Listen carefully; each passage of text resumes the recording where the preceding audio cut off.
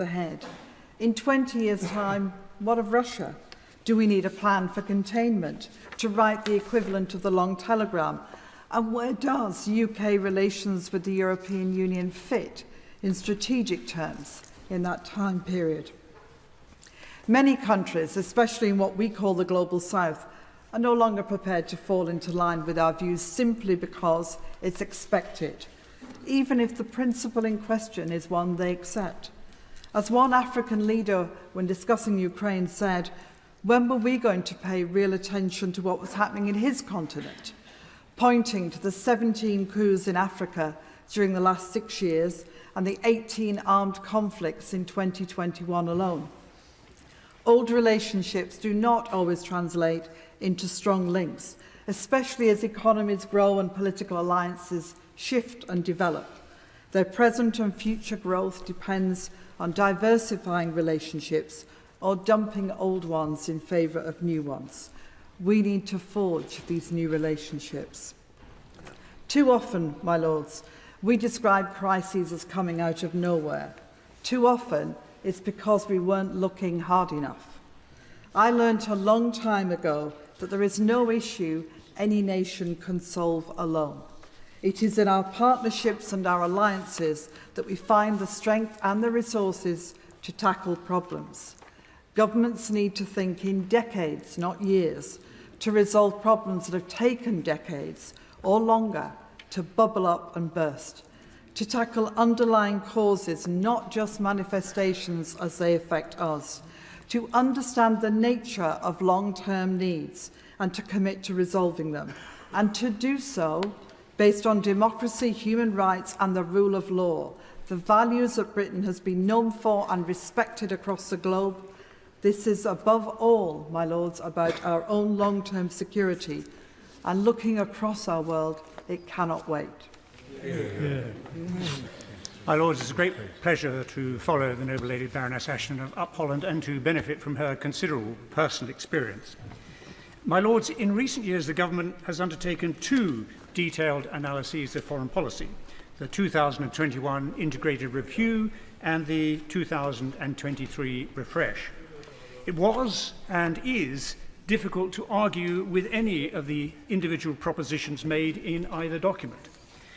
The problem, though, is that it can be difficult to discern how the analyses can or should be translated into a strategy for action, into an appropriate balance between ends, ways and means.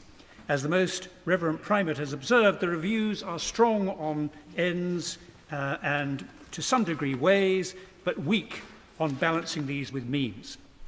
Now, in such a complex and challenging world, it's inevitable that the UK will need to pursue many objectives and respond to many challenges. It's clear, for example, that China represents a major threat to the liberal world order from which we have benefited so much since 1945, that the stability of the Middle East is as important to us and as fragile as it has been over recent decades, that climate change and the scramble for scarce resources are transforming the Arctic from an area of cooperation to one of contest, as pointed out in a recent report from your Lordship's International Relations and Defence Committee. But for us, the issue of overwhelming significance is the threat posed by Russia. The 2023 refresh was, it seems, inspired largely by a perceived change in circumstance resulting from Putin's invasion of Ukraine in 2022.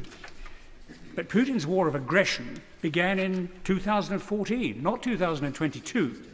The fact that many people only woke up to the implications 2 years ago does not make this a new challenge. The 2023 document did, though, make clear at last that, I quote, the most pressing national security and foreign policy priority in the short to medium term is to address the threat posed by Russia to European security. Quite right. Protecting this nation must be the UK's top strategic objective, and Russia is the clear and present danger. The 2023 refresh also points towards the main ways through which we should work towards such an end: deterrence and, if necessary, defence through NATO. But what about means? Here, I'm afraid, the review abandons analysis in favour of sound bites. And this weakness is reinforced by a fundamental misunderstanding in the supporting arguments. The review says, I quote, "In addition to reinforcing UK's ability to defer and defend, we must also address the risk that misunderstanding and miscalculation could lead to large-scale military conflict." Now, this treats deterrence and miscalculation as separate issues. In reality, they are very closely linked. If deterrence is to be effective, it must leave no doubt in the mind of a potential aggressor about the unacceptable costs of launching any attack. They must be crystal clear about the ability and will of the defender, in this case NATO, to absorb an initial attack and to strike back overwhelmingly. It is not a question of fine balances and narrow margins. It's a question of undoubtedly superior capacity. And we should keep this in mind when we consider what the 2023 refresh has to say about means. It talks about recent increases in UK defence expenditure in cash terms, but we all know how little meaning that has in the face of inflation, let alone when set against previous large reductions. As far as future increases are concerned, the government has said that it aspires to increase defence expenditure to 2.5% of GDP over time and as fiscal and economic circumstances allow. My lords, this is like someone muttering about one day taking out adequate insurance while their house burns down around their ears. If the noble lord, the Foreign Secretary, thinks this is somewhat extreme, let me quote his own wise words. He said, "The lights are absolutely flashing red on the global dashboard." And he added, "It is hard to think of a time when there's been so much danger and insecurity and instability in the world." Spot on. But does he really think that a vague aspiration to increase defence expenditure to a level still far below where it stood as recently as 2010 is an adequate response to such a dire but undoubtedly accurate analysis? The Economist magazine said recently that European leaders, including in the UK, need to raise defence spending to, I quote, "a level not seen in decades, to restructure their arms industries and prepare for a possible war."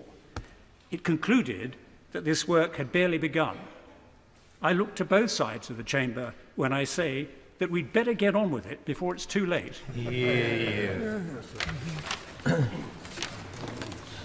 My lords, after these wise speeches, with no doubt more to come, what can one say in 5 minutes about the boiling turmoil of the world today and about the crises and the pessimism with which it is riddled? And in particular, what can one say that is at all optimistic in all this scene? Well, one positive optimistic note I strike straight away is this. It is about the excellent handling of these dangerous problems by our Foreign Secretary. My noble friend has kept us, and your lordships in particular, extremely and continuously well informed. And all I can say to him is that is very much appreciated.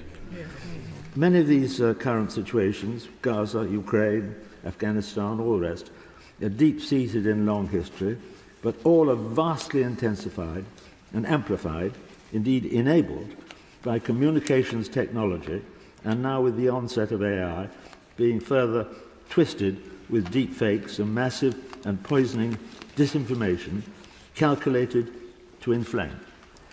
Now, the result we can all see very, very clearly. If not, we're not so clear often about the deeper causes. And just as I say in parenthesis, that should, if the Labour government is going to take over, if it does, I do hope they have on board a real Ernie Bevan who understands the realities, the real fundamental realities of the modern situation. The trust and mutual respect have dwindled. Polarised abuse has taken centre stage internationally, as well as, of course, internally within our own society. Deliberative diplomacy has been pushed aside, killing the areas of compromise and the middle ground on which international cliff-edge crises in the past, or some of them, have usually been resolved. And as that the noble Lord Kerr, I noticed the other day, observed. We are seeing the collapse of the international rule of law before our eyes. My Lords, my noble friend, the Foreign Secretary, has more than once made the strong point that all the democracies and responsible nations of the world who are directly endangered by current world crises should step up much more strongly to the plate and work together and not just leave all the heavy lifting to us and to the Americans. The UN was founded, wasn't it, by our forefathers in 1946, but it was in entirely different global conditions from anything we face today. So the question now that we must address is what new structures, independent forces and alliances of the like-minded should we be beginning to think about building anew on or even replacing the post-war global architecture of the last century? How, for instance, do we give the UN new life and effectiveness? Or do we just shrug our shoulders and instead develop multipolar forums and overlapping alliances with the new Asia and the new Africa, or at least as long as the UN, despite its excellent agencies, remains paralyzed by Russian and Chinese domination, as my noble friend Baroness Goldie was reminding us just now? Do we place the 56-nation Commonwealth, still growing, the largest association of like-minded people in the world, nearer to the centre of our own national strategy by looking at our common security concerns and remembering that they are with us in the common values we treasure? Do we replace the Bretton Woods aims and again serious reform of today's Western digital capitalism, which the younger generation dislike, and they feel it's unfair and of no benefit to them, also poll after poll tells us? My Lord, should we work out a cleverer China approach of containment, or modernise the outdated UK-US special relationship, which is absurdly out of date? Do we devise a new pan-European security system and further restructure NATO in the age of hybrid wars, and now that a possible Trump administration is going to turn America away from NATO altogether? There are currently no answers to any of these concerns, my Lord, and almost no sign of any common ground on which they could be pursued. The American wise man Francis Fukuyama may not have been correct about the end of history. It certainly hasn't ended. But when he says that people have not yet woken to the magnitude of what is happening or about to happen to humankind as a direct result of the communications and connectivity revolutions, he is dead right. My Lords, perhaps this is one area in which our nation and our foreign policy thinking really can begin to take an enlightened lead. Yeah. My Lords, the noble Lord, the Minister, in his characteristically powerful speech, reminded us of the importance of the UK championing the flourishing of democracy. Those were his words. The noble Lord, Lord Howell, reminded us of the need for us to wake up. And we certainly do need to wake up to what is happening to democracy in the Sahel, what is happening to democracy throughout Africa at this time, and the danger of democracy and democrats finding themselves very much on the back foot. My Lords, I grew up in the Commonwealth. I grew up in Ghana, in West Africa, in the 60s. Many of us here are childs of the 60s. And we know that the 60s were characterized by global competition between West and East. And no continent suffered more, frankly, from that competition than the African continent. There's a proverb in Africa that when the great elephants fight, it's the grass that suffers. And that's certainly what occurred in Africa. And during that period, between 1960 and 2000, coups in Africa averaged 4 a year. There have been 200, it is estimated, successful or attempted coups in Africa since the 1950s. Up until relatively recently, democracy seemed to be flourishing in Africa. And there were more people who were able to cast their votes at a ballot box and cast it safely than had hitherto previously been the case since the early days of independence. Sadly, my lords, that is now in decline. In Mali, there have been 2 coups, in 2020 and in 2021.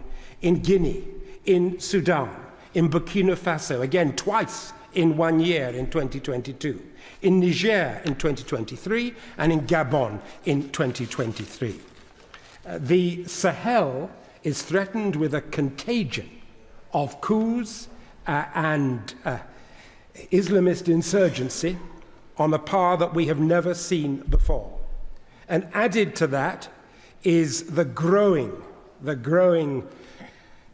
destabilizing factor of the intervention of Russia on the continent through the Wagner Group, which has reinvented itself in ways that mean, I'm afraid, that it's directly linking its commercial interests in mineral extraction with military intervention in order to create the context in which that extraction to the benefit of Russia can take place. And in the same time, it is selling arms. It is the single biggest supplier of arms in the Sahel as we speak. My lords, we have to have a response to that. For democracy to flourish, there is a need for jobs, an end to instability, and an end to hunger. The reality, my lords, for Africa and Africans is far from that. There's a growing humanitarian crisis. Armed conflicts have worsened human suffering and forced millions to flee. Roughly 2.7 million people have been displaced by coups and armed insurgency. That's the reality. I know what it is to be a displaced person. I'm ever grateful to the people in the community in Hemel Hempstead who welcomed me and my mother and my sister when we fled the coup in Ghana in 1966. It's no easy thing. And linked to that, 2.7 million people displaced, 1.6 million children are now malnourished, and those are on last year's figures, and the most recent indications make it look like there'll be more than 2 million children undernourished in this year. My lords, we need to have a response to that. And it needs to be a response, surely, that links support for democracy and civil society through institutions like the Westminster Foundation for Democracy, giving them the capacity to operate on the ground. It means creating jobs through support for the Africa Free Trade Area, and it means expanding in answer to the desire of China and Russia to create bases, more military bases, more naval bases. Naval bases China has now in West Africa as well as East Africa. Russia is seeking a base in the Sudan. We have to have a response to that is led by military diplomacy. And there has to be an investment in military diplomacy on a scale that we have not seen for very many years. My lords, we have an opportunity with the reputation this country has in Africa, the people of this country have in Africa, to make a difference so that democracy flourishes. But it flourishes because democracy is seen to provide jobs, to provide security, and to provide decent health and well-being for all the citizens in democratic countries. My lords, the Noble Lord the Minister is used to being on the global stage, and he may have just a few months to make a difference now. So what might he and his very able colleague, Lord Ahmad, focus on? And like Lord Ahmad, I was a junior minister in his administration, so fancy me having this opportunity now. So, First and foremost, there's climate change. Perhaps his main aim here should be to stop the UK going further backwards. We were a world leader, and that's not our message now. Then there's the rise of authoritarian and populist regimes, bolstered by misinformation, the undermining of international law. A key actor here is Putin, with his aggression against Ukraine. Maybe the greatest contribution the Noble Lord can make is to work very closely with European allies. Those European leaders have welcomed him with a sigh of relief. And it is Europe that is at most immediate threat. Then the Noble Lord could argue for the restoration of the aid budget. But something tells me that the budget tomorrow will not restore this, and he would waste his breath here. Might he do more in relations with Africa? He leaves that, perhaps, to Andrew Mitchell, another very able colleague. But why was the African Investment Summit called off? The explanation that there are elections this year and many other events really doesn't hold water. That was known in advance. We hear that in the tail end of this government, with the UK no longer in the EU, leaders simply prioritised elsewhere. Could he comment? But now I come to an area where I think he can make a real difference, and I hope that he may already be doing so. Maybe breaking away from long-established UK government positions, and that is in relation to the conflict in the Middle East. Does he agree with Oliver McTurnan, Director of Forward Thinking and a long-standing negotiator in the region, when he says, and I quote, "Despite the terrible events of October the 7th and the subsequent Israeli assault on Gaza, we still remain convinced that the Israeli-Palestinian conflict is not an intractable problem. It remains essentially a human problem that can be resolved by political will. In some ways self-evident, in some ways a pipe dream. But such a resolution, of course, seemed impossible in earlier years in relation to Northern Ireland, and yet it was. And that was a conflict on which the whole world seemed to have a view, just as they now do on the Middle East. Does he agree that what is happening now has to be a turning point, both for Israel and the Palestinians? Violence cannot be the solution. There have been so many warnings over the years that here was a tinderbox. The area is alight now. Over 30,000 people have been killed, the largest proportion being women and children. Many others are unaccounted for. The UN speaks of law and order breaking down in Gaza, famine, women and girls at huge risk, of Rafah being the largest refugee camp in the world, yet nowhere safe. The Israeli hostages and their families continue to suffer. Attacks have increased in the West Bank, where support for Hamas has increased, the reverse of the Israeli government's avowed intention. The Noble Lord himself has called for an investigation into what happened with the deaths associated with the aid convoy, where 80% of those in hospital, according to the UN, had gunshot wounds. The humanitarian situation is catastrophic, and tensions are escalating globally, as well as in our own communities.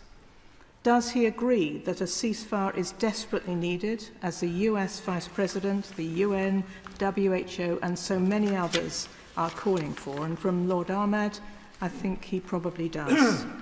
But above all, does he see tectonic plates now shifting? That's not to say that we do and say the same as we always have before. He is Foreign Secretary at this key point in history. This may be where he can help make a difference. And I look forward to his reply. My Lords, I congratulate Lord Ahmed first on his speech, and I also congratulate Lord Count Cameron on his new post, which, if I may say so, he is carrying out with absolute excellence. Today, my Lords, we have all around us headlines about the need to reduce taxes to make life better for the electorate. Perhaps I could adapt the famous words of President Kennedy. We should think not just about ourselves, but also about the needs of other peoples around the world.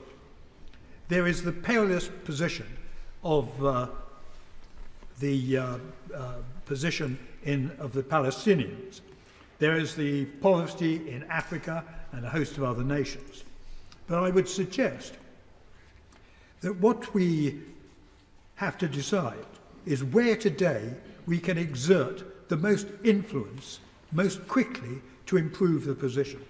And I would suggest that at this moment, this is in Ukraine. I remember being in Kyiv in the winter of 2013, just before Christmas. In the central square, there was a crowded demonstration of several thousand supporting closer links with Western Europe and protesting at the then government's refusal to do this in the face of Russian threats. The crowd was enthusiastic but peaceful. There was no hint of violence. But later, when the television cameras had stopped transmitting, the demonstrators who remained were beaten back by riot police and the square cleared. It was the immediate prelude to the Kyiv Revolution. It is fair to say that since then, the government of Ukraine has received a great deal of verbal support from other European governments, Britain, France and Germany. The question really is, and this has been touched on by a number of speakers, most of all perhaps the Archbishop, the most reverend prelate. The question really is whether the tangible support has matched the rhetoric. In 2022, the Russians invaded, and few of the commentators gave much for Ukraine's chances. We have now passed the second anniversary to the resistance of that invasion. Thanks to the courage of the armed forces, the determination of the people of Ukraine, and the leadership of President Zelensky, Russia has been held back. But the question is, for how long? To put it bluntly, Ukraine needs more help now. In Germany last month, President Zelensky made an urgent appeal for more weapons to avoid and I quote, a catastrophic situation in Europe. That was a strong warning. We should listen, but above all, we should respond. Countries like Britain are giving, but the truth is that we must give more. I am not a completely uncritical supporter of Margaret Thatcher, as my recent book perhaps shows. But I should say, and she certainly was not a world leader on AIDS, but I should say on her central aim that government must pursue a strong defence policy, coupled with insisting on law and order at home, she was absolutely right. I'm not so hopelessly optimistic that anything we say in this debate will influence the budget tomorrow, much of which has already and totally regrettably been leaked already to the press. Nor do I pretend that spending more on defence is an easy message. It means scaling back on other projects, but it is the right thing to do, and we should pursue it. We cannot afford a further part of Europe to slip under the power of Putin and the Russian government. Ukraine deserves all our support, and that support is what we should volunteer.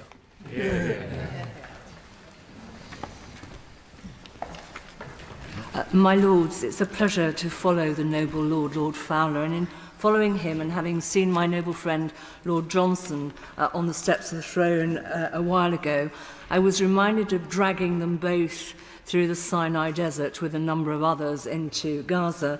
We had to go through Rafah because the Israelis wouldn't let us into Erez. And we arrived very tired and very dusty. And the first visit was to a school, which was 2 containers stacked on top of one another. And these little boys in beautifully whitewashed shirts had learned a song for us. It was, "If you're happy and you know it, clap your hands." I wonder what's happened to them now. I thank my noble friend Lord Ahmed for his excellent opening of this debate, and especially for his depth of knowledge and his commitment to the Middle East. I declare my interest is set out in the register, especially that as Prime Minister's Trade Envoy to Kuwait, Jordan and the occupied Palestinian territories, and President of Medical Aid for Palestinians. My Lords, what has happened over the last 151 days, first in Israel and then in Gaza, is nothing short of tragedy. The unconscionable acts of Hamas on the 7th of October were abhorrent, and the train of events that they have unleashed is heartbreaking. The devastation in Gaza is unimaginable, and yet the hostages have not been released, and 1 in 20 Palestinians, mainly women and children, have been killed or injured. In the north of Gaza, which has consistently been denied food, and with few aid trucks able to get through, 1 in 6 children under the age of 2 are now seriously malnourished. This hasn't been caused by crop failures or drought. As the UN said, this is entirely man-made, and as such could be immediately reversed. I would like to pay great tribute to my noble friends, the Foreign Secretary and Lord Ahmed. They could not have done more to deliver difficult messages, especially on the access of aid. And where trucks can't go, we have dropped aid from the air in cooperation with our good friends, the Jordanians, and this is more than welcome. But aid dropped from the sky doesn't always reach those who need it most.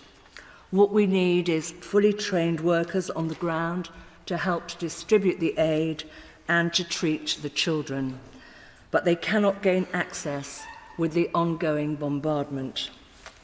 As of yesterday, 16 children had died of starvation, dehydration and malnutrition. Today, that number will have grown. Children should not be used as a weapon of war. And I agree with my noble and very good friend, Lord Ahmed. The fighting must stop, and it has to stop now.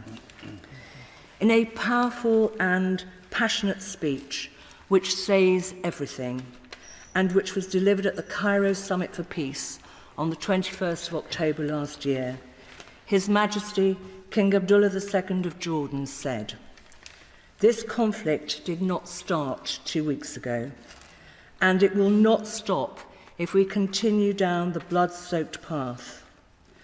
We know all too well that it will only lead to more of the same, a zero-sum game of death and destruction, of hatred and hopelessness, played on repeat. The only hope of preventing the seeds of future hatred growing, my lords, is a 2-state solution." In a speech in October to your lordships last year, I said that I had always hoped that the path to peace might be through the Arab Peace Initiative, that one day it might be picked up, dusted down, and given new purpose. So, amongst all this heartache, I was delighted to read that there was serious work being undertaken by the Arab states, led by Saudi Arabia, to forge a path to peace. I very much hope that the UK government will give any such initiative its full support and that we will help in any way that we can. We are, of course, able to make the first step towards a 2-state solution, and that is recognition of Palestine. And I welcome my noble friend's statement on this. my noble friend Lord Soames and I called for recognition in 2011, when the World Bank, the IMF, the UN and the EU had all said that Palestine was ready for statehood. And when President Obama promised that Palestine would be a new member of the UN, we endorsed that promise. We missed the opportunity to change the course of history then. We can do better now. My Lords, few have done more over such a sustained period to promote peace and reconciliation in the Middle East than the noble Baroness Morris of Bolton. It's a great pleasure to follow her. During my remarks, my Lords, I want to mention the new axis of authoritarian dictatorships and their proxies, the danger posed by isolationism, accountability and the rule of law. And for the purposes of transparency, and as it was mentioned earlier by the noble Lord Ahmed, I should note that I'm sanctioned by China and Iran. On this day, my Lords, in 1946, in Missouri, Winston Churchill gave his famous Sinews of Peace, Iron Curtain speech, in which he talked about, I quote, a solemn moment for American democracy, warning that Hitler's Nazism would inevitably reappear in the designs of wicked men or the aggressive urge of mighty states. And here they are, my Lords, an alliance of dictators and authoritarians. Xi's communist China, Putin's Kremlin, Iran's apocalyptic mullahs, and their many imitators from North Korea to Belarus. Terrorist proxies like Hamas, Hezbollah, the Houthis, combining a toxic mix of ideologies and criminality. China commits ethnic genocide in Xinjiang, with impunity destroys democracy in Hong Kong, threatens a blockade of Taiwan, which would devastate the world's economy. It persecutes, it imprisons, and it oppresses. Foolishly, we have allowed the CCP to penetrate our markets with slave-made goods. Foolishly, we've allowed it to fill the void in the global south, including Commonwealth countries, with their $1 trillion Belt and Road program, leaving indebted nations hostage to China's strategic hegemonic interests, hostile and inimical to those of the free world. China has happily watched Putin invade a sovereign nation, degrade its munitions, threaten the use of nuclear weapons, as he has sacrificed Russia's place as a great power, and as political opponents die in prison and an ICC arrest warrant is issued against him. Putin's quartermasters are Iran and North Korea. North Korea, which executes a young man for watching a South Korean movie. Iran, where a young woman, Mahsa Amini, is jailed and then dies after being accused of failing to wear clothes approved by the morality police. This is the axis of despots and dictators who say that they will impose a new world order. 2024 does feel dangerous, uncertain, and unpredictable. As in 1946, then, we must counter this by strengthened alliances and combating isolationism, including, as we've heard, through NATO and AUKUS. While it's heartening to see the accession of Finland and Sweden to NATO, it's depressing to hear Donald Trump with his threats and to hear isolationists talk of leaving NATO. He should remember that isolationism did not stop the Japanese attacking Pearl Harbor, and that Article 5 binds the other 31 NATO members to support America in the not inconceivable event of it being attacked. But America also needs to be fully engaged, not just in NATO, but in the United Nations as well, in combating, exposing and reforming the UN, an institution whose organizations and agencies, from the discredited UN Human Rights Council to the manipulated WHO, to the subverted UNRWA, are all in need of new leadership. The UN's pathetic response to Alexei Navalny's death, suggesting the Kremlin impartially investigate itself, defies reason and leaves it looking incompetent and corrupt. In the case of the Hamas attacks on Israel, it initially proved itself incapable of an unbiased, outright condemnation. And where were the blue helmets as 600,000 were killed in Tigray, as the world looked away, and now thousands dead in Darfur and Sudan, with 9 million people displaced?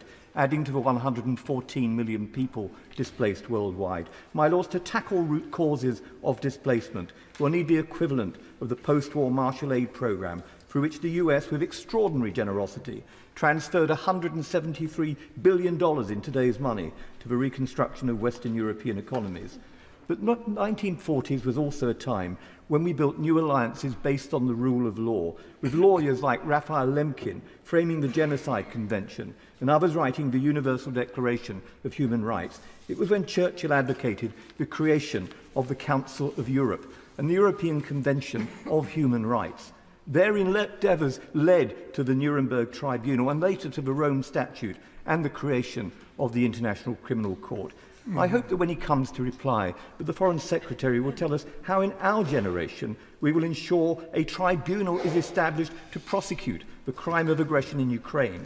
What will we do to preserve the evidence and ensure prosecution for the crimes committed by ISIS against Yazidis and others in Iraq? What will be done to bring to justice those responsible for the genocides in Darfur, Xinjiang and Burma, and crimes against humanity in Nigeria and Tigray?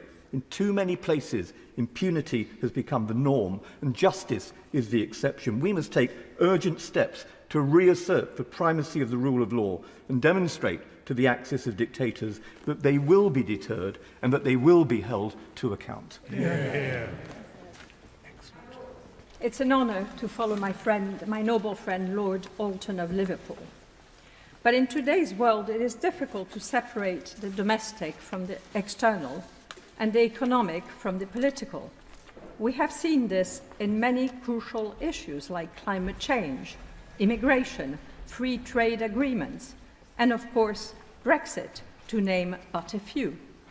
Brexit was about what kind of relationship with continental Europe best serves our national interest.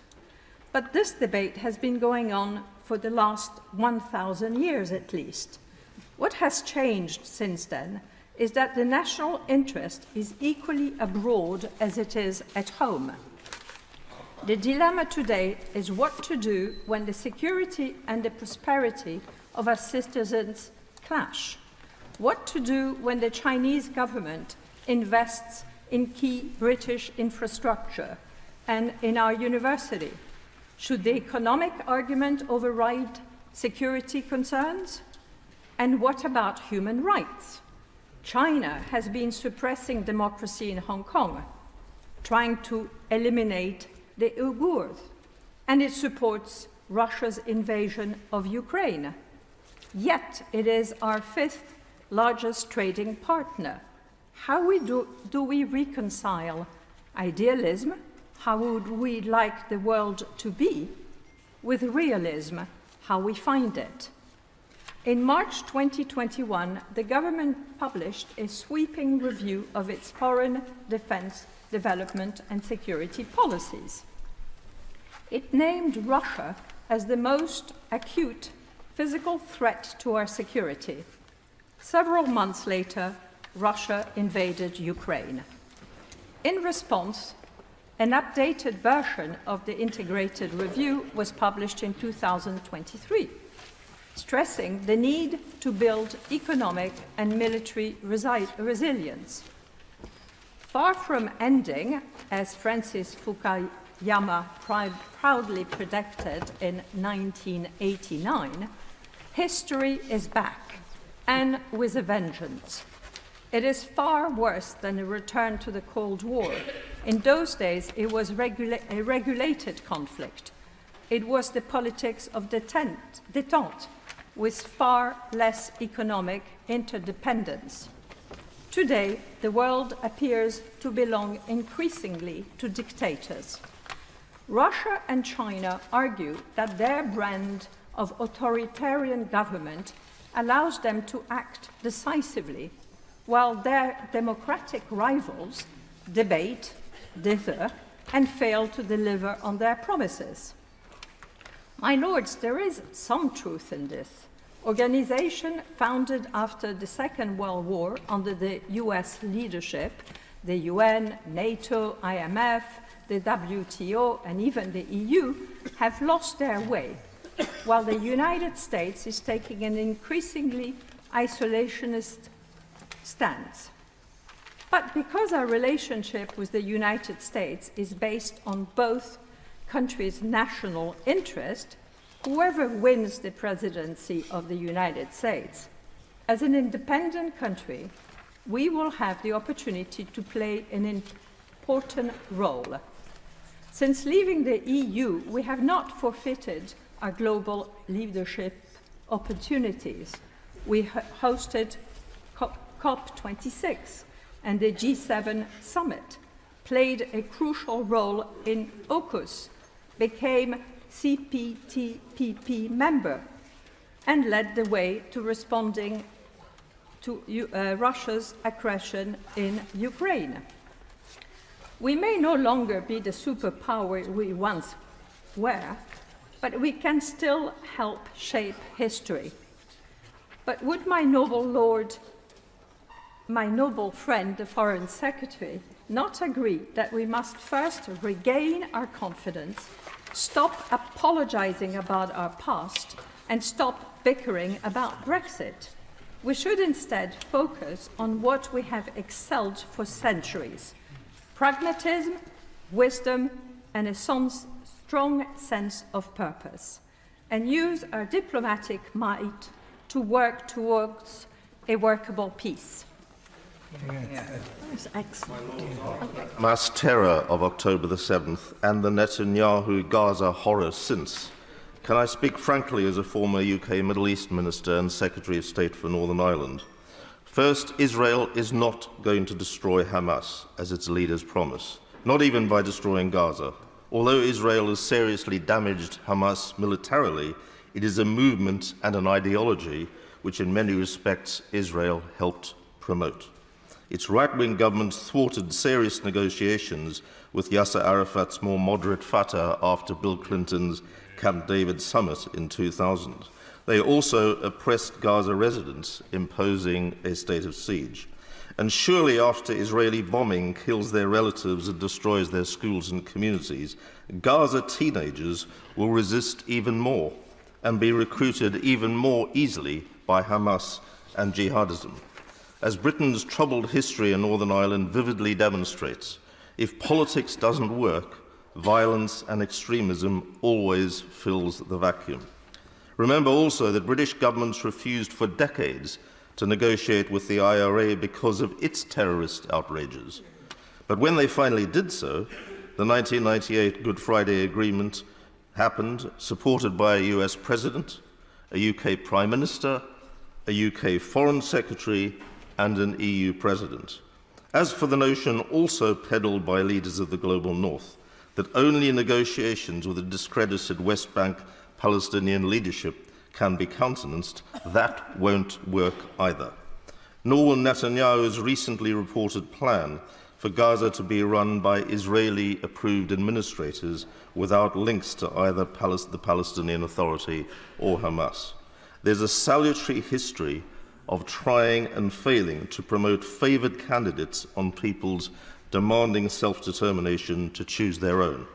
Hamas will have to be included in some way, like it or not, as indeed they are now in the Egypt-based negotiations. My lords, in the end, the solution has to be political. For Palestinians of whatever political stripe cannot defeat Israel militarily, and nor can Israel defeat Palestinians militarily. As Jonathan Powell, Tony Blair's Chief of Staff, wrote compellingly in his book Talking to Terrorists, such conflicts can only be resolved by negotiation. By the way, Arafat had previously been labelled a terrorist with whom Israel would never deal, as also had Nelson Mandela by apartheid rulers. Yet Israel's right-wing leaders have been hell-bent on turning Palestinian territories into occupied dependencies. The West Bank, small islands of which are nominally administered by Fatah, but in practice controlled by Israel, now contains 500,000 Israeli settlers, East Jerusalem nearly 250,000. UK ministers wring their hands, pointing out that such settlements are illegal, but do nothing. And where's all this got Israel? Not more, but less security, as the October the 7th pogrom palpably demonstrated. Yet the flat rejection of a two-state solution by Netanyahu means permanent Israeli domination, with escalating violence and regional instability. Can I suggest to the noble Lord the Foreign Secretary that beyond the current talks, he supports a regional summit involving Israel, Egypt, Saudi Arabia, and yes, Iran too, along with Jordan, Qatar, and the UAE, for there will be no stability in the region unless all parties are included. Many in the global south, my lords, are contemptuous of what they see as profound double standards by global north leaders, including the UK, wanting backing for Ukrainian self-determination, quite rightly, but being complicit in the denial of Palestinian self-determination and culpable in the Gaza horror. The geopolitical breach with the global south is deepening and will cost Washington, London, and Brussels dearly in an increasingly turbulent world. Meanwhile, my lords, I remain a friend to both Israelis and Palestinians, and that's no sellout of either, but a recognition that they share a future together or they share no future at all worth having. My lords, it's always a pleasure to follow the noble Lord Hayne with all his experience. My lords, 5 minutes and 2 points, and a part of the world that hasn't yet been discussed in this debate. My first point is about Central Asia, where I believe increased investment in soft power now could make a very real difference, and where there is a clear appetite for greater engagement from the United Kingdom. And I refer, noble lords, to my interests in the Register, my work in Central Asia since 2017, and more recently as a trustee of the John Smith Trust. I believe the UK should be both a reliable long-term partner and a critical friend to Central Asia. Geopolitically, it is an important region with a young and dynamic population where, for example, in Uzbekistan, over 60% of their well-educated population are under 30 years old. Younger people in Central Asia want an alternative to both Moscow and Beijing. They want greater access to our English language, our universities, and they want to strengthen their civil society and free media. The noble Lord the Minister will also probably know that currently many Uzbek workers help every autumn with our cherry harvest in Kent. People I speak to in Central Asia would also like greater assistance in establishing a genuinely independent judiciary and modern legal structures. This would assist in the fight against corruption and help to embed reforms. I know many in Kyrgyzstan in particular would welcome this. We should learn, I believe, my lords, from the lessons of the recent past and from some of our mistakes in the region. After the breakup of the Soviet Union in 1991, Putin and the current Russian leadership were able to adopt a pick and mix of unregulated free market economy with pretend so-called managed democracy without ever actually allowing genuine democratic structures and the rule of law to take hold. Our soft power influence through BBC World Service as well as through leadership and critical thinking programmes such as the John Smith Trust and the British Council are absolutely key. For example, having a British Council staff member in the British Embassy in Bishkek in Kyrgyzstan would make a very real difference very quickly. Kyrgyzstan has just chosen, I understand, to invest in a 30-year contract with Cambridge University Press for its core school textbooks. We should, I believe, my lord, celebrate this. I know the noble lord, the Foreign Secretary, clearly has many, many calls on his time, but I would strongly recommend a visit to Central Asia. My second point, my lords, is one that has been mentioned by many other noble lords already. This is a critical year ahead for Ukraine, especially in the context of the elections in the United States. The series of additional sanctions announced by the Foreign Secretary 2 weeks ago are very welcome, but I believe we now have to do so much more to inflict real and meaningful damage on the Russian war economy, and I hope we will continue to work with our G7 and European partners to that effect. Last week, I did an event in Canterbury with many Ukrainians who asked me the question at that event, is it right to continue providing enough so that Ukraine doesn't lose, but not enough for them to win? And I would ask the noble Lord, the Foreign Secretary, the same question. Putin cannot be allowed to win. This is a view shared by all mainstream political parties in the UK. No country should ever have the right to declare that another sovereign country does not have the right to exist. Putin's worldview is based on a distortion of the truth, a reinterpretation of history based on populism, authoritarianism, and the accumulation of his own personal wealth. It has been hugely convenient for him to use the truly awful wars happening now in Sudan and the Middle East to stir up feelings of resentment against Ukraine in the global south. Just because Putin might not be directly responsible for those other awful wars doesn't mean that he hasn't been indirectly involved. A year ago, more or less exactly, my lords, I was working in Khartoum in Sudan just before the dreadful civil war started there. The presence of Russian Wagner mercenaries was clear for all to see. They have caused untold misery for the people of Sudan, so many of whom are now living abroad as refugees. President Zelensky is right to say this is not just Ukraine's war. It is now a war against authoritarianism and in favour of the international values of justice, freedom and the rule of law. We must, my lords, keep supporting Ukraine in this war, however long it takes. Yeah. It's a pleasure to follow the Baroness Suti, and I refer the House to my registered interests as President of Conservative Friends of Israel and Director of the UK Abraham Accords Group. Some 3 months ago, my noble friend, the Foreign Secretary, said, and I quote, "If we leave Hamas in charge of even a part of Gaza, there will never be a two-state solution, because you can't expect Israel to live next door to a group of people that want to do October the 7th all over again." I'd be grateful if the Foreign Secretary would confirm that this continues to be his position and the position of Her Majesty's government. Whilst asking questions, I would like the Foreign Secretary, if possible, to comment on the deeply worrying FCDO seminar that took place last Wednesday, the 28th of February, entitled Israel, Gaza, What Next for Hamas, with 100 people with speakers who were clearly at odds with government policy. Of the 5 points, I'd like to highlight 3 of the points which are paramount in achieving regional peace. No ceasefire can be achieved until all hostages are released.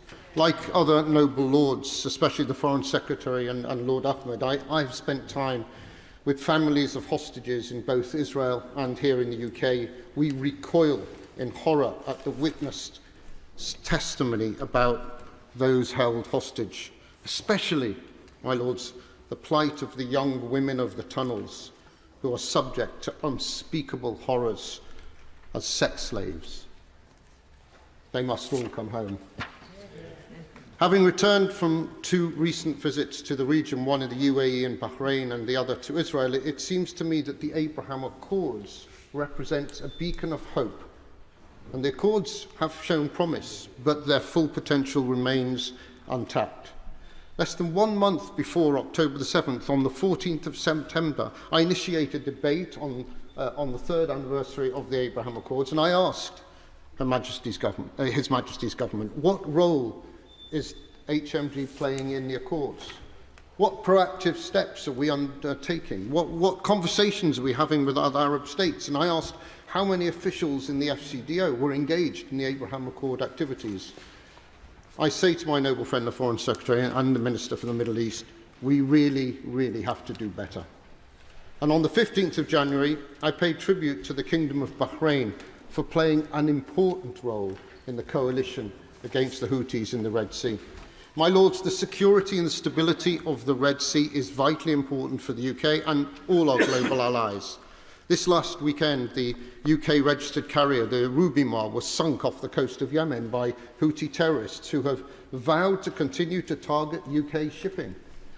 The Deputy Foreign Minister in the Houthi-led government, Hussein al-Ezi, said, and I quote, "Yemen will continue to sink more British ships and any repercussions or other damages will be added to Britain's bill."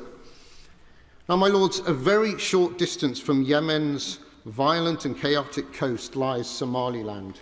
Somaliland has 850 kilometres of Red Sea coastline, which has no piracy, and this can be attributed to the pro-Western democracy that is Somaliland. And on January the 1st, Ethiopia, a key partner to the UK, signed an MOU with Somaliland in which Ethiopia formally recognises Somaliland in return for Somaliland giving Ethiopia naval and commercial access to the Red Sea.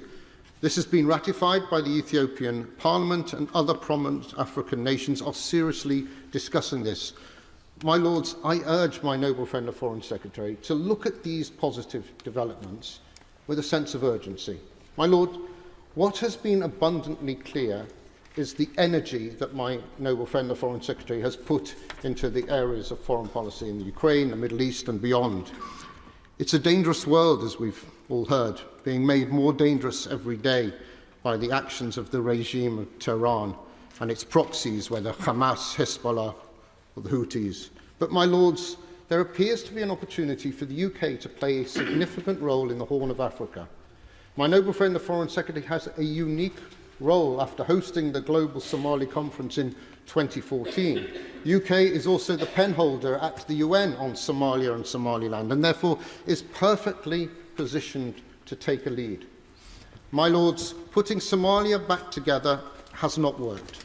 The world has changed, and it's moved on since our One Somalia policy, which was born in 1961. And it's time our policy changed too. And I hope my noble friend, the Foreign Secretary, will find the time to recognise and uphold Somaliland's contributions to regional stability and security, ensuring that its vital role is not overlooked and undervalued. My Lords, next Monday we mark Commonwealth Observance Day, and we look ahead to the biennial meeting of the Commonwealth Heads of Government in Samoa this October. It's no secret that the Commonwealth was an organisation close to the heart of Her late Majesty the Queen, and indeed also to her son, now our King, both of whom I was privileged to accompany on many Commonwealth Heads of Government meetings, visits over the years in my role as Private Secretary. The late Queen put it in a typically enigmatic way when she said, "It is easy enough to define what the Commonwealth is not. Indeed, this is quite a popular pastime." Nonetheless, my Lords, I would like to make two brief comments about the UK's present relationship with the Commonwealth. Firstly, I believe Samoa represents a great opportunity for the Commonwealth to rekindle its sense of purpose, and the UK can play an important role in assisting with that. The fact that world leaders will, in October, gather in this Polynesian island country is a fitting illustration of the geopolitical importance of the Commonwealth, not least as we contemplate a growing Indo-Pacific focus. One country that certainly got this message is China. Beijing has reportedly invested more than £685 billion across 42 Commonwealth member states since 2005, and many of your lordships will have seen first-hand evidence of major Chinese infrastructure projects when visiting Commonwealth countries. There is much that the UK can do in the run-up to Samoa to influence the Commonwealth's future trajectory, including in the areas of intra-Commonwealth trade and investment, tackling climate change and biodiversity, youth opportunity and education, and promoting our shared democratic values. There is huge inherent opportunity in an organisation which can tap into the ingenuity and imagination of a third of the world's population, including 1.5 billion people under the age of 30. It's the global strategic equivalent of sending a space probe to Pluto, powered just by 2 Duracell batteries, using the gravitational force of the planets to slingshot us on our way. And I do detect an increasing appetite within the Commonwealth countries for fresh and equitable relationships, which in the long run improves us all. It's an opportunity too good to ignore. Secondly, I know I'm not alone in my concern about the current status of the Commonwealth Games. We all know that these so-called friendly games have the benefit of being less commercial than other international contests, give non-Olympic sports like netball a place on the world stage, and allow smaller countries, including the UK's home nations, a chance to get their athletes on the scene. In the immediate term, I hope the United Kingdom is doing all it can to encourage the Commonwealth Games Federation to work out a viable resolution for 2026 and 2030. For the longer term, perhaps now is the time to start exploring fresh ideas for the staging of the Games. Perhaps, as has happened recently with other contests, different countries or cities or states holding different sporting events during a given year. My Lords, we often say of institutions in this country, well, if it didn't exist, we wouldn't invent it. But with the Commonwealth, it's the other way round.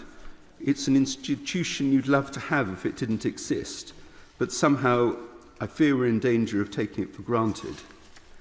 I do have first-hand personal experience of the Noble Lord, the Foreign Secretary's long-standing commitment to and interest in matters relating to the Commonwealth, and indeed that of, if I may say so, the Noble Lord Ahmed.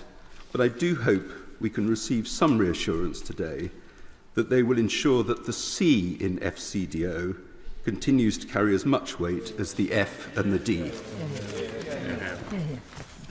My Lords, it's a great pleasure to follow the Noble Lord, Lord Young, and I do wish to endorse the comments that have been made by many speakers of the great respect that we have for Lord Cameron and Lord Ahmed. I note also it's not only the anniversary of the Fulton speech by Winston Churchill, but the 71st anniversary of the death of Stalin. Even tyrants are mortal. My Lords, foreign policy is domestic policy and vice versa. What happens in Gaza hits the streets of Leeds. What happens in Kashmir directly affects attitudes and events in Bradford. It's impossible to put foreign and domestic policies in separate compartments, which is why it's vital that the UK does not create a credibility gap when thinking that what we do in London is not noticed in places beyond these islands. In the last 10 years, we have seen the absurdity of speaking of our neighbours as if they couldn't understand us. I witnessed Brexit. And secondly, of demanding adherence by Russia, China, Sudan, and so on to the rule of law, whilst being ready in this place to drop commitments made by us. I think there are now 3 bills that have come to this House with a cover note saying that the Secretary of State cannot guarantee that our obligations under human rights legislation, for example, are being met. This country has achieved a credibility over decades, especially in the 80 years since the end of World War II, for honest diplomacy and pragmatic integrity. What takes decades to create can disappear in days when that integrity, or at least reputation for integrity, is compromised or questioned. My Lords, as this debate will be wide-ranging and the speech limit is short, I want briefly to focus on 3 points: security, strife, and Sudan. National security is only achievable even when our neighbours are also sure of their security, which is why the absence of a Palestinian state remains a bleeding wound. Equally, any achievable peace in the Middle East depends on Israel also being secure, and this must be resolved diplomatically and politically, not militarily or by terrorism. The current conflict will sow the seeds of the next 5 generations of violence and vengeance, and our response to it matters more than ever. Secondly, the integrated review refresh of 2023 moved us from the language of global Britain in a competitive age to, and I quote, a more contested and volatile world. This is too tame. The world, wherever you look, is now conflictual. It has only taken 3 years to shift from competitive to contested to conflictual.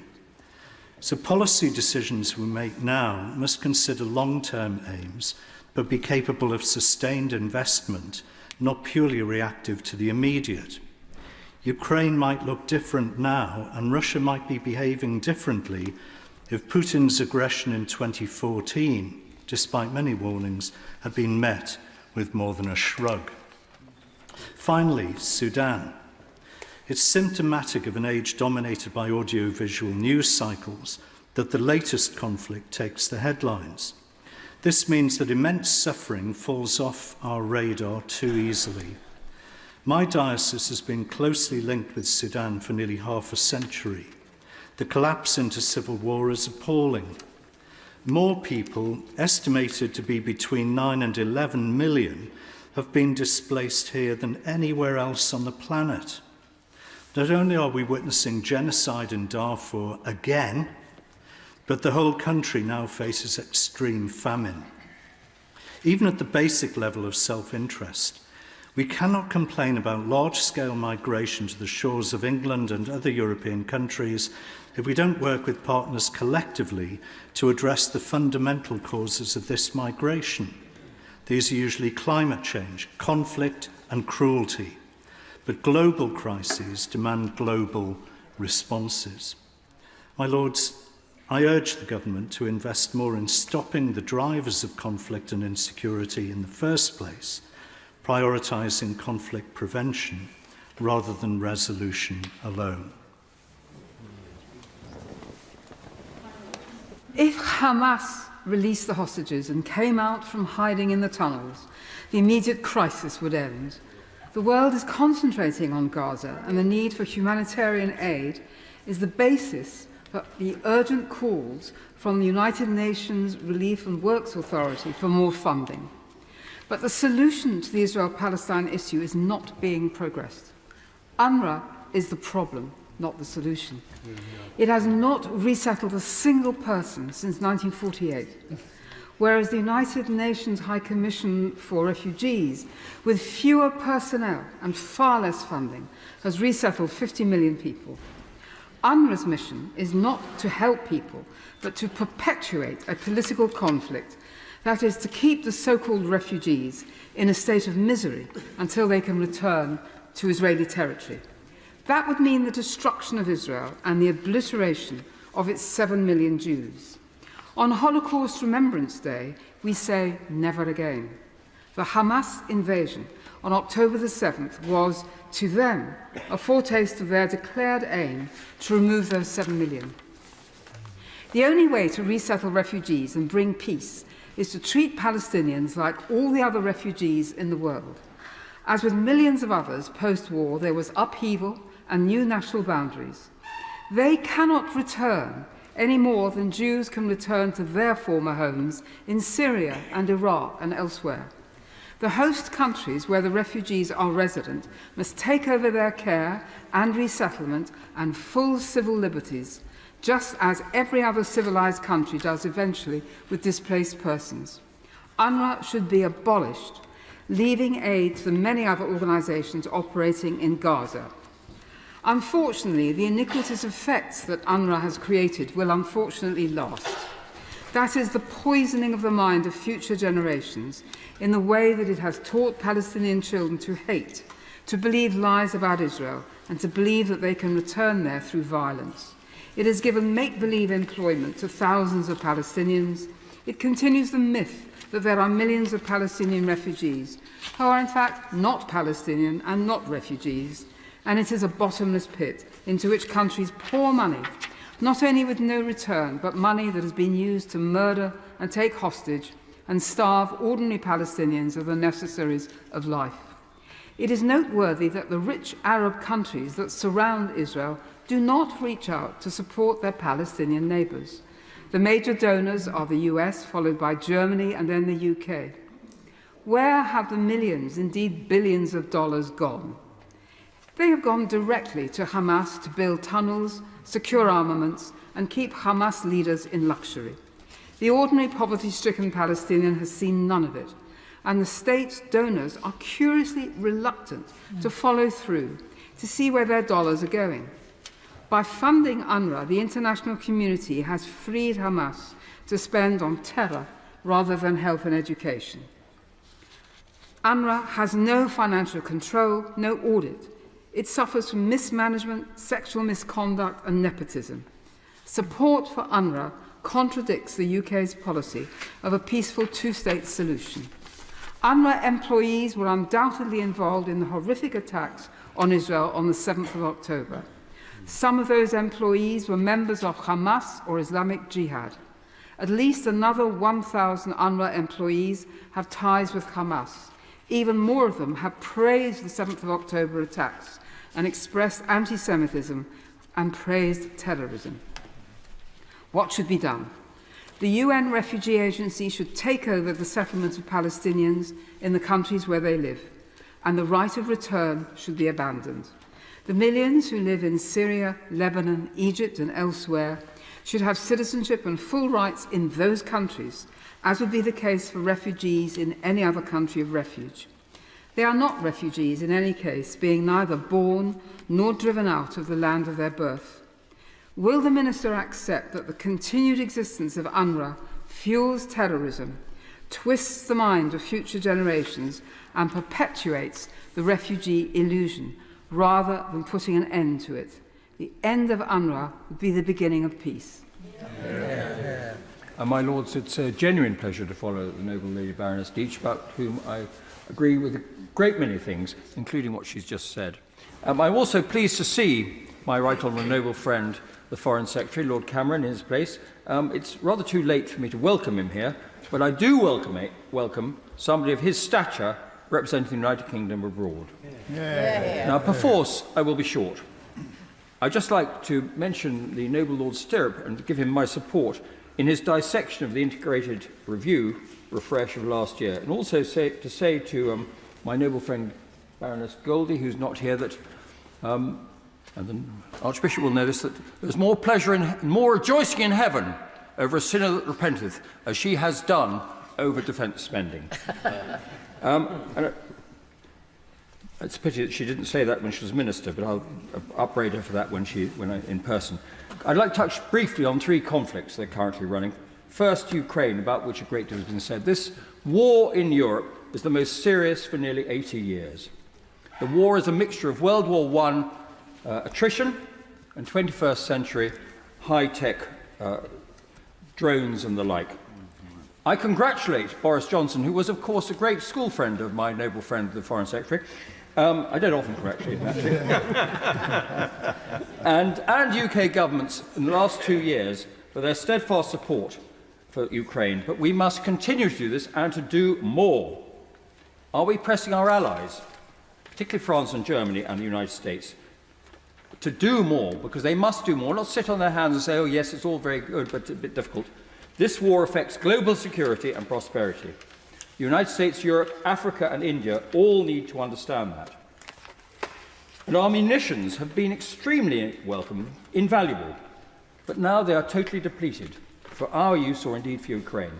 Is my noble friend pressing for dramatic increase in industrial production to move away from the mindset of the peace dividend? My noble friend may say that defence is not his brief, but he will be listened to, and he will know well the dictum of von Clausewitz in Vom Kriege, which translates as on war for those that don't speak German, which is that war, I quote, is the continuation of policy with other means. And for foreign policy, with defence, I suggest. In Gaza and the Middle East, my lords, again, the UK has been, I think, very steadfast. It's a dreadful, possibly intractable situation. And I cannot think of anybody who is not very concerned, just to put it mildly, about the death of many civilians in Gaza. But Hamas can end this war tomorrow if they give up the hostages, if they stop attacking Israel. And perhaps we could allow for a more peaceful, long-term solution to emerge, probably based on a two-state solution, in which Hamas disappear, together with the illegal settlements on the West Bank, and indeed some of the ultra-Orthodox pressure on the government, and perhaps we get more reasonable governments, both in Palestine and indeed in Israel, more moderate governments, should we say. And finally, the situation in Yemen with Iran and the Houthis. Again, the prosperity of the world is under threat here. It's disappointing to see so few countries defending the shipping routes in the Gulf. My noble friend Lord Ahmed said that, I think he spoke of international responses, but as I understand it, the only response has been from the United States, helped by us with one ship. And we need much more than that to defend the shipping lanes in the Gulf. Now, moving on, if I may quote a predecessor of my noble friend, the Foreign Secretary, from some 30 years ago, the noble Lord Hurd, who said, "We punch above our weight in foreign affairs, And also President Theo Roosevelt, some 100 years ago, who said, much better known quotation, speak softly and carry a big stick. Well, we've spent the defence peace dividend several times over, and we have no big stick left. Our allies know this, and the United States and NATO say this, and as I speak, we are reducing our defence in terms of number of troops, number of ships, and number of aircraft. I've heard the Chancellor of the Exchequer recently say that he wants to dramatically, I quote, dramatically increase defence spending over the next 15 years. That's not good enough. The needs are now. Now, I support the Conservative government. I've supported my party. I've been loyal, mostly, through thick and thin over 32 years. Quite a lot of it's been rather thin, to be honest. But I don't believe a government led by the opposition would do any better. But I say to my right honourable noble friend, our interests, our society, our values, our security are all threatened. We must spend more on defence because the first duty of government is, as always, the defence of the realm. Yeah. My Lords, I would like to thank Lord Arvid for all the work he has done over the last years, and in particular just recently, on sexual violence and conflict, in visiting countries that many people would be quite afraid to go to, and to negotiate with people, and to keep this agenda going, and the other acts he has done on promoting women and girls' education, women and girls' employment around the world. I don't think many people in this House know the work he has done. He's always there, and if he can't be there, he's there on a Zoom or something else. But he has done magnificent work for this country, and I know that across the divide, people would give him that support. Turning to today, with regard to foreign policy, the government has listed its attention to prioritising building resilience and strengthening security, both domestically and abroad. My Lords, important progress has been made in recent weeks via the Windsor Framework and with the Irish Parliament, and I would like to remind the government to respond to the findings of its inquiry on regulatory diligence and the Windsor Framework. My Lords, the UK upholds a prominent position as a leading in soft power, and this is important that we leverage this influence to cultivate opportunities for collaboration amongst nations, sharing our values in pursuit of the common good. We must always keep talking. We must keep all the doors open, absolutely open. Often highlighted by Sustainable Development Goals, my Lords, hard power seems to be the name of the game these days, and you can see where that has got us. Rather than succumbing to the allure of strong men policies, we must harness the positive soft power of our culture, our values and ideas to force enduring connections and facilitate dialogue across the borders. My Lords, creating a more peaceful and stable world for us all. The impact of the recent global shocks, including COVID-19 pandemic and the conflicts in Ukraine and Gaza, and the climate-related catastrophes that has led to the concerning decline in the UN Human Development Index for the first time, my Lords, in 38 years. I commend Lord Cameron for his pivotal role in fostering consensusness around development, particularly in upholding government's commitment, and Britain, to the 0.7% target set by the Labour government. However, my Lords, the recent decision by the government, under the direction of Prime Minister Sunak, to reduce the development target by 0.5% and slash funding from vital aid programmes is deeply concerning. If our aim is to address the vulnerabilities and promote resilience, my Lords, such actions are counterproductive. Instead, we must adopt a long-term approach that addresses vulnerabilities at their roots and reduces our susceptibility to crises and hostile actors. It is imperative to recognise, my Lords, that women and girls have borne a disproportionate burden of the consequences of the past decisions.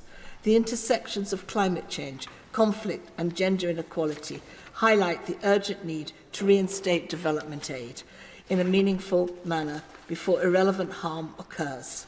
While there is growing acknowledgement of the unique vulnerabilities faced by women in environmental and humanitarian crises, their voices continue to be marginalised in decision-making process, and I ask the government to continue that no decisions of any type should be made without women at every table. Conflict exacerbates existing inequalities within society, my lords, and breaks down social networks, making women more vulnerable to sexual violence and exploitation. Research shows that in fragile and conflicted countries, only 44% of women are likely to be paid in paid work, compared to 66% of men. Globally, women are less likely to have a bank account, less likely to participate in the labour market, and less likely to have access to social security, less likely to be entrepreneurs, and are paid less than men. My lords, however, they are more likely to work in informal and in vulnerable labour markets, and more likely to undertake unpaid work that is vital for a working economy. We cannot forget the women of Afghanistan, especially those who are subject to the cruel form of gender apartheid. Their decisions to bar girls from middle school through higher education has led to the closure of schools and the erosion of education and opportunities. What will this do to a society as it comes going forward, and to the country, which we hope one day will be at peace and working with us? Movement restrictions and lack of access to healthcare facilities and legal safeguards are all left women at risk of serious harms, especially in the terms of maternal and reproductive health, and women vulnerable to violence and abuse. My lords, women's ability to engage in gainful employment outside their homes has been significantly curtailed, which can only undermine their economic and independence, but also contributes to the rising poverty rates amongst Afghan families and to suicide. When women in emerging settings are held back, the entire process of peace building and reconstruction is jeopardized. Stable economies are paramount to the transition in a country that makes from war to peace and can help to prevent conflict breaking out in the first place. I ask the Foreign Secretary to outline the steps taken to ensure the meaningful inclusion of women in every aspect of decision-making regarding Britain's overseas involvement and development spending. Each decision that crosses the Foreign Secretary's desk must be evaluated based on its impact on the empowerment and success of women and girls worldwide. I urge him to consult sources such as the Georgetown Institute for Women's Peace and Securities Index to gain insight into the pressing needs of women globally. And I would ask him to support the request from my friend the Archbishop of Canterbury on more funding for the peace section in the Foreign Office. Thank you. Well, my lords, it's a pleasure to follow the noble lady, Baroness Goody. I'd also like to join others in thanking my noble friend, the Foreign Secretary, and the ministerial team in the Foreign Office for the impact that they're bringing to British foreign policy. We've been asked to keep it short, and I want to make just 2 points. The first is about the increasingly turbulent and risk-laden era in which we live, and which shows no sign of abating, on the contrary, and the social and economic disturbance that Western societies, and others indeed, are encountering as a result of the major technological revolution that we're undergoing, compounded by the aggressive challenge from ideological competitors, and has been said as a result that we're in a pre-war situation. Now, that description certainly has the effect of waking people up to the dangers of the highly unstable situation which we now confront. And it also recalls, and with some perhaps justice, the folly of delaying and producing inadequate responses which characterized the 1930s. But I have to say that I don't think it's wise to talk about a pre-war world. The use of the term pre-war, I think, implies that we are on a treadmill to war. But it's only the case if we allow it to happen. And we must not do so. We need to build our defences, increase our capacity to deter our enemies and our opponents, and convince them of the seriousness of our purpose and of our resolve to prevent war. That is not appeasement, it's the opposite. And as others have said, this involves spending more money on defence. now. That brings me to my second point.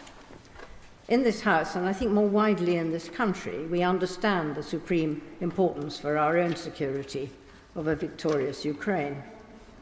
And we know that Russia does not need to succeed in her maximal ambition of controlling the whole of the Ukrainian territory to deprive Ukrainians of the integration into the Western economy and institutions that they wish, and to create an indefinite and not so frozen conflict in the middle of our continent.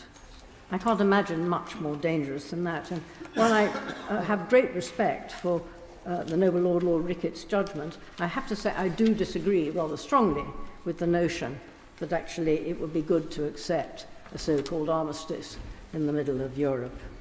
It would demonstrate that we had lost control of events, and we can't allow that to happen.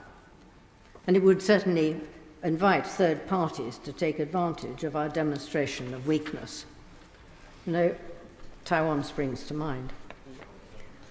So, it's good to learn from the press, and I hope it's true, that the government is discussing with European partners how to aid Ukraine should the American arms package not pass Congress.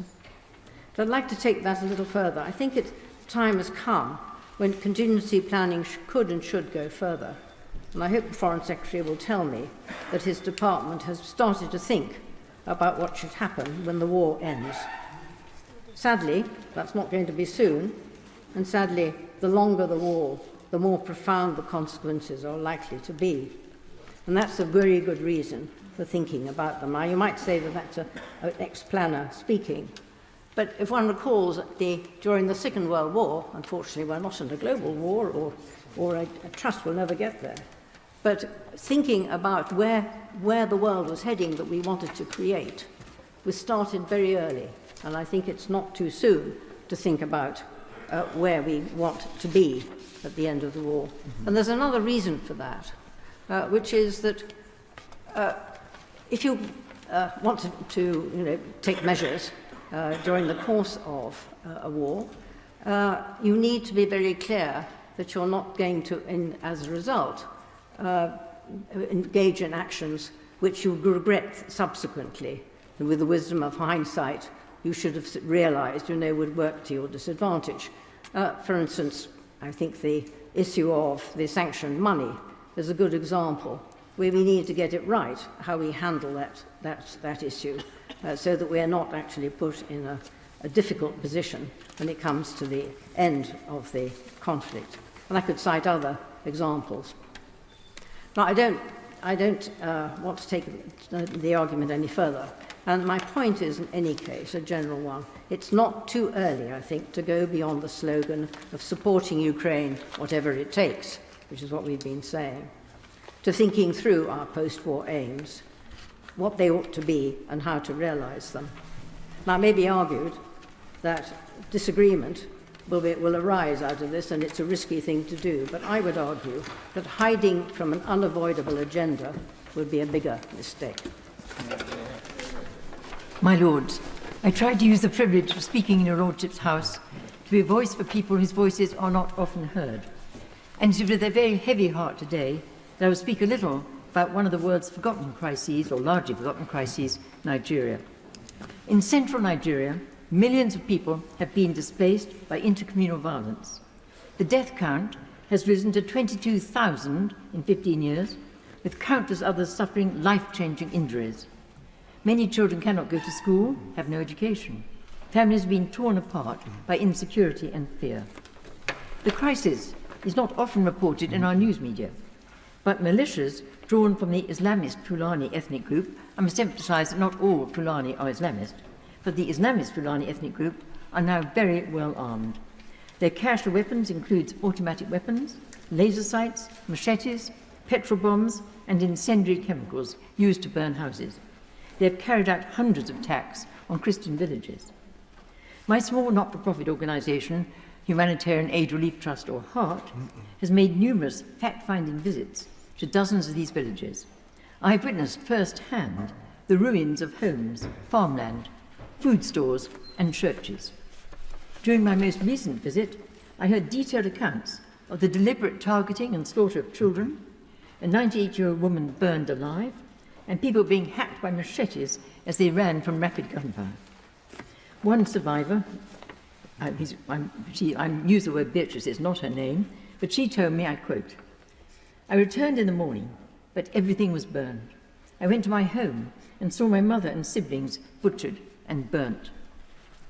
My lords, despite the scale and nature of the killings, victims receive almost no support from the Nigerian government or the international community. Neither the UK nor the US government, nor any member of the EU or African Union, nor UN refugee relief agencies operating in Nigeria have provided adequate humanitarian assistance to central Nigeria. Aid for Nigeria is directed mainly to the northeast and the northwest of the country, so displaced families across the Middle Belt are often left to fend for themselves. As HEART's local partner, Reverend Canon Asan John, told me before today's debate, I asked him what his views were. I quote his words: "I can say categorically that none of those villages have received security or humanitarian assistance from the government of Nigeria, the UK government, or anywhere else. Victims of conflict are forced to rely on aid from local churches or small NGOs, or they receive no aid at all. I'm told that the Foreign Commonwealth, the FCDO, has responded to the crisis with support for a handful of small projects to promote interfaith dialogue. It has also launched a 5-year spring programme to assess the root causes of violence. My lords, these are steps in the right direction. However, my lords, such a tiptoe response from the UK does not reflect the urgency of the crisis in central Nigeria. The rate of killings, abductions, and land grabs are escalating fast. The longer we tolerate those atrocities, the more we embolden the perpetrators. We give them a green light to continue their killings with impunity. May I therefore ask the Noble Lord the Minister whether Her Majesty's Government will encourage the Government of Nigeria to respond more effectively to protect the civilians in their own land, suffering so horrendously, in the Nigeria's Middle Belt region, and in other parts of Nigeria too, where sadly I do not have time today to identify their problems. My Lords, nearly 3.5 years after the ratification of the Trade and Cooperation Agreement with the EU, we're at a critical juncture. It's a moment for reflection and, more importantly, for constructive engagement between the United Kingdom and the European Union, still our nearest ally and largest trading partner. The intervening years have regrettably been marked by disagreements and a palpable erosion of trust, but this trajectory is beginning to change, and I wish to commend the Prime Minister for his role in the Windsor Framework Agreement. His success exceeded expectations and stands as a testament to what can be accomplished through negotiations marked by sincerity and a willingness to compromise. This framework not only addresses the immediate concerns of the people and businesses of Northern Ireland, but also safeguards the integrity of our Union and the Good Friday Agreement whilst respecting the EU single market. The Windsor Framework allows us to embark upon a new chapter characterised by closer cooperation and renewed trust. We have already associated with Horizon Europe, the EU's flagship research programme, and Copernicus, but there is, of course, more to do. I greatly welcome the refresh of the government's integrated review this last year. It addressed the Europe-shaped whole. The previous version reaffirmed the Euro-Atlantic region as the core priority and significantly talked openly about the benefits of working with the institutions of Europe. However, the TCA is not without its shortcomings. Negotiated under time constraints, it necessitated the disentanglement of complex political, economic and legal ties. At its core, it is a free trade agreement, yet it largely omits provisions for services and foreign policy cooperation, areas where there is considerable scope for enhancement, where we here have much to offer. The forthcoming review is scheduled for 2025. This period coincides with the renewal or review of key provisions, including those related to data adequacy, fisheries and energy. This is an opportune moment to re-evaluate and enhance our partnership. We must approach this review with ambition, aiming to strengthen cooperation for the mutual benefit of UK and EU businesses and consumers alike. But this cooperation requires realistic and politically viable proposals. Although there are merits in rejoining a customs union or single market, there is currently little willingness on either side for the UK to do so. Europe and the Western world are contending with instability and geopolitical challenges, with Russia's aggression towards Ukraine serving as a reminder of the critical importance of European unity and cooperation. Yet we have no formal mechanisms for foreign and defence policy cooperation, an obvious gap in the TCA. We really must change this. And I also suggest a new framework participation agreement, allowing the UK to engage selectively with EU operations, maintaining our strategic autonomy while fostering collaboration. Additionally, a strategic partnership agreement, like that between the EU and Canada, would formalise areas of consensus and provide a structured basis for cooperation. Outside the EU, but with European partners, we should expand the UK-led Joint Expeditionary Force to include like-minded nations such as Poland. Horizon Europe runs until 2027. The successor programme, FP10, is already being discussed in Brussels and capitals in Europe. We have no role in the decision-making process, but that should not stop us from working with like-minded EU member states to try and influence that programme. Regrettably, the Partnership Council has convened only twice since its establishment.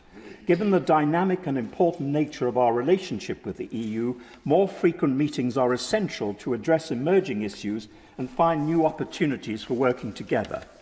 In terms of trade, our businesses continue to grapple with a plethora of non-tariff barriers, further exacerbated as they now have to deal with 27 jurisdictions. And in the services sector, particularly for professionals undertaking short-term work in the EU, the current patchwork of regulations presents significant obstacles, and I believe both sides should revisit the TCA to see if we can offer more flexibility, as the current list of activities not requiring a work permit or visa is narrowly drawn. My Lords, the forthcoming TCA review should not merely be an administrative exercise, but a pivotal opportunity to enhance the UK-EU relationship in a manner that reflects our shared interests and the changing geopolitical landscape. The Conservative European Forum, my Lords, has recently concluded a year-long inquiry into the TCA and our relationship with the EU. Our report, due next week, will set out recommendations aimed at enhancing the economic prosperity and collective security of both the UK and the EU. I will ensure that my noble friend, the Foreign Secretary, receives a copy and would urge him to pursue our recommendations with our European counterparts. My Lords, last week I met a minister from Ukraine who told us that North Korea had supplied Russia last month with 1 million shells, whilst Ukraine had received just a few thousand from her allies. She was displaced from Crimea and she wondered whether her young child would grow up in a free Ukraine. She was determined to restore Ukraine's damaged infrastructure and to build resilience, but she wanted to know how we were going to help. The free world, even Europe by itself, has the capacity to outproduce Russia several times over. And yet, what are we doing to achieve that? What is the British government doing to step up our production capacity and encourage allies to do the same to meet the immediate needs now that Ukraine requires? And at the same time, recent information suggests that components from UK and EU defence equipment are getting to Russia through third countries. What are we doing to stop that from happening? And given the global nature of conflicts today, countries in the south are assessing the likely outcome and wondering where their interests may lie, a point which I very much was appreciated from Lord Boateng about Russia's intervention in Africa. Both Russia and China are actively trying to isolate the free world from Africa. And recent reports reveal that with the demise of Wagner, the group has been reinvested in the Russian Expeditionary Corps, an agency of the Russian state backed by billions of dollars. And undemocratic, authoritarian governments are being offered support to suppress challenges to their power in exchange for mineral rights, power to suppress democracy.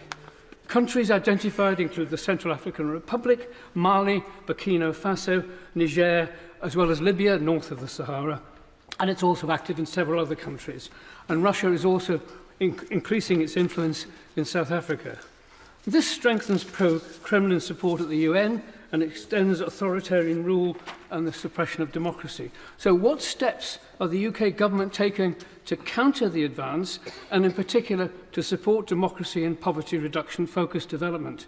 See, cuts in UK aid to Africa, the DFID-FCO merger, and the diversion of funds to the fallout from Afghanistan, Syria and Ukraine mean the UK has lost influence and trust right across the continent. UK aid to Africa has fallen year on year from a peak of £2,989 million in 2019 to £1,240 million in 2022. That dramatic cut means programmes cancelled, expert aid deliverers sacked, development partners in poor countries left bereft, poverty increased and lives lost. And until this policy switch, we had built up a reputation as reliable partners, in it for the long term, building up relationships and underpinning resilience, all trashed. When I asked him last month about aid in Africa, the Foreign Secretary said it was being increased. But as I've just indicated, the increase will not cover a fraction of what's already been lost, and we have to rebuild trust and delivery as well. It's only too easy for Russia and China to play the evils of colonialism while offering a modern colonialism of their own. So if we're to tackle the challenge of poverty in Africa, to realise the continent's potential for its people, it will be by working with local partners in the public and the private sectors with sustained long-term commitment. We have to rebuild the trust to know that that's forthcoming. And development possibilities depend on aid, trading and public investment, often building from the grassroots in countries where the economies depend on millions of small businesses. And the question is, we need coherent, long-term strategy. I have to challenge the government to say, is that even possible, given our government's record? More than 500 million people are living in absolute poverty in Africa, yet this is a continent rich in resource and potential. The UK should engage in the exemplary way it has in the past, not to exploit, but to help the people of Africa, especially in countries where there's a legacy of mutual goodwill, where Russia and China haven't yet got their teeth quite as deep as they have in other countries, and to build those countries' own future of peace and prosperity. This is surely a challenge and a worthy ambition for the UK, but what are we doing to achieve it? My Lords, I'd just like to start my contribution by saying a huge thank you to my two colleagues on the front bench and to their families. The amount of travel and commitment that they have shown is an example to all of us, particularly, I would say, to some other countries around the world. Just under a year ago, I had a debate in this very chamber, the title of which was Climate Change in Developing Countries. That arose out of the UN report, which said in its final bit, the cash flows to help developing countries cut their emissions must be raised by 6 times over current levels. And I gave a number of examples. One of the examples I gave was the Falklands and the situation there. And I know my noble friend, the Foreign Secretary, has been to the Falklands recently. And in fact, I read in the Independent, and I quote, Lord Cameron stated, if they can responsibly extract hydrocarbons, which is a project called Sea Lion, that can be part of that zero because, of course, we're still going to need oil and gas in the short term while we transition. I think that's an important point to make. It's net zero, not zero. So there is this new project. I would just hope he would be able to influence his colleagues in Cabinet to give some moral and sort of backing financially as final end, if necessary, for that really imaginative project. Secondly, there's the Caribbean. Now, the Caribbean view with great care and worry the annual hurricane season, and I declare an interest that I have family in the Cayman Islands. And it's pretty devastating when it hits. And my understanding is that we do now provide and pay for some special resources to Antigua, Barbuda, Jamaica and St. Lucia by a gentleman or woman called the climate advisor. But my question to my noble friend is, well, why is that not extended to the Cayman Islands, Turks and the Caicos and Bermuda, who equally suffer from these difficult hurricanes? I then move on, my lords, to a country I know probably better than any other. I served there in 1963 for the Reckitt and Colman Group. I started the Parliamentary All-Party Group, and of course I refer to Sri Lanka, a country that's been in incredible problems faced. On the climate side, it was a tsunami hitting Sri Lanka and the Maldives really hard. I remember Boxing Day, my wife and I watching it, and a few days later we were out there trying to help them deal with that problem. Over 1,000 people killed on one railway accident, or not accident, the tsunami, and huge numbers killed.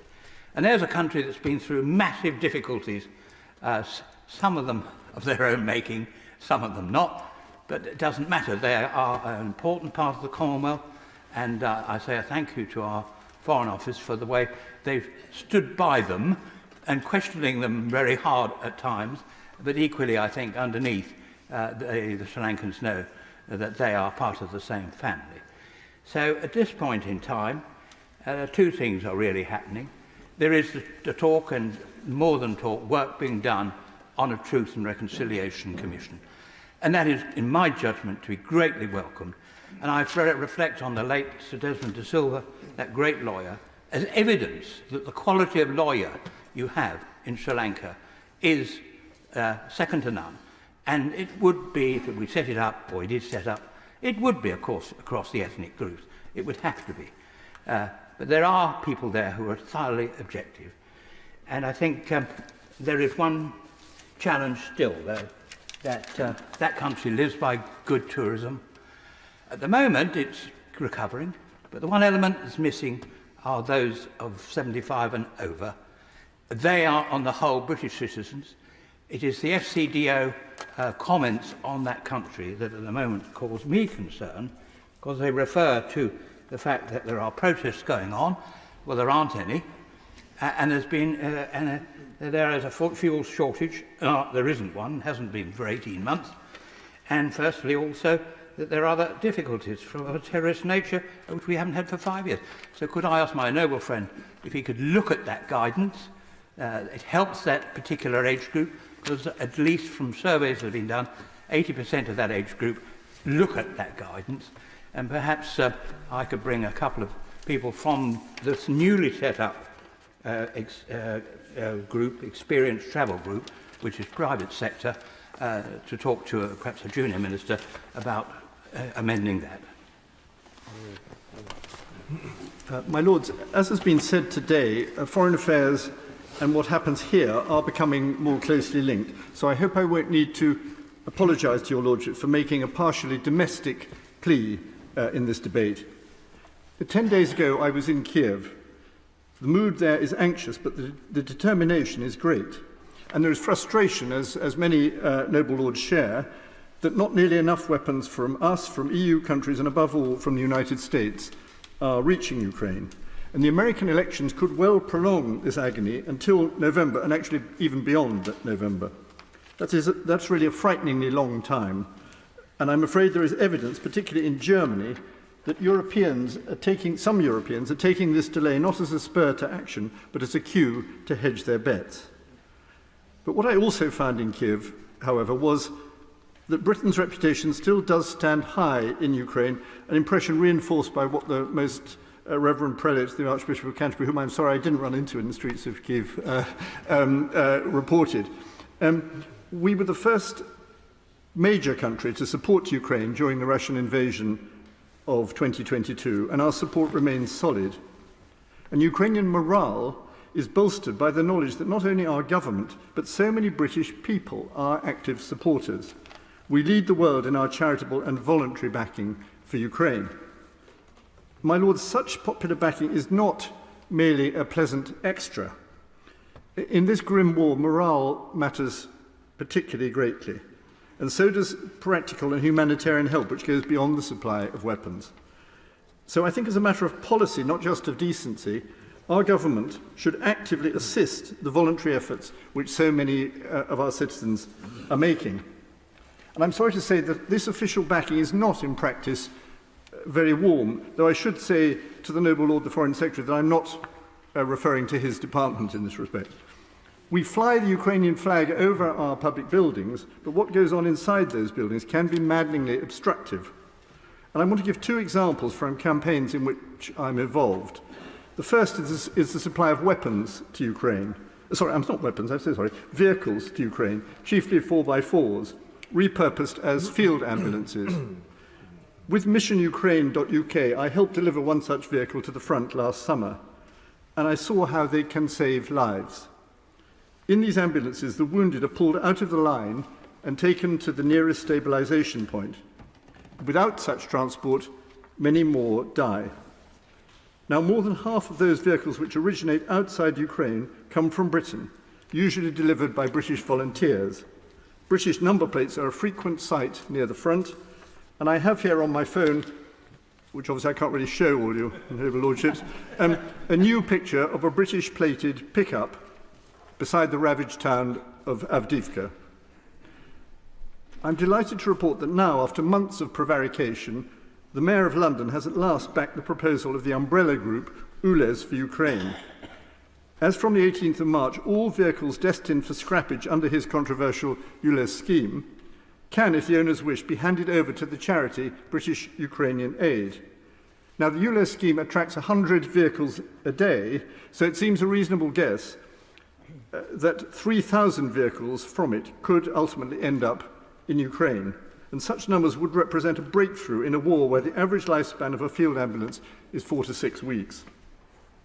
As I say, my lords, this has been hard work, but there's real progress. The other task, less far advanced, is boats for Ukraine. Their purpose is to cross the Great Dnipro River, and they are at present the only means by which troops and supplies can reach the potential bridgeheads which have been gained and held by Ukrainian forces on the eastern bank in recent months. These little ribs and dinghies, which the narrow channels require, have been making this almost unprotected passage, reinforcing their comrades and bringing back the wounded, and it really is one of the bravest things that is happening in this war. British organisations have been assisting for 6 months, but as with the 4x4s, my lord, the task requires scale. Before Christmas, some volunteers in missionukraine.uk had a brilliantly economical idea. In Dover, they observed, there's a big pound of small boats seized from illegal immigrants as they arrive. Why not turn this waste to good, they thought. The small boats should become, because they know a bit of British history, the small boats should become little ships for Ukraine. This is a resonant scheme, my lords, and perhaps as a result, it is being stolidly resisted by the bureaucracy. On the 31st of January, the Home Office refused a direct request for help. One of its lines is that the boats are not seaworthy, to which comes the simple reply, we know that, it is our job to make them fit for their task. Please just hand them over and we can do the rest. Hundreds of boats and engines are wanted by the Ukrainian Ministry of Defence. Unless the border force has secretly destroyed these boats, my lords, such numbers are currently idling beneath the white cliffs of Dover. I hope your lordships will wish to urge the government that the little ships be released for a last and better voyage. It's a great pleasure to welcome the noble Lord Cameron to his position as a Foreign Secretary. He's a rare example of somebody who has been Prime Minister and come back as a Foreign Secretary. Aren't we all lucky?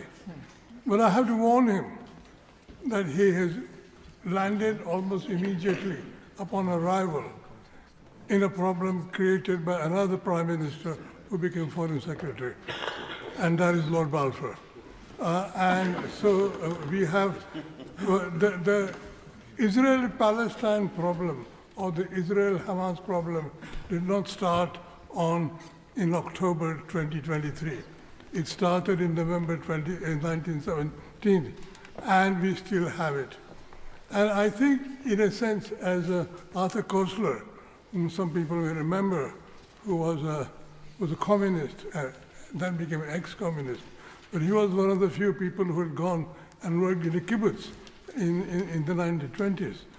He said, one country gave away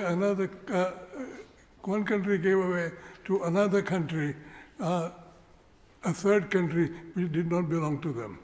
And that was very much the message that before Palestine had fallen from Ottoman Empire, it was signed over to welcome Jews from all over Europe and America to come and make a nation.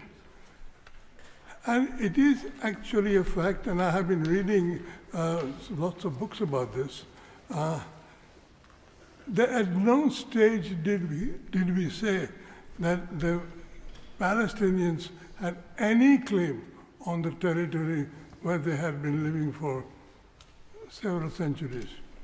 But that is the dilemma of the problem. Two communities of very ancient origin can claim truthfully and simultaneously that it is their country and not anybody else's. And we have taken 100 years to prove who's right, and neither is right. So, but we will have to solve this problem, because already, not only since October 2023, but for a long time, there has been a lot of killing and damage to both communities, carried on with a passion which is quite surprising. Now, obviously, being an atheist, I blame religion for this. The children of Abraham have always quarreled with each other now for about 2,000 years. And after all, anti-Semitism was not invented recently. It was invented by the Christians. And then the rest, of course, we know. Now, the problem is this. The October events having happened, and they are of a scale which we had not expected for a long time. It partly shows that Hamas was better prepared than it had been until recently. And given that the retaliation by Israel in Gaza and of course elsewhere, is a two-state solution at all feasible to anticipate? Because I think passions have been highlighted so much, and so much sort of killing has been going on. 1,200 people captured or killed by Hamas in October, 300,000 people, 30,000 people killed, men, women, and children. That's 25 Palestinians per each Israeli. And I think things are getting completely out of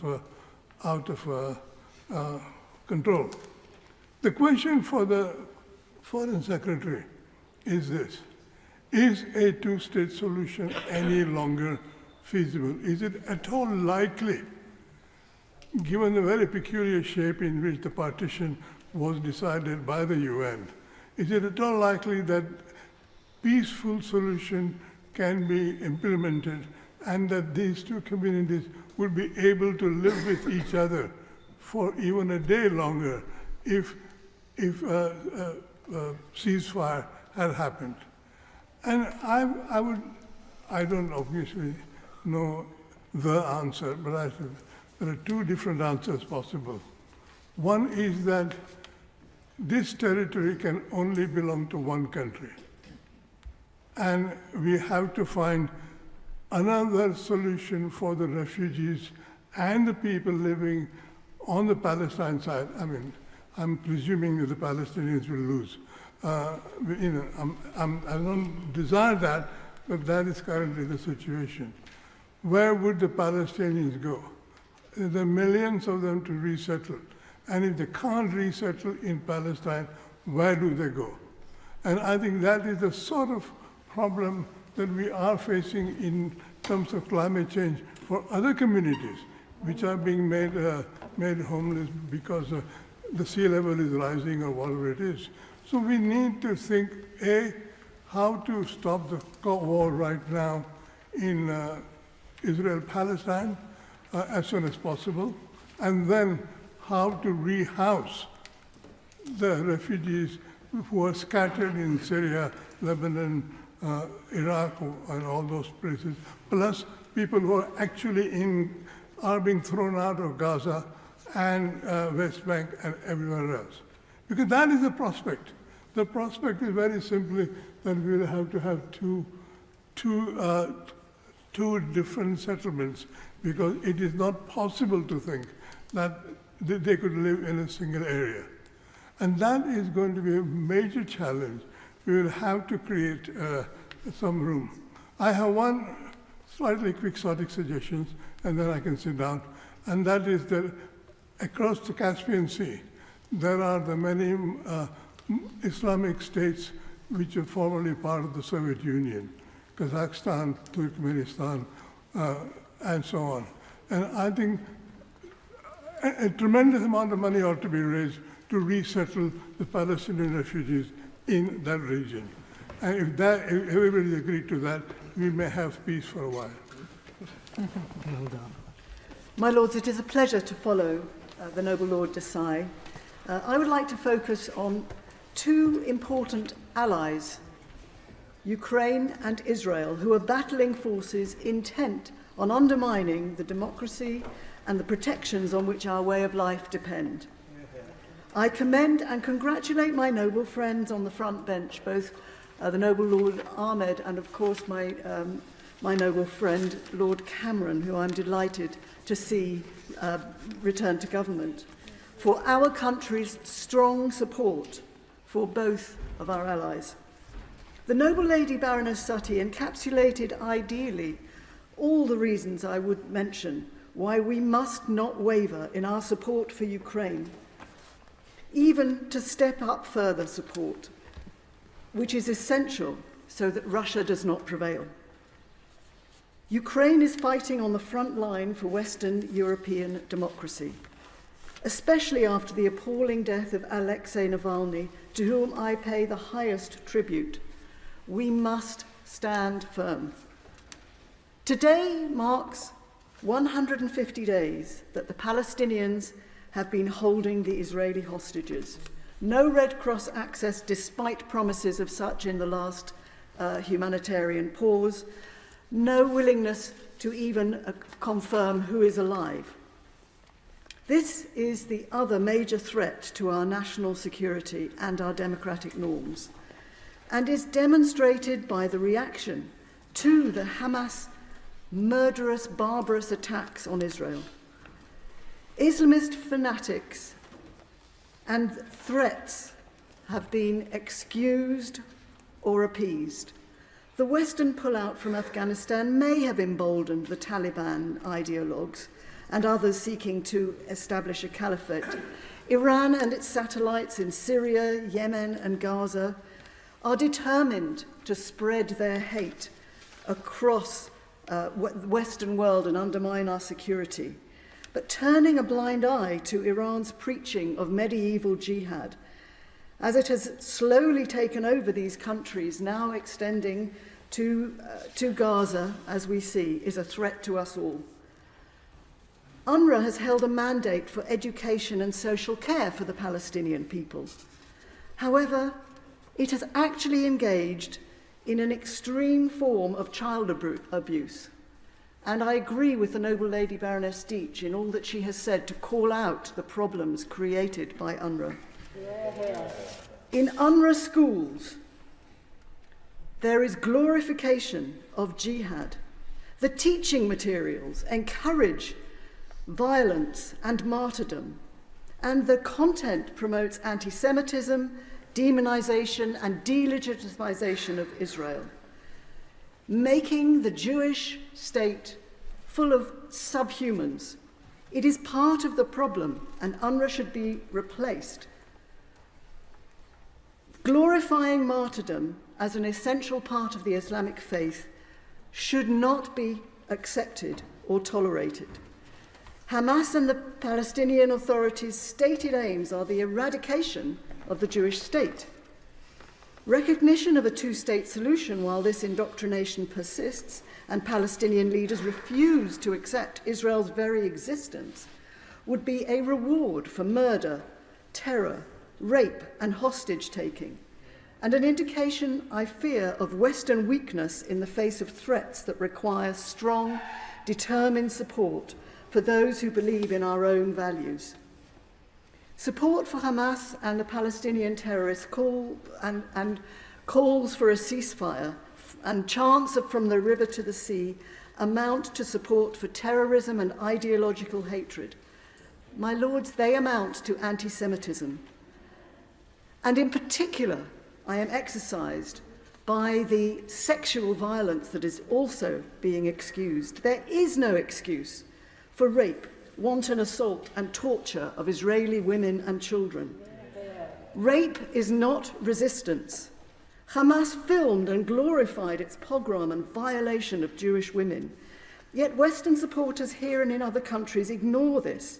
Sisters Uncut claimed report of Hamas sex attacks amounted to Islamophobia and racist weaponization of sexual violence.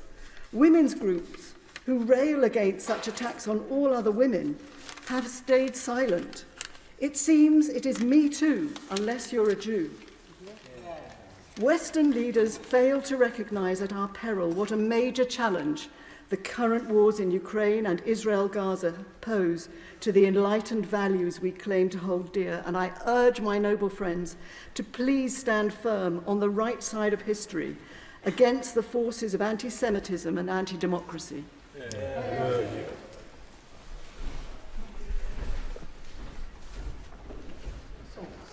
I don't think Lord Marlsford's here, so it's Lord Mitchell. Thank you. My Lords, the 6th of October saw Israel approaching the zenith of its dreams. Following the initial success of the Abraham Accords, full diplomatic relations with Saudi Arabia were tantalizingly close. After 76 years of rejection by the Arab world, Israel was poised to achieve what she wanted, most of all, international acceptance. Cruelly, the 7th of October changed all that. At the beginning of January, I went to the Gaza border, along with the noble Lord Pollock. I saw the mangled bicycles and the smashed barbecues. I saw the bullet holes and the bloodstains on the walls.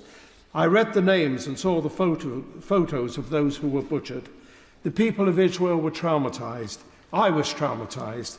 They still are. I still am. But as I stood there, I looked to my left, and no more than a kilometre away, I could see the Gaza border. I could hear the pounding of the shells. I could see the smoke hovering over the buildings, and I could smell the explosives hanging in the air. Of course, I felt, I felt rage that such barbarity was committed against innocent Israeli civilians, but I also felt the horror that such pain and death was being inflicted on the people of Gaza. It's hard to reconcile such inner conflict. 5 months into this war, the hostages have still not been fully released and Hamas is still functioning. Gaza has been flattened and its people are starving and desperate. 1,700 Israelis are dead, many wounded. Tens of thousands of Palestinians, men, women, and most of all children, are also dead and wounded. If we condemn one party, we must condemn the other, and I do. 50 years ago, the great Israeli statesman Abba Eban made the famous quote that the Palestinians never miss an opportunity to miss an opportunity. Sadly, the same can be made about Benjamin Netanyahu today. His day after plan was presented last week. It offers the Palestinians nothing more than continual subjugation. The great tragedy of today's situation is the craven, ineffective leadership of both the Palestinian and Israeli governments. Mahmoud Abbas is old and immovable. I've never heard a brave or constructive word pass his lips. He does the Palestinians no favours. Benjamin Netanyahu is just as immovable. His mantra has always been, not an inch. He portrays himself as Mr. Security, and that he will never give the Palestinians the state they deserve. For him, it's always about the next election. He has allied himself with ultra-right-wing clique.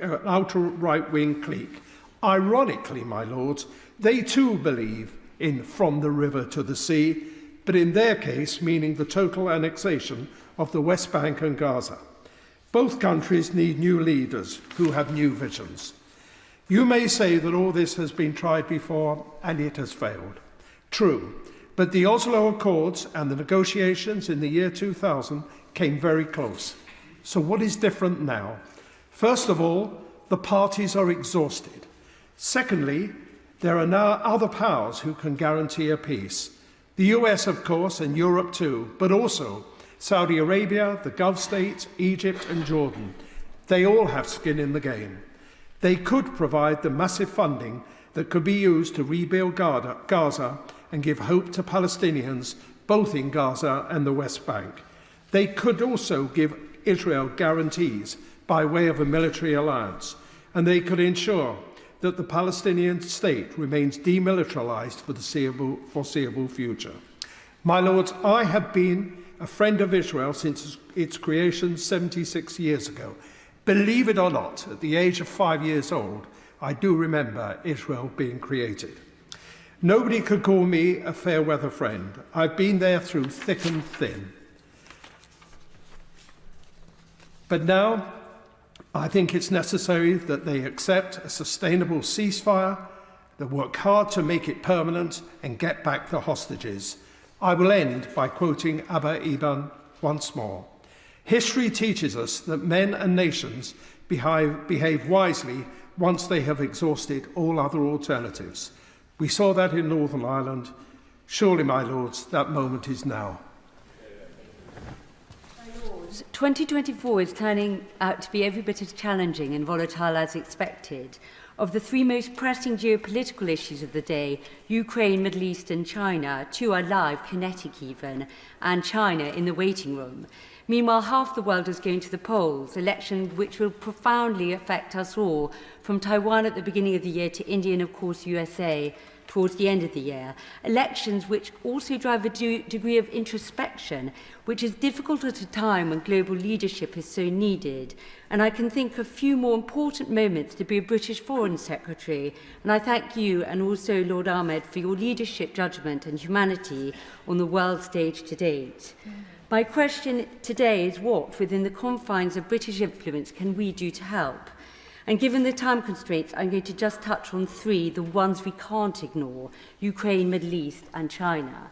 First, Ukraine, my lords.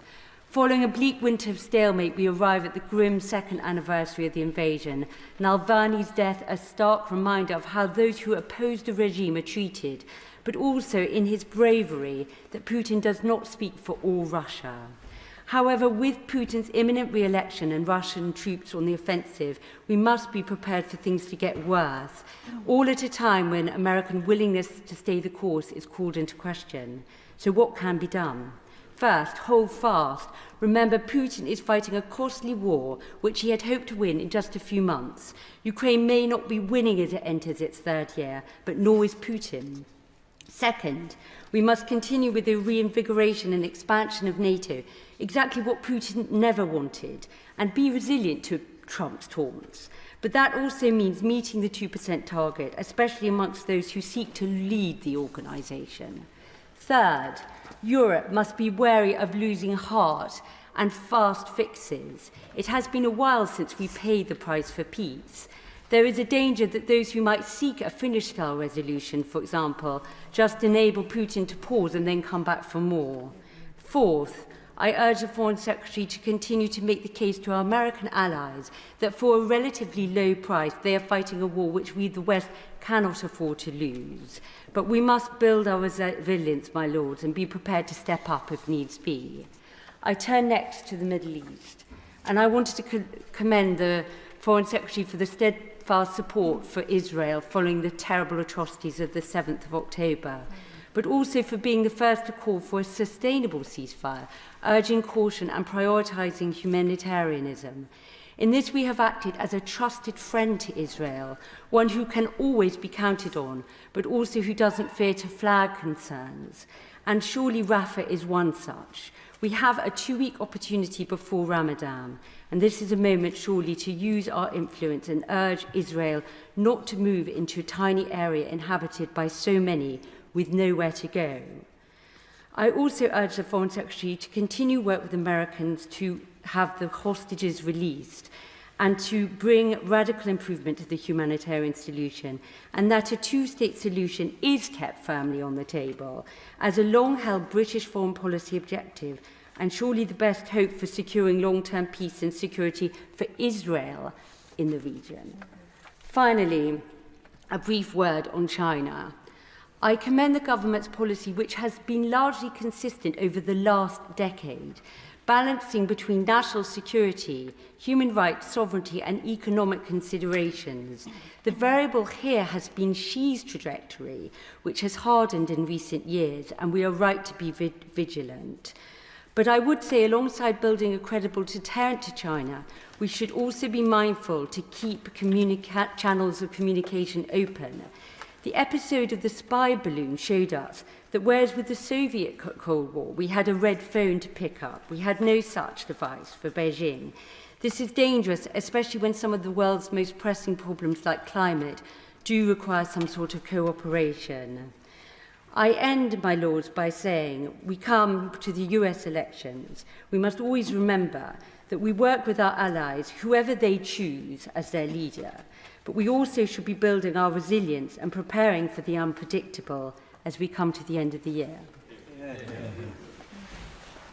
My lords, understandably, immediate crises have been a major part of the debate this afternoon.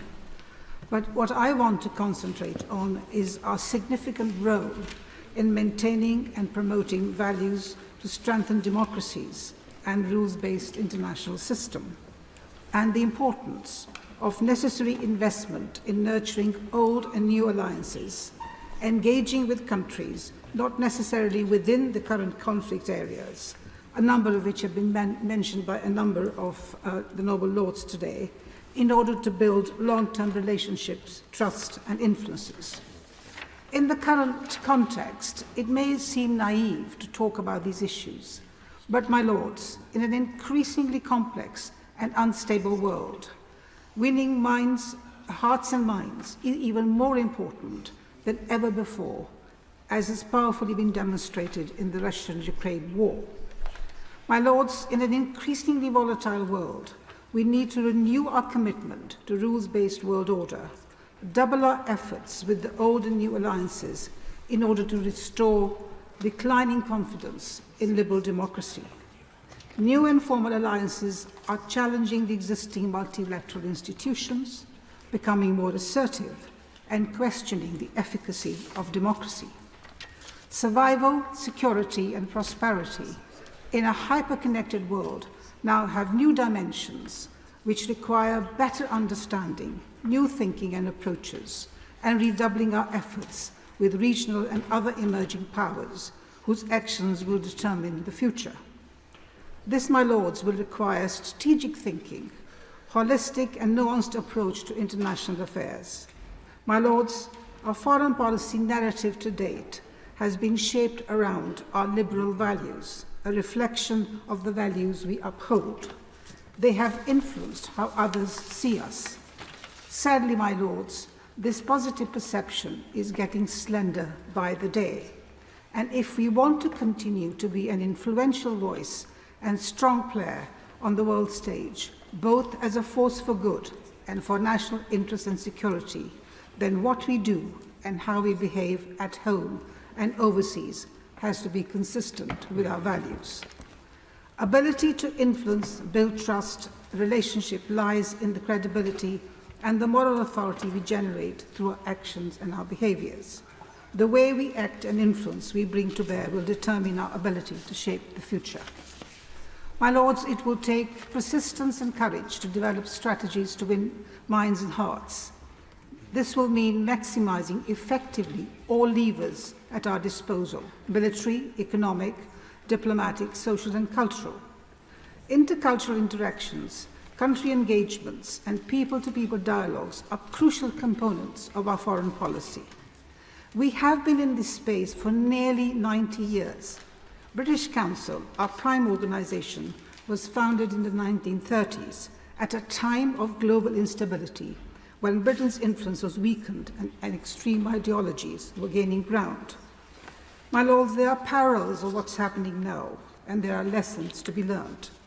British Council was born to create friendly knowledge, understanding by developing closer cultural relations.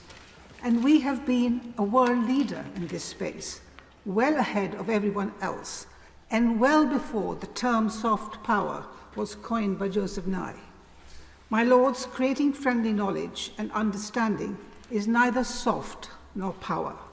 In today's hyper-connected world, it is about mutual exchange and understanding, an essential and strategic part of foreign policy to create a fertile ground for diplomacy, to create an environment conducive to dialogue, alliances, partnerships for business and security cooperation, supported by our policies and behaviours which enforce our respect for rule of law, democratic processes, and so on. Our internal affairs and our shared societal values and our domestic political context is equally important. It is key in enabling or constraining our ability to forge an effective foreign policy in a fast-changing world. My lords, we can be in an enviable strategic position if we build a refreshed strategic relationship with Europe, maintain but not be subservient to transatlantic access despite the challenges we're going to face, and engage meaningfully with the Commonwealth through that to the global south. And along that, we have our footprint in over 101 countries through the British Council. My lords, there is no room for complacency or taking our eye off these long-term issues. These should be an integral part of our overall strategy, backed by proper investment in diplomatic networks, in organisations like the British Council, the BBC, and other cultural and educational organisations. They are an essential component in our foreign policy and not an option extra. My lords, I know that both Lord Cameron and Lord Emmet are committed to the issues I've been talking about, and I want to end by paying my tribute to the excellent work they are doing in very difficult circumstances, and I look forward to their response. My lords, I will speak today about our government's response to global Christian persecution. In 2019, the Bishop of Truro, now Bishop of Winchester and a member of this House, highlighted in his review the near abandonment of the world's most persecuted religion by Western powers. By the UN's definition, levels of persecution of Christians around the globe were close to genocidal. Their extinction was imminent in the Middle East. In Iraq, the number of Christians is now 10% of what it was 20 years ago. Christian persecution is now even worse and still the worst of any religion in the world. 1 in 7 Christians, 365 million, face high to extreme levels of persecution for their faith. 80% of all acts of religious persecution are against Christians, which is a staggering proportion. Nearly 5,000 Christians were killed for their faith last year, compared with nearly 3,000 in 2019, when Truro was published. And twice as many Christians were forced to flee their homes in 2023 compared to 2022. Any concerted effort to secure freedom of religion or belief barely scratches the surface if Christians are ignored. This is not just because of these numbers. As Truro states, the persecution of Christians is a bellwether for repression more generally. I need to mention 2 major areas: Northern Africa, including Nigeria, which the noble Baroness Cox, her speech was very eloquently describing what's happening there, and the Sahel, and the Indian subcontinent, where Christians are routinely targeted, terrorized, and killed, in countries which aspire to be, or already are, major trading partners with the UK. Nigeria is the 6th worst country to live in as a Christian. More are killed there for their faith than in all other countries combined. Armed groups like Boko Haram or Islamic State West Africa province burn churches, target Christians for rape, murder and kidnap. Terrorism cannot be solely blamed. Deborah Yakubu was murdered in 2022 after expressing concerns in a college WhatsApp group about discrimination against Christian students. She was stoned, beaten, then burnt on a pile of tyres by a mob. Yet the UK signed a £7 billion trade partnership with Nigeria a matter of weeks ago. So may I ask my noble friend, the Foreign Secretary, if such abuses were raised at any point in negotiations? My lords, in the Indian subcontinent, persecution against Christians is rising and rising fast. Speaking about your faith is hazardous in most of India, where Christians can be arrested and subjected to physical violence on false charges of forced conversions. Acid attacks, so-called honour killings, mob beatings and executions happen regularly, as do arson attacks on churches. Again, can my noble friend confirm that this government will use the lever of trade to improve rights to religious freedom? The Foreign Office's own assessment in 2022 found that many Truro review recommendations had not been implemented. It cited failure to create both an early warning mechanism for religious persecution and a data gathering system of religious freedom abuses. There was still no name or term for Christian persecution and no meaningful culture shift in the Foreign Office to take it seriously. More positively, on the FCDO scorecard, their November 2023 white paper on UK aid refers for the first time to and prioritises persecution on grounds of religion or belief as a driver of poverty. I commend my right honourable friend Andrew Mitchell, the Minister who listened to FORB concerns and included this. Additionally, the Prime Minister now has a highly effective envoy for freedom of religion or belief, my honourable friend Fiona Bruce. Her important role should be established in statute. Will the government support the bill to secure its continuity? It acts as an important counterweight when considering with whom we trade. I understand the pressure to the government to bow down to the god of bilateral trade agreements while sacrificing the weak and vulnerable and our own British values. But where did these values come from? The historian Tom Holland says in Dominion, "So profound has been the impact of Christianity on the development of Western civilization that it has come to be hidden from view. Without Christianity, where would there be tolerance, respect for others' views, and the impulse to move beyond narrow personal or indeed national self-interest?" House of my interests in the Register, especially as Executive Chairman of the Changing Character of War Centre at Pembroke College in Oxford and as Founding Chairman of the Concord Foundation, an independent peace-building organisation. My Lords, as others have commented, our world is spinning into increasing turmoil. It's not just the spreading violence and war. People across the globe believe they can no longer trust the institutions they depended upon for stability. They see widespread corruption and incompetence in their political, faith, intellectual and even sporting and cultural elites. They see the galloping extension of disruptive technologies they do not understand, and they believe their leaders neither understand them nor know how to control them. They fear the existential threats of climate catastrophe and global, perhaps even nuclear war. Addressing these complex issues meaningfully in 5 minutes is not possible, so I will focus on just 3 questions for the Noble Lord, the Foreign Secretary. First, on the Russia-Ukraine war. I'm rather proud of the role that our country has played to date in the war effort, going back long, long before the February 2022 invasion. While our military, intelligence and political contributions have been and continue to be significant, we do need, as the noble and gallant Lord Stirrup has pointed out, that there is a real problem of replacement of our stocks of weapons and ammunition.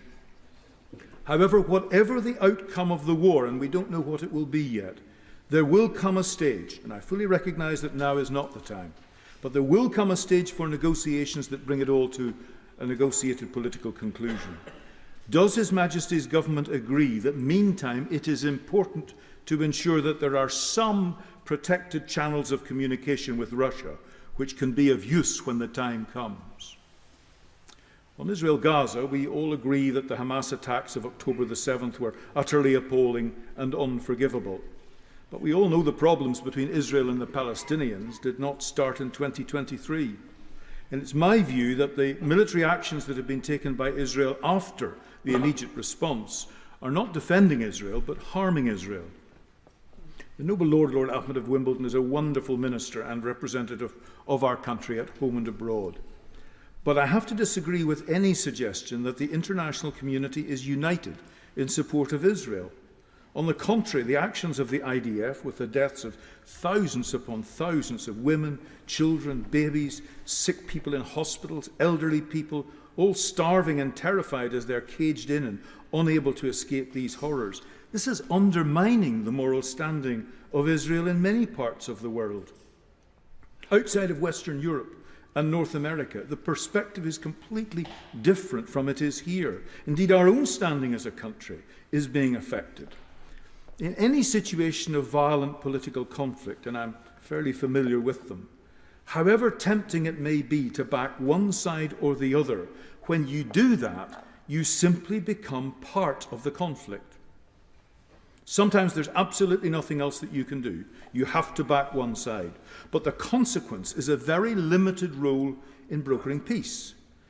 If and when this war ends, there will need to be someone who will ensure the security of Gaza. And despite what the current Israeli Prime Minister says, that's not a role that will be able to be taken by Israel. And I rather doubt that our own country or our US ally can undertake it either.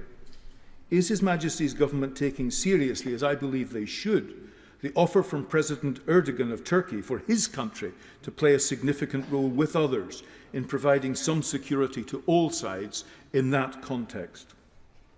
And finally, I turn to Tunisia, a country that triggered the so-called Arab Spring, which gave us such hope for democracy in the MENA region. How is His Majesty's Government responding to the suspension of democratic structures and the imprisonment by the current President, President Said, of many elected representatives, including the former Assembly Speaker, Sheikh Rashid Ghannouchi, who had been working against the odds to build a pluralist and Muslim democracy? And I emphasise Muslim, not Islamist. What is His Majesty's Government going to do to press the President of Tunisia to release democratic politicians of all parties and allow them to build a new pluralist and democratic Tunisia that can give hope again to all of us for democracy in that region? My Lords, I join others in my recognition and thanks to our noble friends, the Foreign Secretary and Lord Ahmed, for all the work they do. It gives us all confidence seeing you on the world stage on our behalf. And thank you very much indeed. My Lords, it's not an exaggeration to say that the United Kingdom currently faces the most serious and sustained threat to its international relations position since the end of the Cold War, in the context of our position as a prominent member of the free world. We face emboldened aggressors and multiple threats. How we respond to these will be a defining moment for British foreign policy. Two current conflicts encapsulate the possibilities and problems for the United Kingdom in a fast-changing world: Ukraine and Gaza. While at first they do not seem connected, they in fact share a common pattern and, even more importantly, a common message: that if the free world does not stand up to aggression until it has been defeated, then we can only bring further aggression upon us to follow. This is an obvious lesson from history, notably the history of the 1930s and what it teaches us, and which His Majesty's Government would be wise to understand. We are now in the third year of a war visited upon Ukraine solely by Russian aggression. For all Vladimir Putin's fictions about why he started this war, none of us in this chamber should be under any illusions that it was anything other than an old-fashioned land grab. We are having a conversation about Ukraine today because Ukraine did the incredible. It stood up to the Russian steamroller and stopped it in its tracks through the bravery and commitment of its own people. Since then, in addition to Ukraine's admirable courage, the country has been emboldened in its defence by the staunch support of its allies. But now we face a troubled year ahead in Ukraine, with crucial supplies stalling from the United States and debates abounding about whether and for how long Ukraine can survive without our full-throated continued backing. The cold-blooded murder of the largest number of Jews in one day since the Holocaust was always going to elicit a severe response from the Israeli government, and rightly so. For no democracy, even our own here in the United Kingdom, could turn the other cheek to such atrocities without seeking to prevent those who committed the crimes in question forever being able to do the same again. There is all the more, this is all the more so given the despicable taking of large numbers of hostages by Hamas and others in Gaza, 130 of whom remain unaccounted for nearly 5 months into the conflict. We all grieve and react in total distress at the horror of the tragic deaths of children and women and all those citizens killed in Gaza. But far from being a genocide or the greatest crime in history, the care that the Israeli Defense Forces have largely taken during this operation to minimize civilian casualties will likely come to be studied for years by free world military planners facing similar campaigns. As with Russia's war of aggression in Ukraine, the Hamas war of aggression against Israel initially elicited firm free world support. Free world leaders, this country included, understood entirely that Israel could not allow Hamas aggression to go unpunished and that the hostages needed releasing and freeing. In only a few short months, that solidarity of purpose has been undermined as country by country, elements of the free world have peeled off from the idea of defending democracy. Instead, we have seen vapid and inane requests for an Israeli ceasefire now, sometimes with even no conditions for Hamas's continued rule in Gaza or the release of hostages attached. I would posit, therefore, that British foreign policy must make 2024 a year of decision for the free world, and that our stance in the two conflicts I have addressed will be central to this. It might be tempting to give up on supporting Ukraine because we're growing weary of doing so, or forcing Israel to compromise because we are tired of fending off the aggression of the street mobs here in the UK that did so much damage to the reputation of the other place a couple of weeks ago. But neither approach is in our national interest, for if Ukraine is driven to the negotiating table through weakness this year, then Mr. Putin's decision to wage war will have been vindicated with additional territory. And if Israel gives in to the international pressure before it has succeeded in delivering a final death blow to Hamas, then terrorism will be seen to have triumphed through the improbable act of survival, even after committing the most heinous of crimes.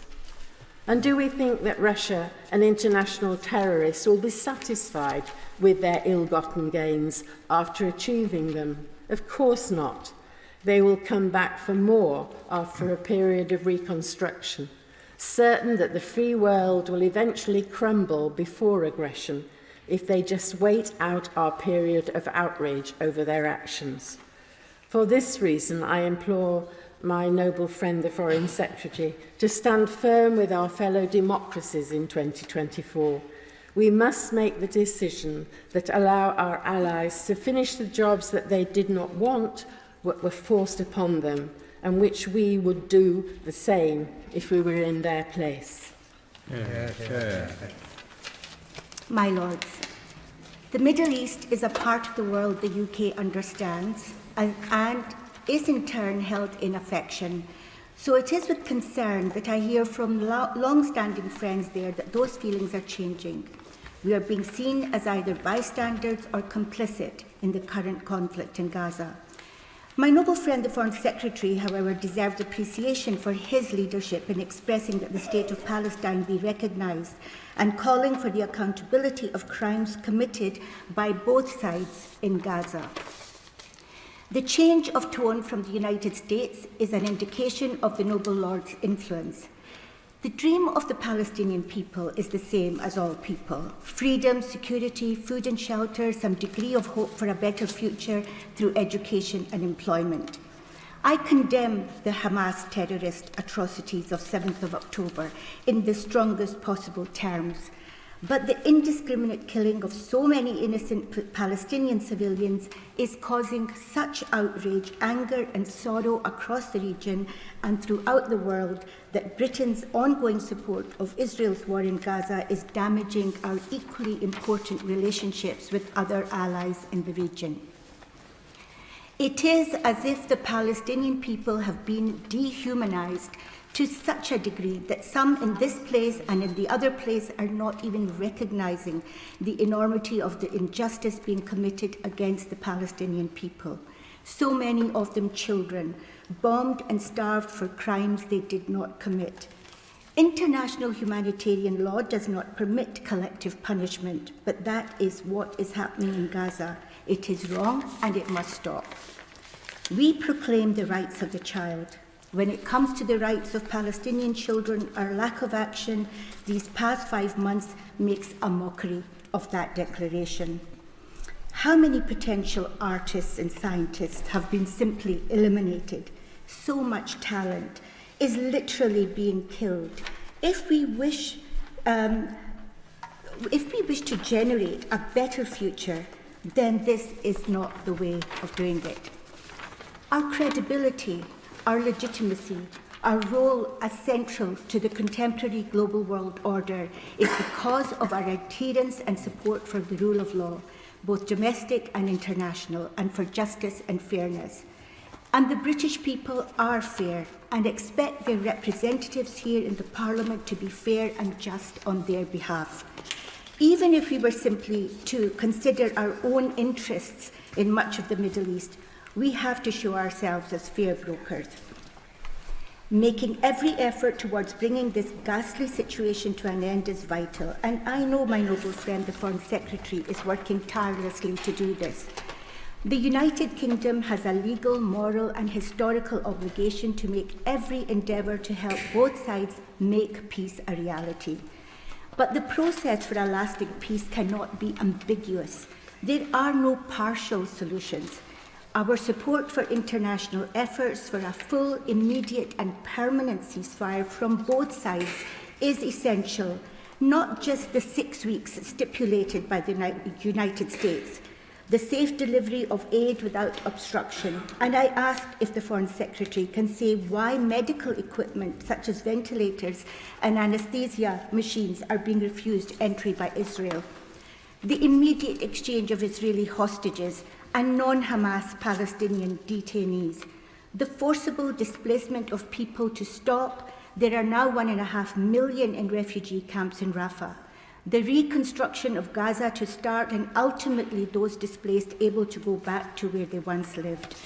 The illegal occupation by Israel of the West Bank and East Jerusalem must end. Hundreds have been killed there since January of last year. And as for Gaza, in 2010, the House of Commons Hansard shows that my noble friend, then the Prime Minister, said, "We are not going to sort out the problem of the Middle East peace process while there is effectively a giant open prison in Gaza." Yet Israel has recently stated it wants to remain in overall security control of Gaza and select the Palestinian technocrats they choose to run it. Can the Foreign Secretary say if he believes that this would be in any way acceptable or have legitimacy in the eyes of Palestinians? Most would argue that two independent, separate states is the only solution. It is a right of the people of Israel to have peace and security, as to the people of Palestine. Two separate, independent states that recognize each other's right to exist.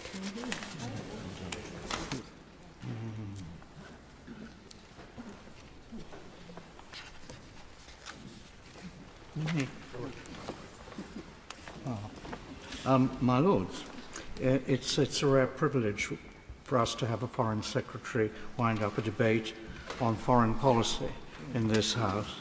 Such are the quirks of politics, I suppose. I'd like to concentrate on one topic, and that is economic sanctions. The sanctions regime has emerged as one of the most important tools of British foreign policy.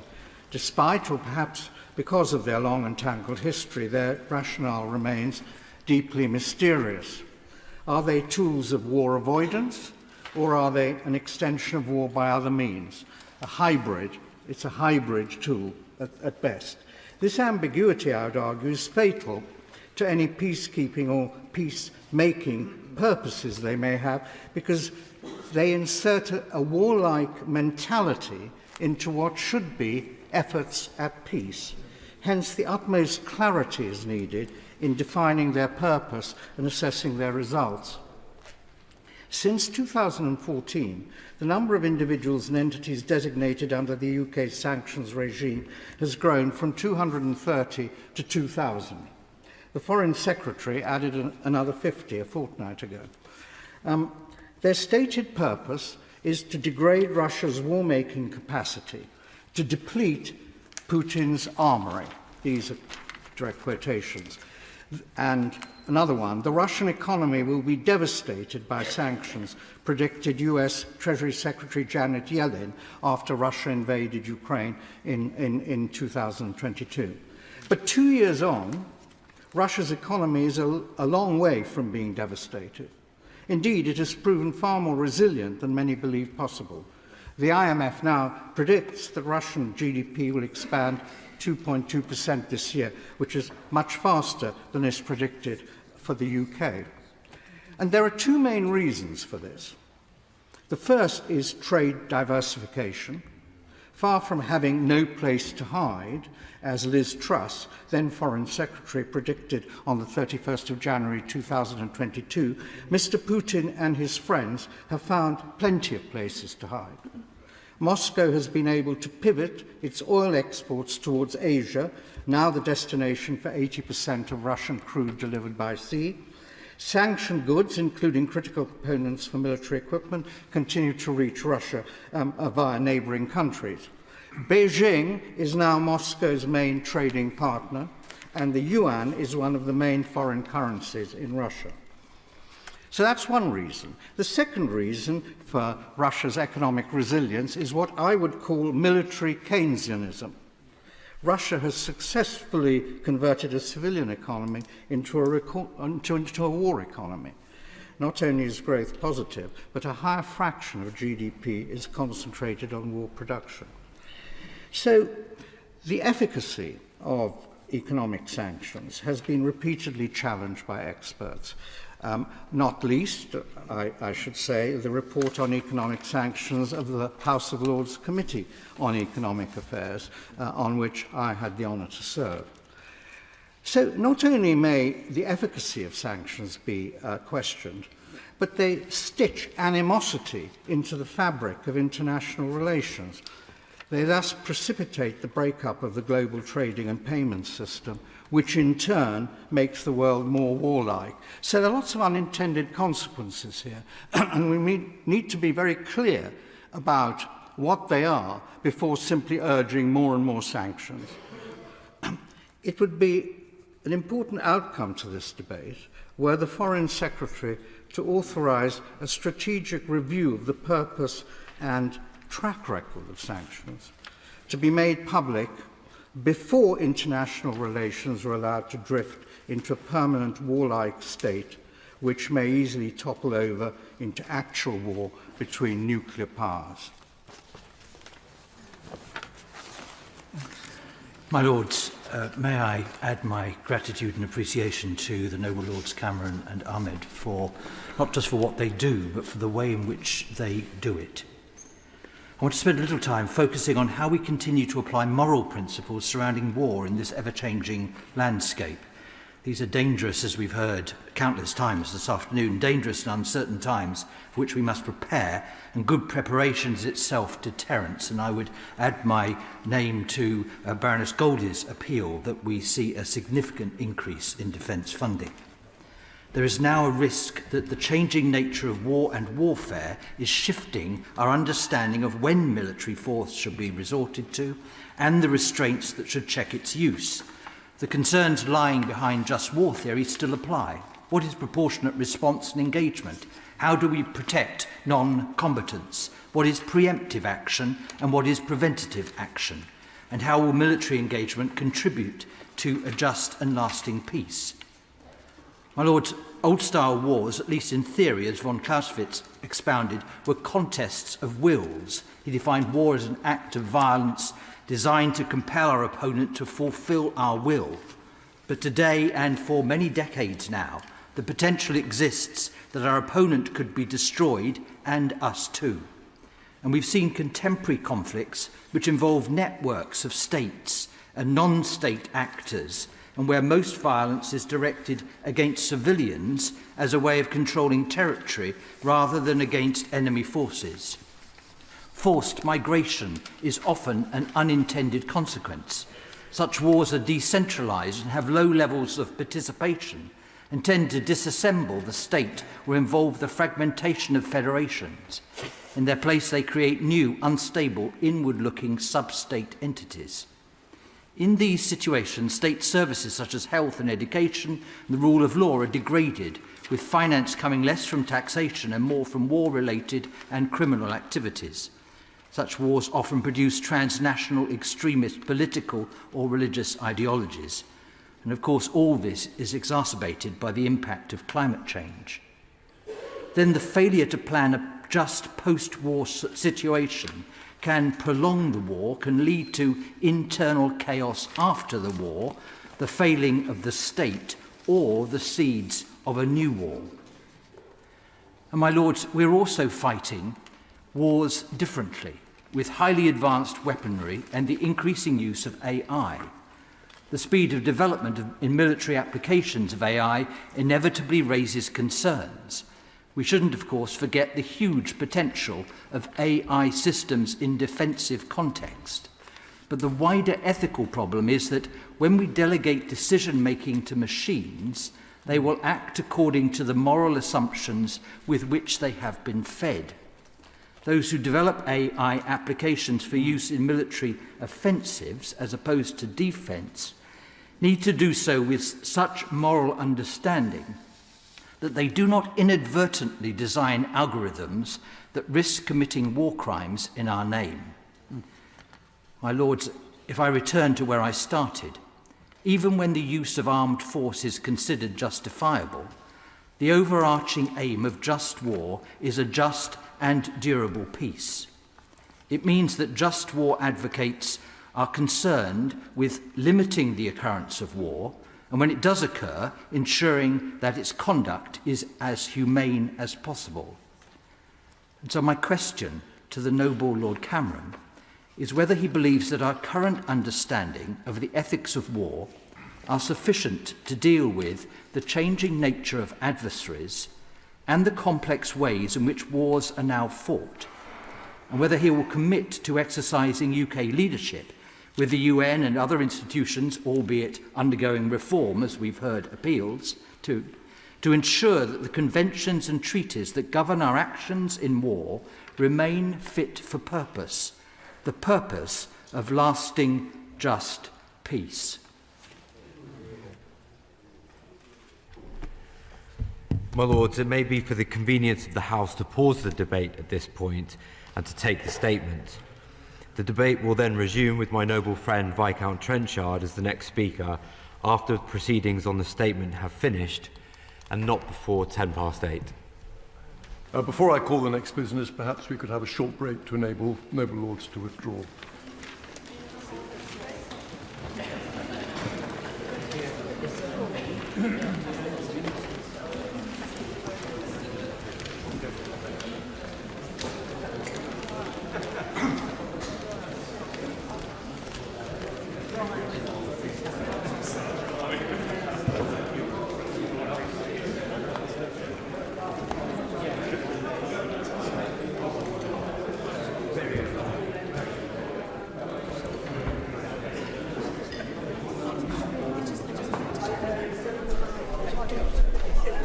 Questions on a statement made in the House of Commons on Thursday, the February 19th, on the publication of the Angelini Inquiry Report.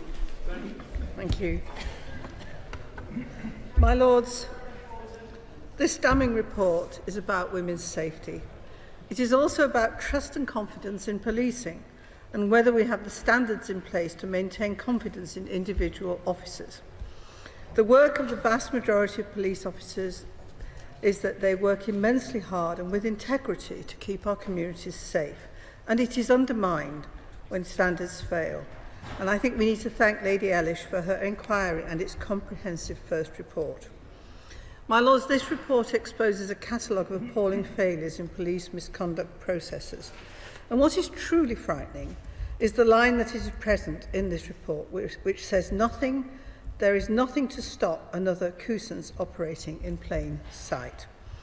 And we can believe that that might indeed be the case, because there is the story of PC Cliff Mitchell, who was vetted months after Sarah Everard was killed, and he had an allegation of rape in 2017 and a non-molestation order against him, and it did not stop the Met from recruiting him.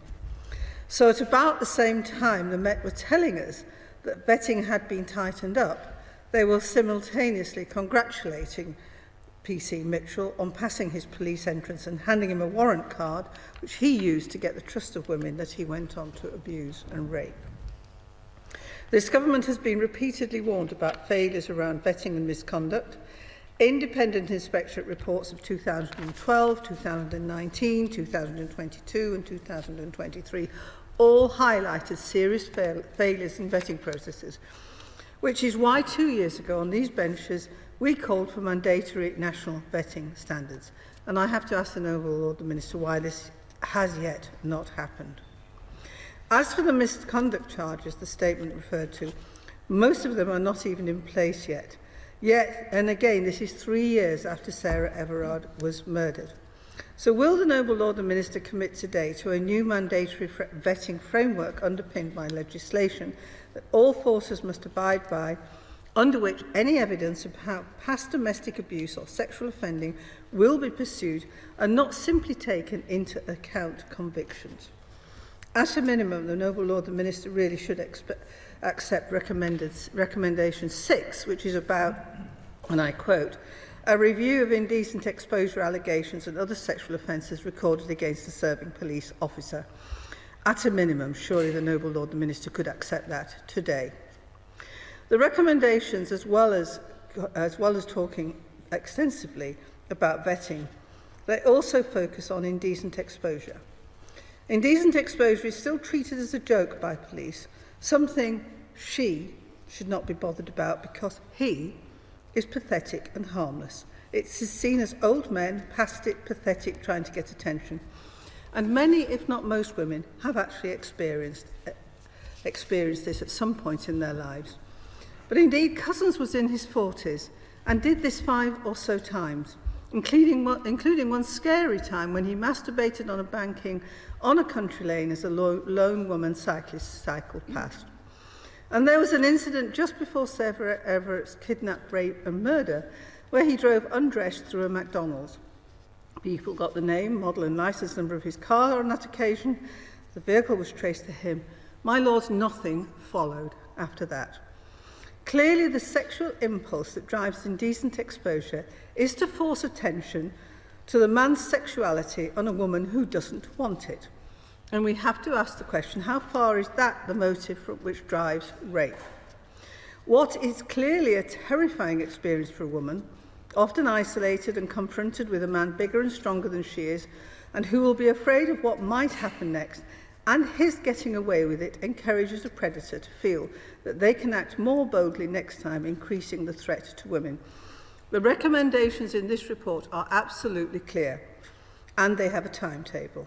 So will the Home Office insist that all police forces have a specialist policy on investigating all sexual offences, including so-called non-contact offences such as indecent exposure, by September this year? Will the Minister commit to guidance and training on indecent exposure being in place by December this year? Will the Minister ensure that the College of Policing, in collaboration with the National Police Chiefs Council, should improve guidance and training on indecent exposure? And will there be an immediate review called for in Recommendation 3, which concerns treatment of masturbatory indecent exposure within the criminal justice system?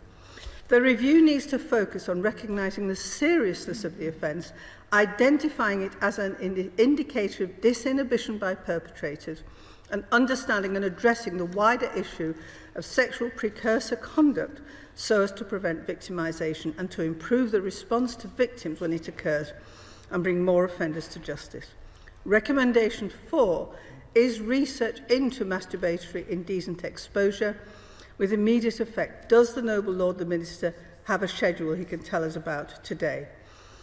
Recommendation 5 is a public information campaign on indecent exposure by March 2025, where the Home Office, together with the National Police Chiefs Council, should launch a public campaign to raise awareness about the illegality, criminality and legal consequences of any type of indecent exposure. That's March next year. My Lords, when it comes to women's safety, the reality is that the number of prosecutions for domestic abuse have halved. Rape prosecutions are still taking years.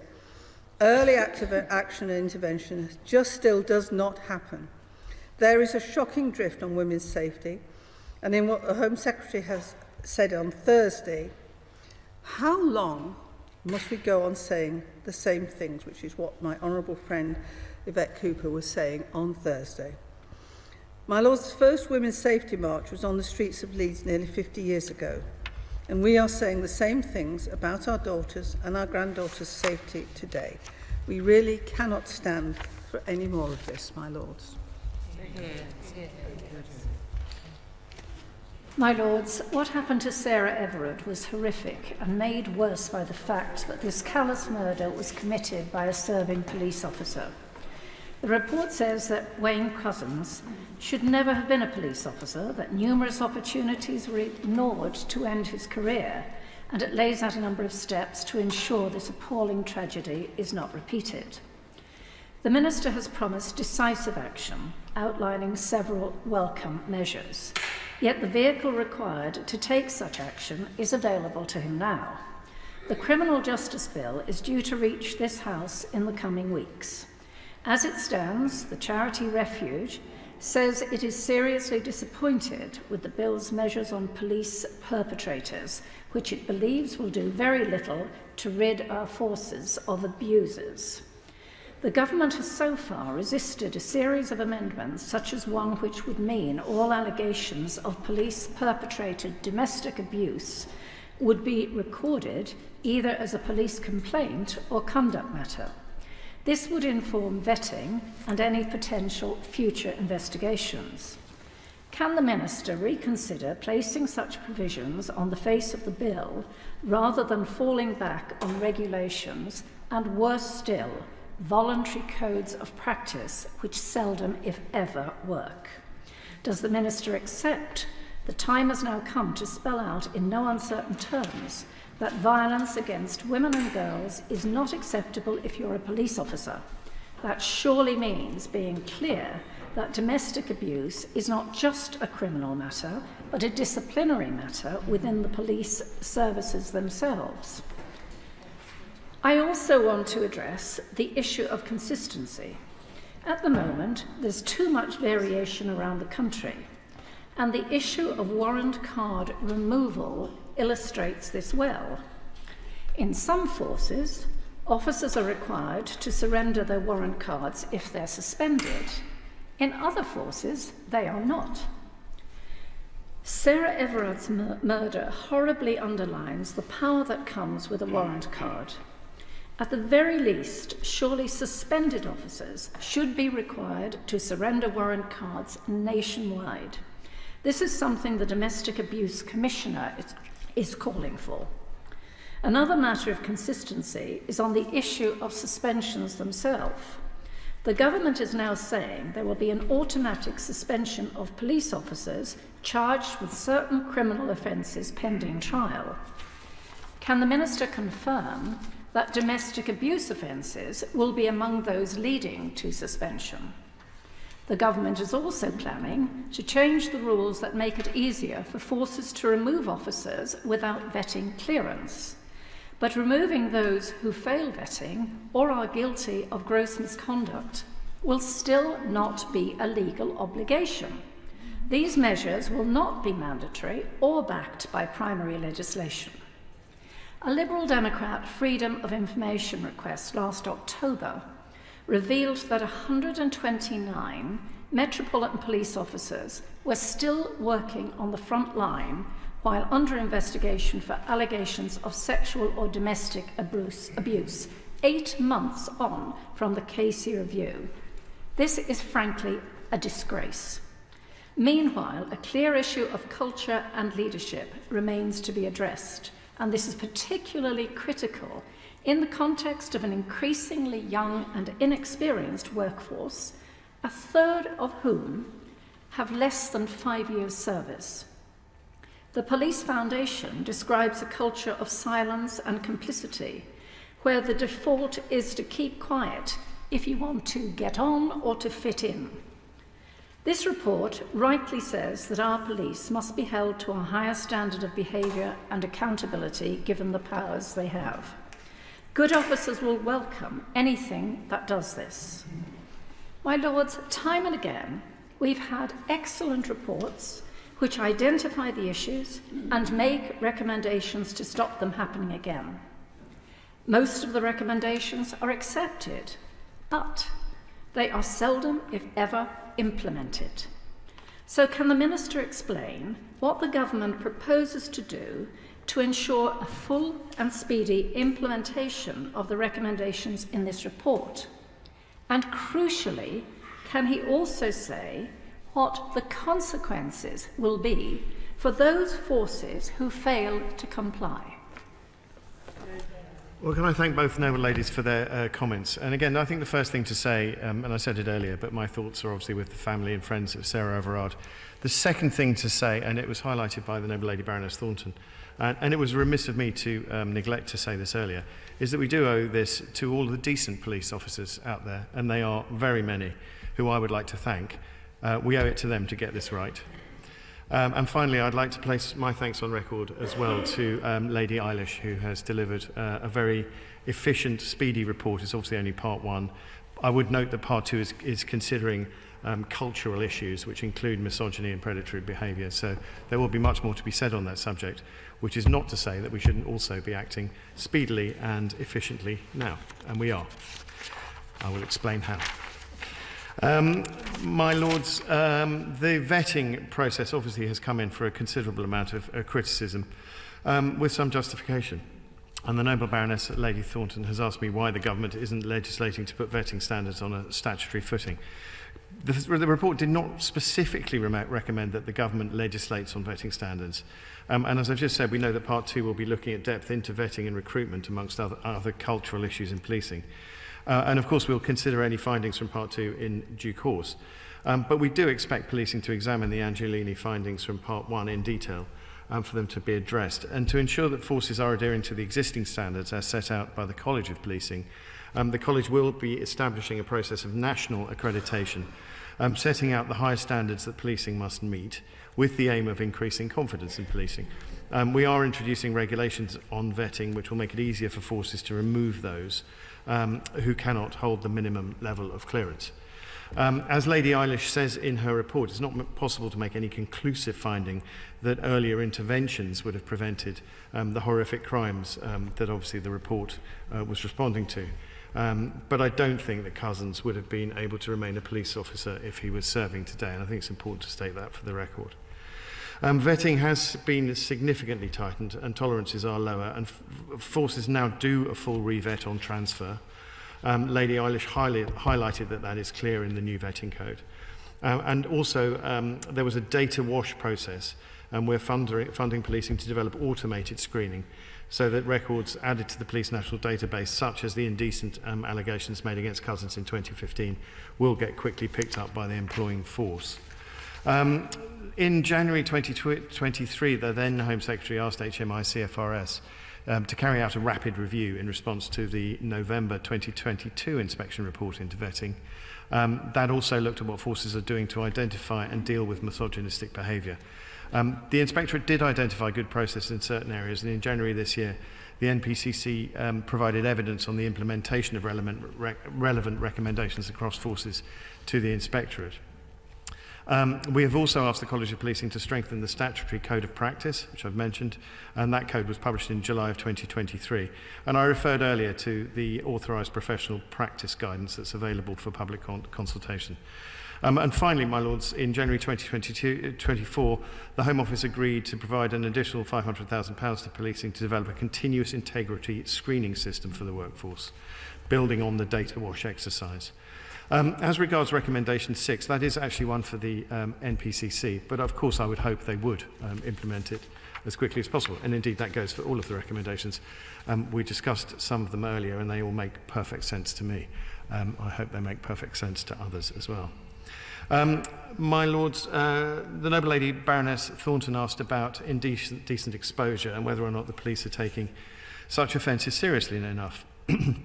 In accordance with the strategic policing requirement, we do expect that all sexual offending, including for cases where there is no contact, are taken seriously, because we want victims to have the confidence to report these offences. We need them to know that they will get the support that they need and that everything will be done to bring the offenders to justice.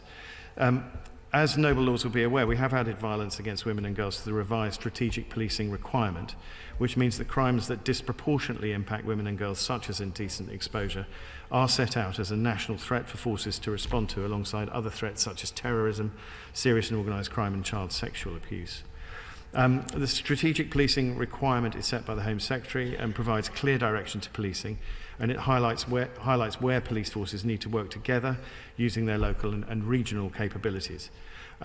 This requirement covers all forms of violence against women and girls, but we continue also to work closely with the National Police Chiefs Council Violence Against Women and Girls Task Force to drive improvements in the policing response, and they will soon be publishing an updated national framework on how policing needs to prepare, prevent, pursue and protect to robustly improve policing's response to these crimes.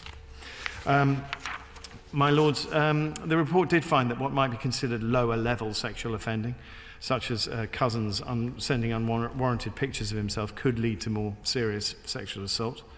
And obviously, as I've said, we regard that any kind of sexually motivated crime is abhorrent and should be treated very seriously. Women do need to be confident calling the police and reporting crimes, and trust that they'll be taken seriously when they do. We, in tandem with the policing partners, as I've said as well, we'll be obviously considering Lady Eilish's recommendations very carefully, and we will respond fully after a review of all of the contents. I'm afraid I can't give a timetable as to recommendation number 4, but as I said earlier today, we will be responding in full very soon. My Lords, in terms of women joining the police, the statistics, I was looking them up actually after Baroness Ducey's question to me earlier, and they're not as bad as perhaps I might have inferred earlier on today. The 20,000 Officer Uplift programme provided a once-in-a-generation opportunity to support forces. The police force is now more diverse than ever, with more female, that's 53,080 women police officers, and ethnic minority 12,086 as of the 31st of March 2023. So those numbers will have changed, I'm sure.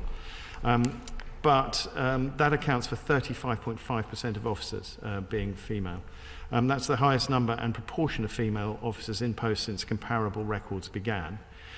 Between April 20 and March 2023, 43.2% of new police officer recruits in England and Wales were female. And that is a notable increase on levels that we've seen in previous years.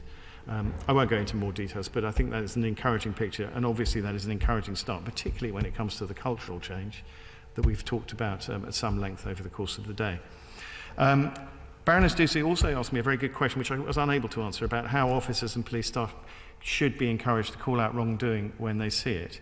I've gone into a bit more detail on this. It's still not as much as the noble lady would like, I suspect.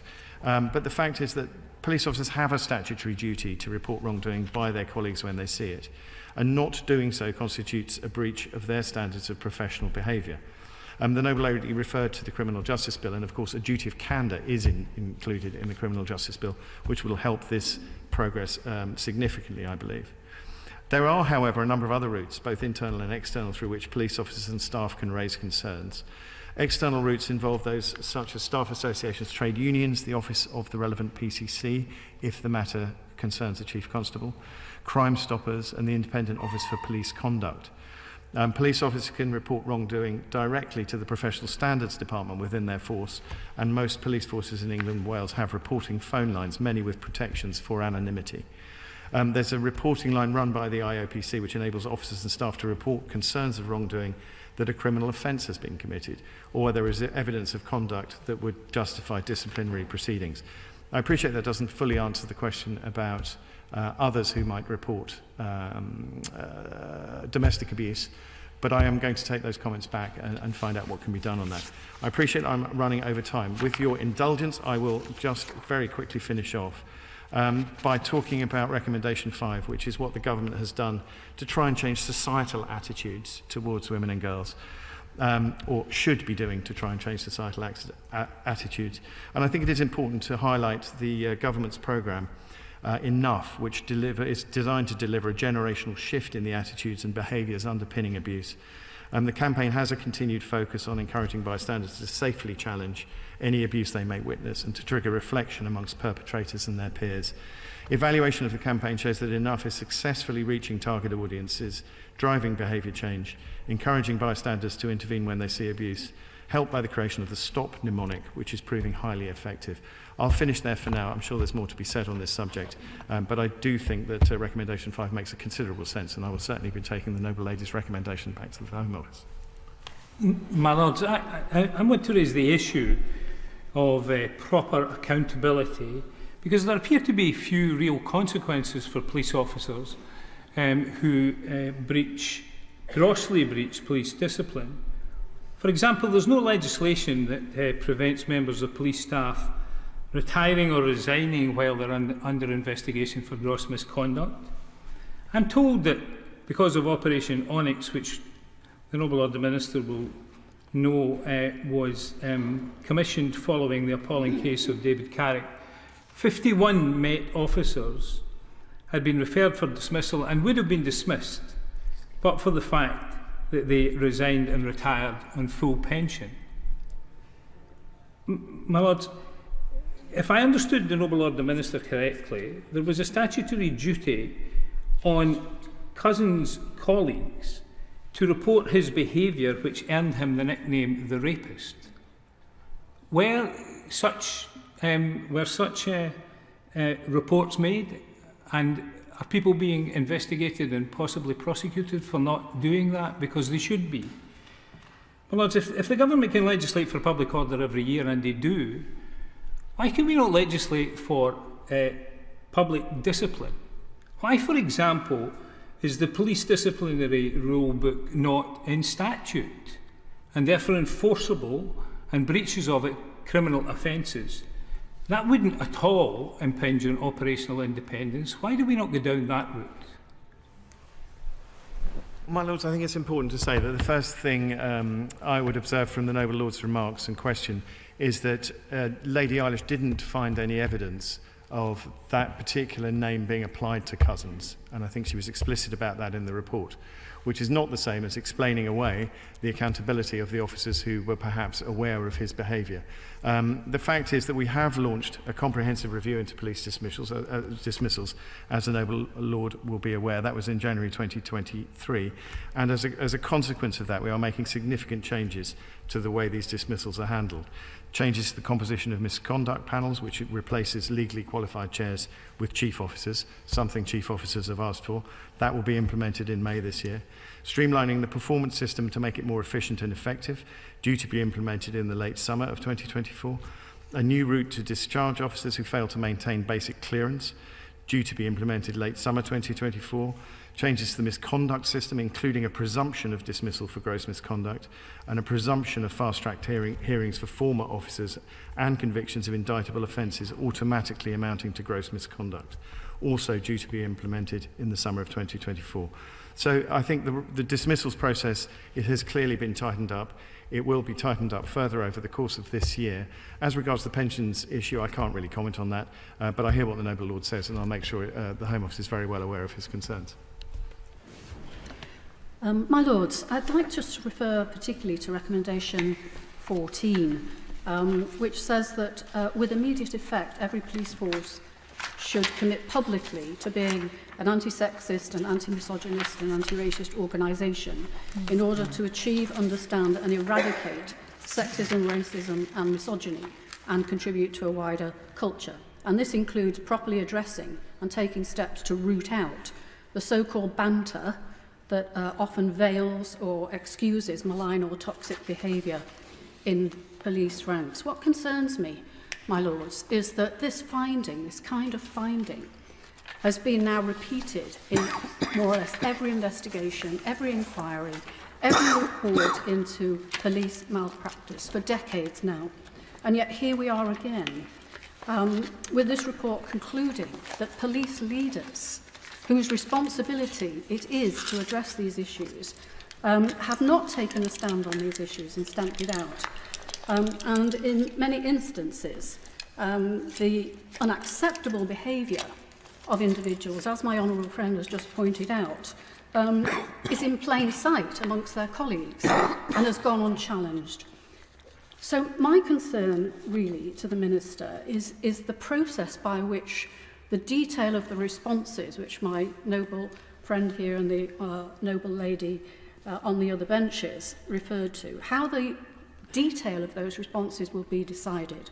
Because I don't feel, in terms of the history of this, it can be left to individual chief constables or even just left to police organisations like the College of Policing, much as I respect them, to come to the conclusions which are necessary. And I'd like to ask the Noble Lord, the Minister, how he, because I think there needs to be an absolutely transparent process for the public to feel confidence in it and for the other police officers that are referred to.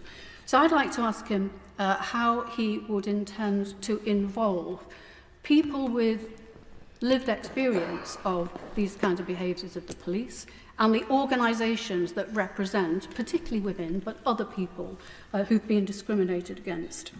And secondly, to take up the point my noble friend just raised, he referred to the question of the statutory duty to report wrongdoing.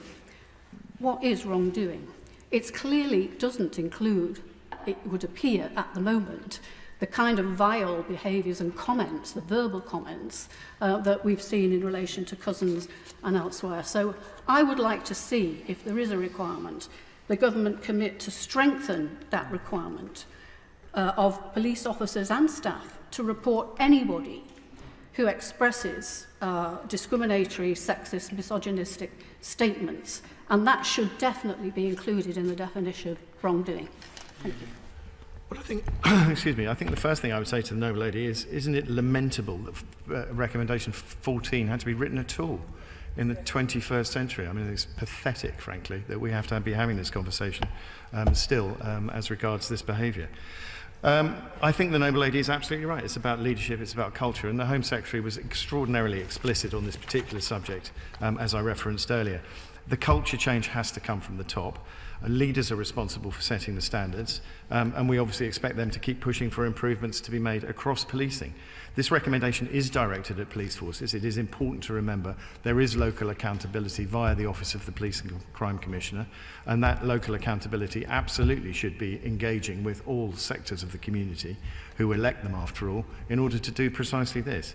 The government, however, has invested in the College of Policing's National Centre for Police Leadership, and that's already set out national standards for leadership at every level. This has to be embedded across forces so that officers at every rank know what is expected of them and what development they need to get there. And actually, I think that also goes back to a question that Baroness Ducey asked me, which I didn't answer, about consistency. She's 100% right. There is a lack of consistency across policing forces. But of course, when all ranks are trained nationally, then that will introduce the element of consistency that we clearly need to see. So I completely agree with the Noble Lady. However, this recommendation is directed at police forces. I do have to maintain the operational independence line because it is entirely appropriate that police forces should be free from central government control. But there is local control that could certainly exercise the type of oversight that the Noble Lady wants. Accountability. Is he satisfied that the various assurances and procedures he has described will apply to the civil nuclear constabulary and to other forces which do not have local accountability? I think the Noble Lord raises a good point, and obviously the civil nuclear constabulary comes under the atomic energy people. I forget their precise title, and they were referenced in Lady Eilish's report. I haven't been party to the conversations that are ongoing there. I would imagine those are ongoing, and I would like to report back in due course when I can. Obviously, I can't say more at the moment. To ask the Minister on the policeman's pension, isn't it right that when they commit these sort of offences, that pensions should be suspended as well immediately as part of the punishment? I can't say that it's right across the board. I don't know. It would obviously have to be decided on a case-by-case basis, I think. But the way that we've changed the dismissals process will hopefully give that decision-making power to the right people going forward and make the dismissals process much easier for those people to navigate. But as I say, I think it would be foolish of me to say a blanket yes or no. It depends on the case.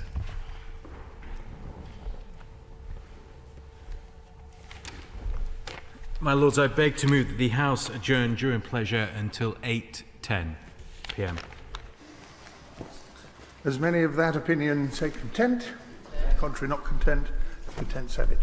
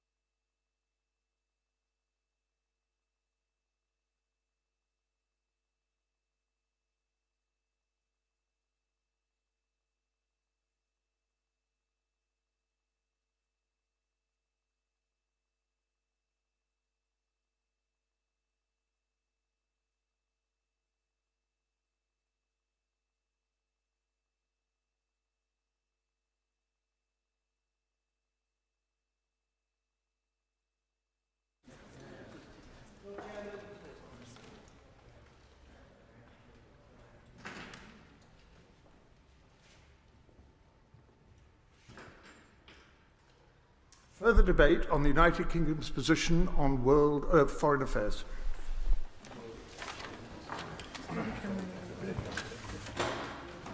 My Lords, it's my privilege to start the second half of this debate, and I trust your Lordships are suitably refreshed in spite of the limited time made available for that purpose.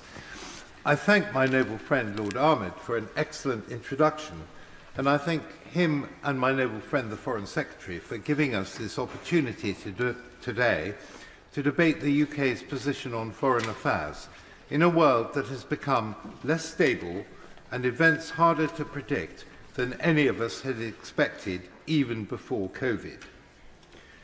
It is, of course, excellent for global Britain that a former Prime Minister with much international experience and one who is held in high regard abroad has returned to government as Foreign Secretary.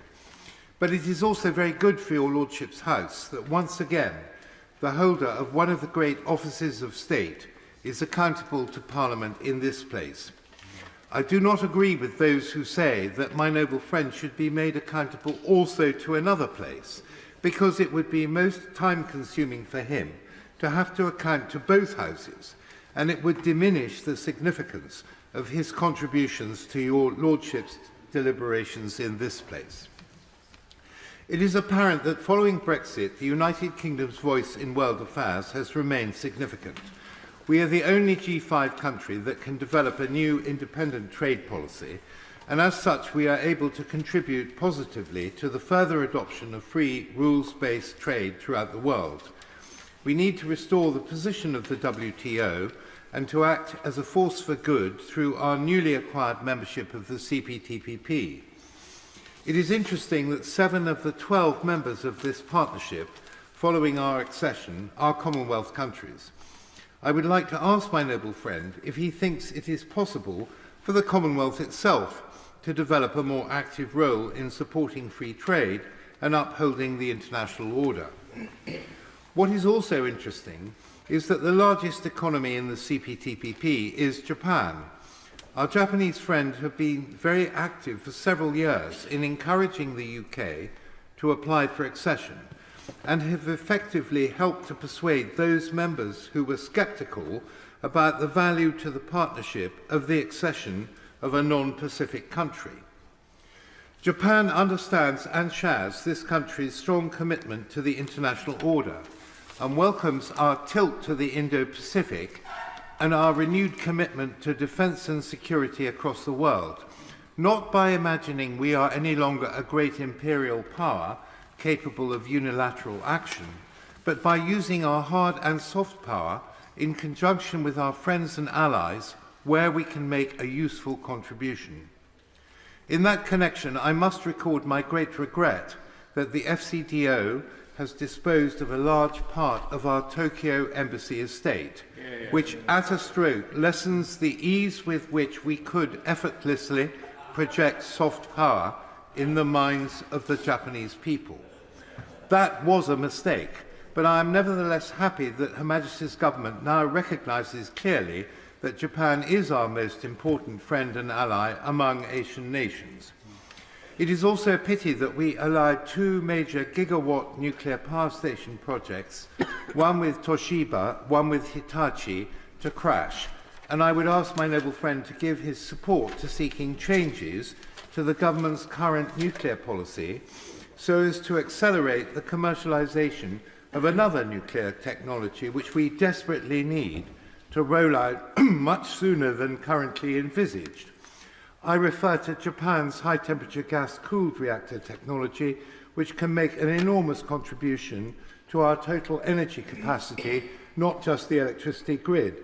My Lords, I would also mention the enormous significance of the agreement announced in December by the UK, Japan and Italy to work together to create a new 6th-generation fighter jet, the Global Combat Air Programme. I would ask my noble friend, bearing in mind that the RAF's order for GCAP aircraft may need to be much bigger than he had expected, whether he agrees there is a clear and urgent need to increase defence spending to 3% immediately and probably to a much higher level within a year or two. I would also ask my noble friend what he thinks about the interesting idea proposed by my noble friend Lady Goldie to issue a kind of defence bond in these deeply troubled times. We surely need to think outside the box. My Lords, as the death toll in Gaza now tops 30,000, we reflect on the catastrophe that continues to unfold since the horrific Hamas attack on 7th of October. I too pay tribute to the noble Lords the Minister for their work and commitment to achieving a resolution, but the impact of their efforts may be less as a result of the unconditional support that they have given to Israel since the events of October the 7th. In Gaza, the death and destruction continue and have not resulted in the freeing of the hostages. At least 30,200 people have been killed in Gaza, including more than 12,300 children and 8,400 women. More than 71,300 have been injured, including at least 8,600 children and 6,300 women, and there are more than 8,000 missing. In the occupied West Bank, more than 500 Palestinians have been killed, including more than 108 children, and more than 4,600 injured. As Lady Morris, President of Medical Aid for Palestinians, told us, a quarter of people are at risk of imminent famine, and 1 in 6 children in the north are acutely malnourished. Gaza's children are being starved at the fastest rate the world has ever seen. And I'm sure she would testify that, unlike has been said earlier, in Gaza there are no places of safety for the protection of the civilian population, which is why the fatalities and injuries are so high. The Executive Director of UNICEF said last week, horrific news out of Gaza that at least 10 children have reportedly died of malnutrition and dehydration so far, while many more are on the brink. 1 in 6 children under the age of 2 in North Gaza are acutely malnourished. Over 500,000 Palestinians in Gaza are at starvation level. Does the noble Lord the Minister agree that starvation as a weapon of war is actually a war crime? Infectious diseases are also spreading rapidly, and there's little access to medical care. No hospitals are fully functioning across the territory. At least 90% of children under 5 are affected by one or more infectious disease. Does the noble Lord the Minister agree that an immediate permanent ceasefire is even more desperately needed now? The UK government has so far refused to halt arms exports to Israel, despite the risk that these weapons pose to civilians. Special rapporteurs, independent experts and working groups issued a statement on the 23rd of February. It warned that the transfer of weapons or ammunition to Israel to be used in Gaza is likely to violate international humanitarian law and must stop immediately.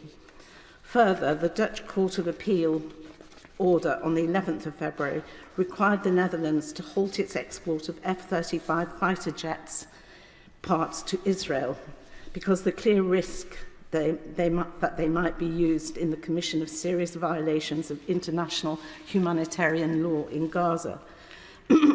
The UK's own arms criteria established the very same obligation, and yet the UK produces 15% of the parts of all F-35s being used in Gaza. The UK did suspend arms licence to Israel during the bombardment in Gaza in 2014, despite the very much lower deaths and injuries, and the Foreign Secretary was then Prime Minister. In the light of the potential complicity of the UK in war crimes, will the noble Lord the Minister halt arms exports to Israel as he did in 2014? Is he aware that hand-wringing pleas for restraint while still supplying weapons seems rather hypocritical, whether it is the UK or the United States? Israel is now pushing ahead with an additional 3,300 illegal settlements in the West Bank. Could the noble Lord the Minister let us know what's the British government's view of this and of further expansion of settlements potentially into Gaza? And will it ensure the rights of the Palestinian people to return to their lands, as is their right under international law? My Lords, the Noble Lord the Minister has spoken about a two-state solution. If he truly believes in this, then time is very short and action must be taken now by making Hamas and Israel accountable, releasing the hostages and showing to all the parties a commitment to a different vision of peace and justice, with security for Israel and Palestine, and starting with the recognition of the Palestinian state.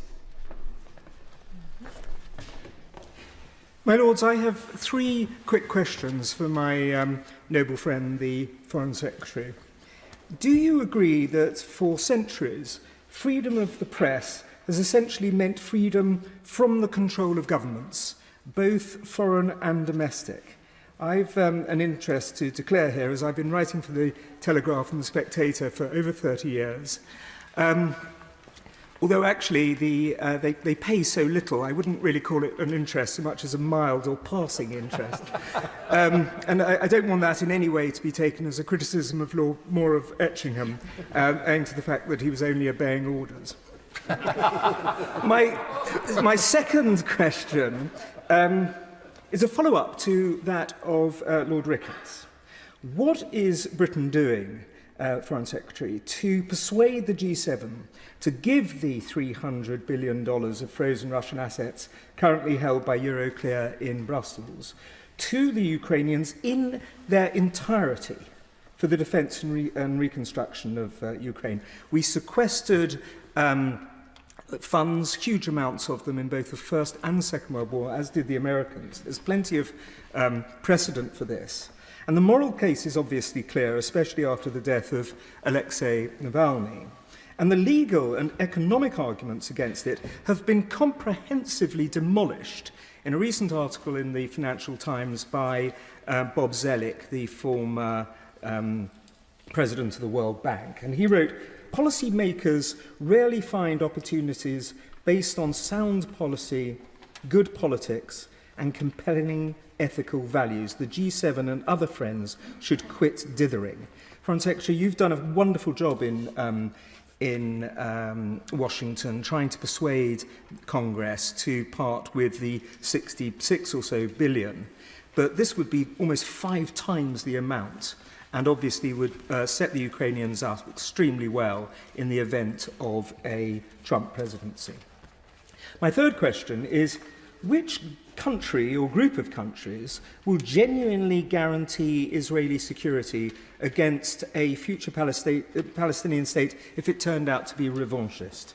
There are 15 demilitarized states in the world, none of which is in a conflict zone.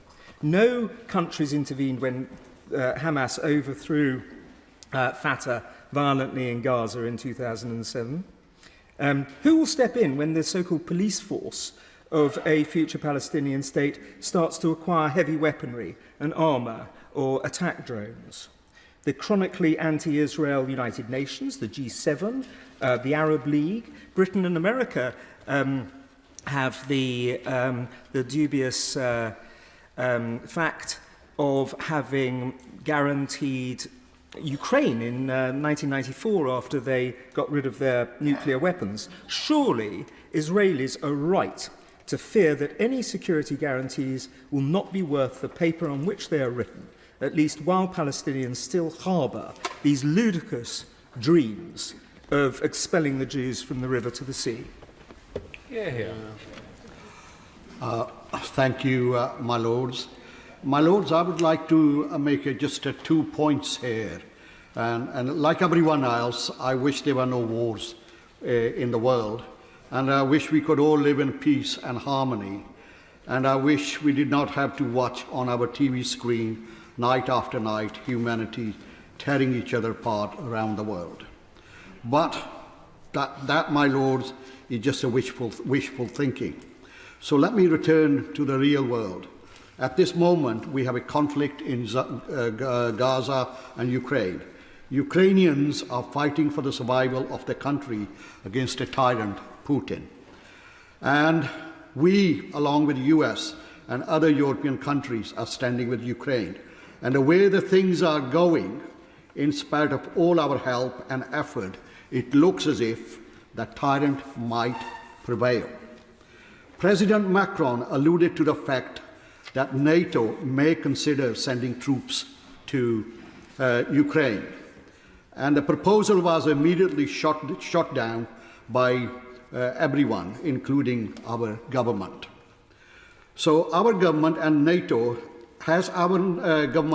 considered another option, which is something that the NATO did in the Balkan War in the 90s to bring another tyrant to his senses, President Milosevic of Serbia. Can I suggest that NATO consider air cover on the Ukrainian soil only on the Ukrainian soil only, to protect the troops on the ground, to keep the Russian troops away from the Ukrainian borders? Like I said, the NATO done it before, so why not consider it again in Ukraine? Bit drastic, but a thought, my lord. I'm going to move on to Gaza now. I'd like to move on to Gaza, my lords. And what happened on Israel's soil on October the 7th was horrendous. And my heart goes out to all the victims of the Hamas, a terrorist organization. A state of Israel has a right to protect its border and its citizens. And what Israel is doing in Gaza now to men, women and children is beyond description and is disproportionate, and I totally condemn it.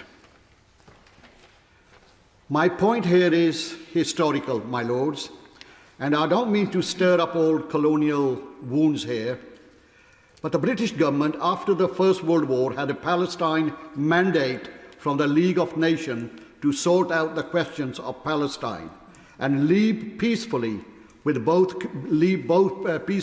communities, Jews and Arabs, living in harmony side by side. But we failed on that count and left in a hurry. My point being, my lords, I feel that the British government even now bears a moral obligation. I think like Baroness Mubarak has used that word, moral obligation towards the Palestine conflict, stemming from its historical involvement following the 1947 withdrawal from there, and we left behind a complex and unresolved situation, which resulted in decades of conflict and bloodshed on both sides, resulting in immense suffering for Palestinians, and millions of them became stateless refugees in their neighboring countries, As a former colonial power, Britain has a moral responsibility, again I say, a moral responsibility to advocate for just resolution, acknowledging the consequences of its past action and engaging in diplomatically as the main power, and providing further humanitarian and sporting peaceful resolution. Addressing this long-standing issue aligns with the British values of justice, compassion, and international responsibility, fostering stability and hope in the region. Thank you. My lords, at a recent meeting, Xi Jinping said to Vladimir Putin, "Right now, we are witnessing changes the likes of which we have not seen in 100 years. He was referencing the change in the balance of power. It sounds like grandstanding, but what if he's right? Today's debate comes at a very important time. If the events of 2023 and 2024 tell us anything, it is that for the first time in a generation, there is a genuine global challenge to our way of life in the West and to the international rules-based order.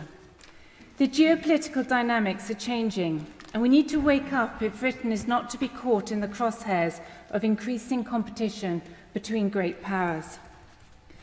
The gathering of the BRICS in 2023 was perhaps the most important gathering last year that nobody was talking about.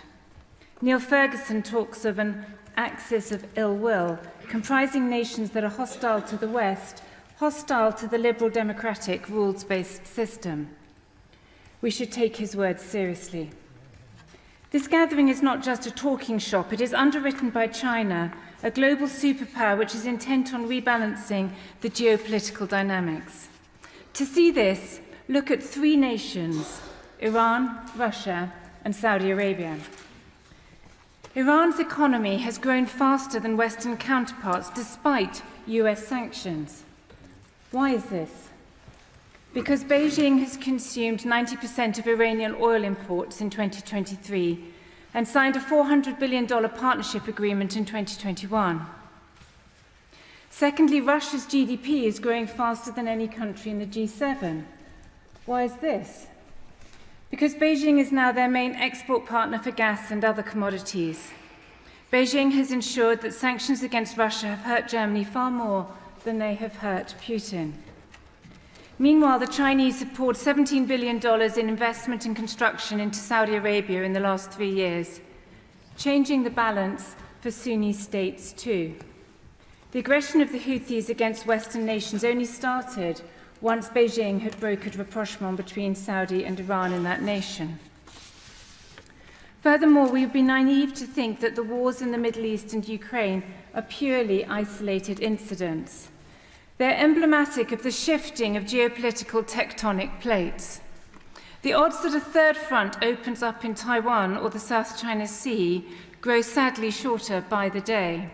Xi has consistently stressed that the Taiwan issue cannot be passed on from generation to generation. And US intelligence sources and the Taiwan foreign minister have said 2027 is the year they are concerned about. If Britain is to stand tall and be resilient in the coming years, it is essential that we prepare now. There are three principles which should govern our actions. First, we must set our economy and society onto a resilient footing. Geopolitical risk should be run through our every decision. If this means directing investment into local and reliable supply chains, then that may be necessary. If it means increasing military spending, then we should do that too. If it means adjusting our net zero targets to avoid critical dependencies on China, then we need to consider this as well. We urgently need to know how a crisis in Taiwan would impact us. A recent study by the Rhodium Group forecasts that a conservative estimate put the damage at $2 trillion globally. Given that our trade to GDP ratio is 70%, and given that the odds of the US, who are far less vulnerable than us to these shocks, using the full force of economic statecraft in the context of any confrontation are high, we should be making this a priority. I would ask my noble friend, the Foreign Secretary, what assessments has His Majesty's government made of these risks? And would he make any such assessment public? Second, we must work with allies to strategically prioritise the maintenance of the international rules-based order. The liberal democratic world, underpinned by the West, has provided for greater prosperity worldwide than any other system. If we don't understand this, and if we don't invest in this, we will be handing over the rules-based order to nations who play by different rules. And finally, we must take a step back and ask ourselves, who are we and what are we building? Confidence in our identity and character as a nation matters. In a time of shaking, will Britain allow itself to be riven by division internally, or will we stand tall? In the early 20th century, we were resilient in crises and came out stronger on the other side. Our current internal weaknesses and lack of confidence in our own civilization leave us vulnerable. We must remember who we are and why our way of life is worth defending. If we fail to do this, we may not like the world order our children inherit. But if we succeed in doing this, then not only do we still have an important role to play in the world, but we also will have the resilience to stand in a time of shaking and a clearer identity as to who we are as a nation. Yeah. My Lords, it's a pleasure to follow the noble Baroness Lady Stroud. I note that with Baroness Hellett, who follows me, we form a wedge of former coalition advisers on the order paper, perhaps placed there as a reminder to the Foreign Secretary of calmer, gentler times when Prime Ministers lasted their full 5-year terms and parties cooperated to solve problems in government rather than tearing themselves apart. But, my Lords, I declare my interests as CEO of United Against Malnutrition and Hunger, Trustee of the Royal African Society and Chair of the Africa APPG's Inquiry into Just Energy Transition. I want to associate myself with the excellent speeches of my noble friend Lord Bruce and Lord Boateng, highlighting the need for a total refresh of UK policy towards Africa.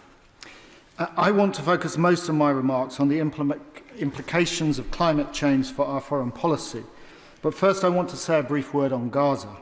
Over a quarter of Gaza's population are said to be one step away from famine. Almost the entire population is in desperate need of food, and child malnutrition is at catastrophic levels. This cannot continue. As my noble friends on the Liberal Democrat front bench and others have argued, there must be an immediate ceasefire. Sadly, Gaza is not the only place where conflict is fueling malnutrition. In Yemen, in DRC, in Ethiopia, in Sudan and South Sudan, and in Ukraine, conflict has exacerbated a global hunger crisis already driven by climate-related extreme weather events. The impacts of climate change will only worsen. The science is unequivocal. Warming is already above 1.1 degrees Celsius above pre-industrial levels, and further warming is inevitable, with the 1.5 degree Paris target almost certain to be breached, and probably far beyond. This is already having huge impacts through more frequent and longer duration climate events such as heat waves, floods, droughts, and tropical cyclones. A few weeks ago, I was in Isiolo County in Kenya visiting impressive projects run by UNICEF to prevent and treat severe acute malnutrition. Isiolo County is only now recovering from prolonged drought, which is becoming more and more common in this part of Africa, creating acute food insecurity for millions. Every increment in warming will bring escalating hazards for human health and ecosystems.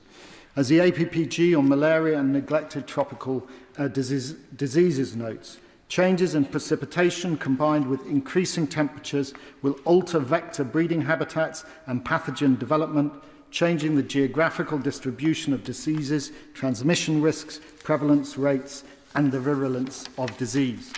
500 million more people could become exposed to chikungunya and dengue by 2050, with a recent UK Health Security Agency report warning that dengue could be transmitted in London by 2060. Warming is being accompanied by unprecedented biodiversity loss, by increasingly desperate competition for resources, and by rising sea levels that threaten massive human dislocation. Our foreign policy needs to shift dramatically to meet this reality. First and foremost, this means seeing ourselves as others see us, not just as we would like to be seen. It means understanding that lecturing nations on clean energy transition who've done little to contribute climate change but are most vulnerable to it, while granting new oil and gas license in the North Sea destroys credibility. It means honouring our pledges on international climate finance.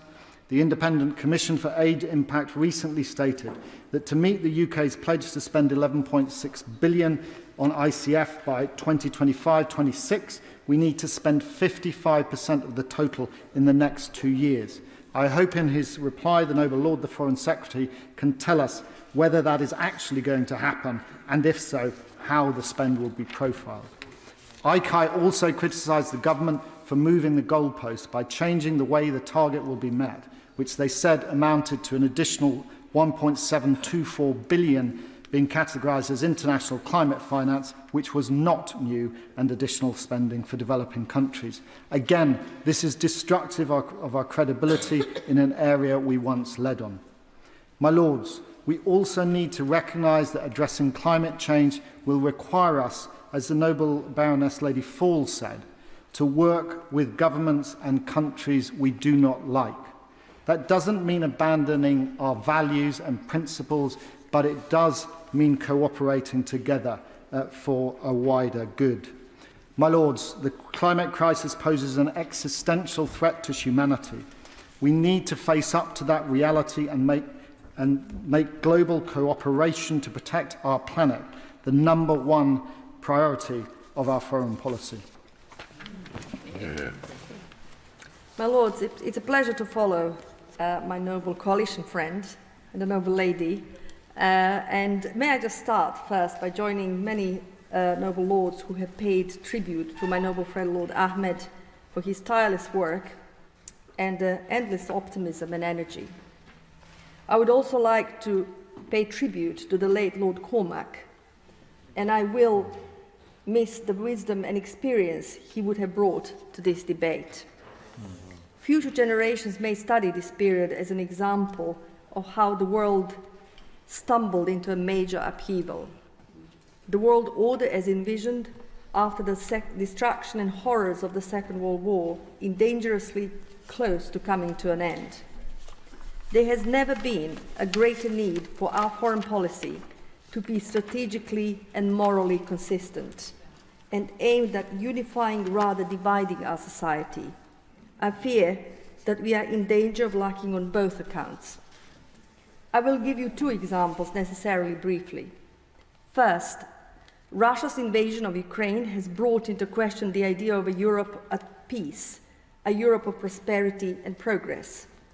Vladimir Putin does not see Ukraine as a final destination, but as a starting point in his campaign to undermine the stability of Europe and NATO, from the Baltics to the Balkans. Logic and national interest dictate that we must support Ukraine in resisting Russian attempts to redraw its borders. Yet we are not applying the same logic in Western Balkans, where Russia is actively cultivating separatist proxies and where the risk of conflict is higher today than at any time in the last 20 years. I know my noble friend, the Foreign Secretary, is alive to the danger. In January, he described his sense, and I quote, that the posture of the West when it comes to Kosovo and the Western Balkans is set in a time before Russia's invasion of Ukraine. Could he give an update on what has been done to bring our policy in line with our wider strategy towards Russia? And will this include a UK commitment to reinforce the military deterrent in Bosnia through Operation Althea, as we have done so effectively with KFOR in Kosovo? The second inconsistency arises from Israel-Gaza war. In a 1987 interview with the Jewish Chronicle, against the backdrop of the First Intifada, Margaret Thatcher, a great friend of Israel, repeatedly urged restraint, stressing that it was, and I quote, vital not to use excessive force. In response to a question about settlements, she set out what should be an abiding principle, and I quote, what you do not like yourself, you must not do to others. Regrettably, in the current conflict, Israel's right to self-defense has morphed into disproportionate military response, tantamount to the collective punishment of civilian population. Civilians are being killed and starved as their homes, schools and hospitals are destroyed and their children maimed.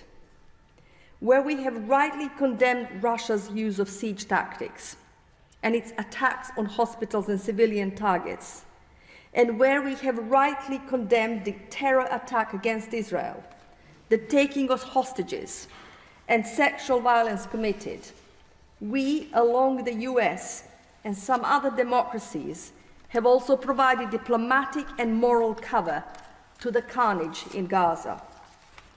The apparent double standards have been noted by British people and in countries around the world. My Lords, such inconsistency runs counter to our long-term interest, which should be the shaping force for our foreign policy. It helps Vladimir Putin and undermines our national interest, and it weakens our moral authority. The welcome exception to this is my noble friend's call for a Palestinian state. Could he give his assessment as to just how close or far away the horizon he has spoken about is now? The government has done an admirable job of explaining our policy on Ukraine and in carrying forward public support for our goals. The same cannot be just said of our response to the war in Gaza. How did we end up alienated from the electorate, who are shocked by the civilian toll, and many who are protesting because they believe that their voices cannot be and are not heard in Parliament?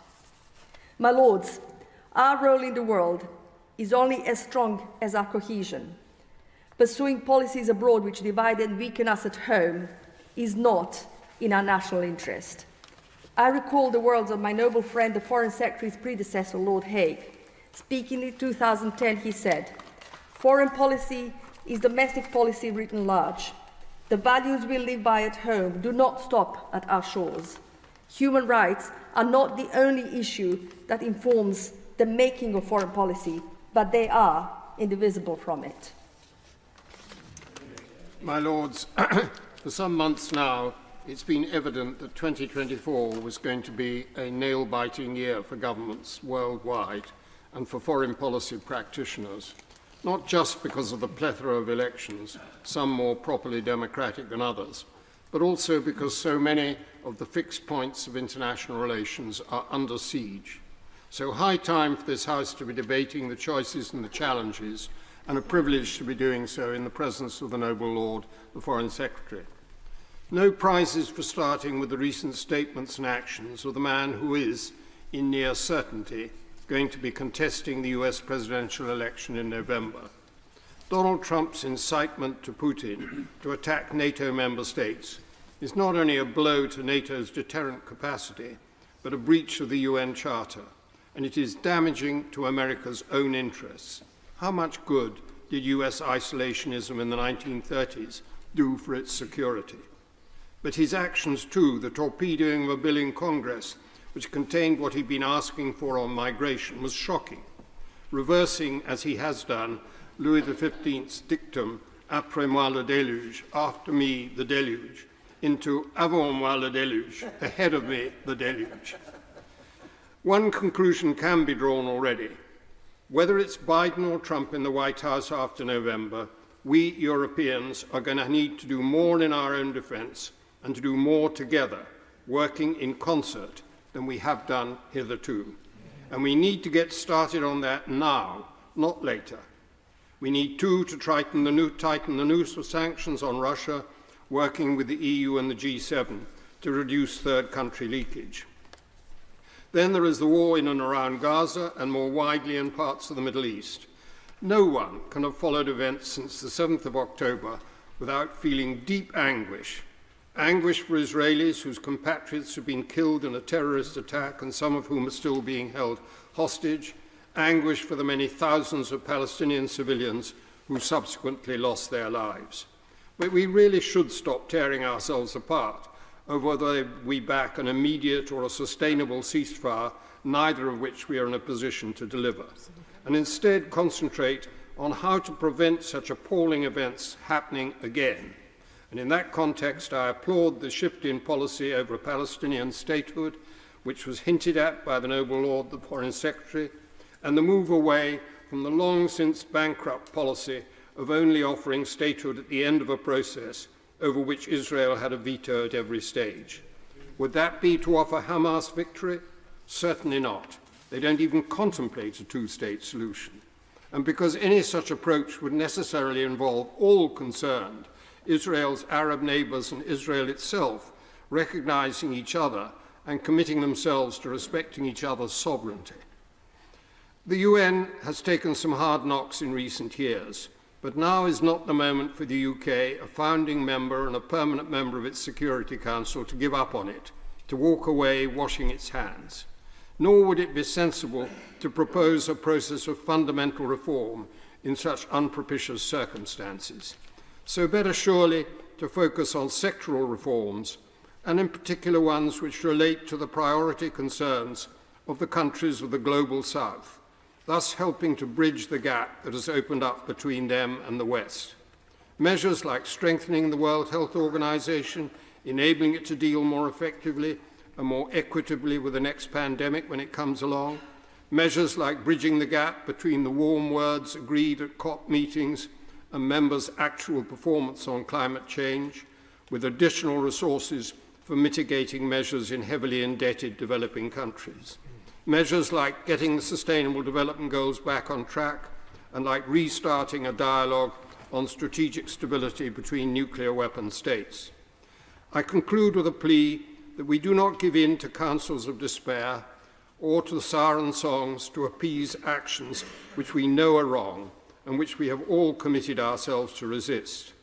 Diplomats, to whose ranks I belonged, and democratic politicians are professional practitioners of the art of the possible.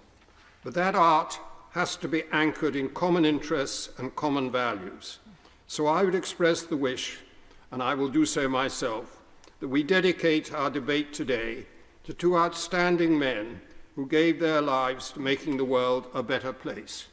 To Yitzhak Rabin, Prime Minister of Israel, who knew that Israel would never be secure or prosperous without a two-state solution, and to Alexei Navalny, who championed a Russia alongside which we could have lived in peaceful coexistence, and whose parting advice to us all was, do not give up.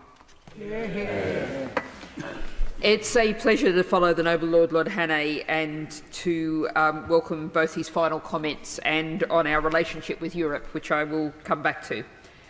Now, it's tempting to focus, as many noble lords have, on the situation in Palestine now, the hideous human suffering in the Gaza Strip, the terrible circumstances of the Israeli hostages, the invention of a new acronym, WCNSF, Wounded Child, No Surviving Family. UNICEF estimates that there are now 17,000 children in Gaza who are unaccompanied or separated from any relatives. That is about 1% of the entire population. Yet still, we sell arms to the Israeli government. But the topic of today's debate is a broad one, the UK's position on foreign affairs. And I'm in the lucky position that I can recycle material, since tomorrow I'll be in Brussels with the Green European Foundation. I declare I have an unremunerated position on its journal's board to chair a debate at the Press Club on a major report, Geopolitics of a Post-Growth Europe. And I'd urge noble lords who seek new answers in a world where the old approaches, the approaches used for decades and continuing to be used by this government, have delivered the conditions that we have today, to take a look at this report. Now, many will be pleased to note that in the introductory essay, Dutch Green Left analyst Richard Wouters concludes the EU should keep the EU close and underline that the door is open for re-entry. EU membership offers the closest form of alliance, Mr. Wouters rightly says. But in terms of our relationship with the nations of the Global South, a growing, still relatively young part of the global population, as our lands are the opposite, the important point is made that it pays for them to sit on the fence, to play off the US, the EU, China, and I'll add in the UK, against each other to secure trade, aid, investment, even security protection. And there's many reasons for them to not prefer us and our allies. That many nations and peoples do not see the Russian invasion of Ukraine as the imperialist, colonialist attack that it is because they associate such behaviour with Western Europe and the US. And they see, rightly, that much of the injustice and suffering they experience today originates from us.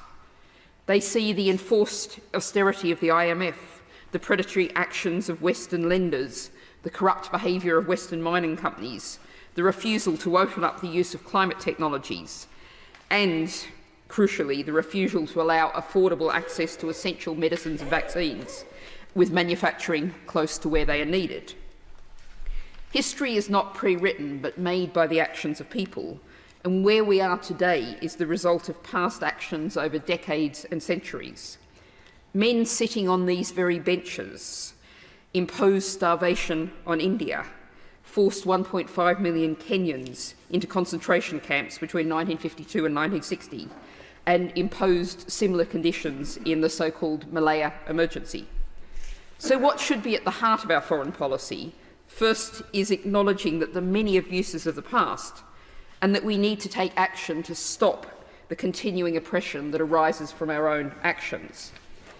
Debt cancellation is an obvious area of urgent need, We would, as Wooters points out, ease the pressure on global south countries to sell off their biospheres and their lithospheres, and reduce the pressure to promote often exploitative labour conditions in export-orientated industries, when the efforts of their people could instead be directed towards delivering resilience and security, particularly food security, in the age of climate shocks.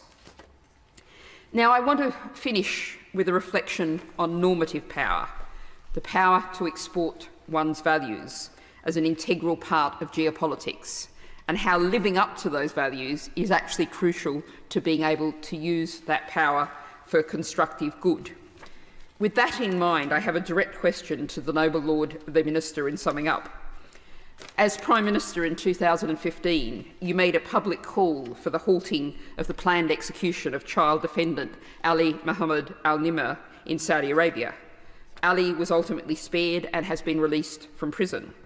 There are at least 3 child defendants now in Saudi Arabia, despite its promises to stop sentencing child defendants to death.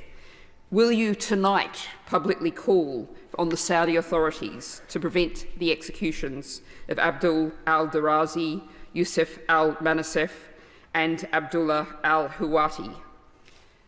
And a second question. The published value of UK arms sales licensed to Saudi Arabia since the bombing of Yemen began in March 2015 is £8.2 billion. The Campaign Against the Arms Trade says it's much more than that.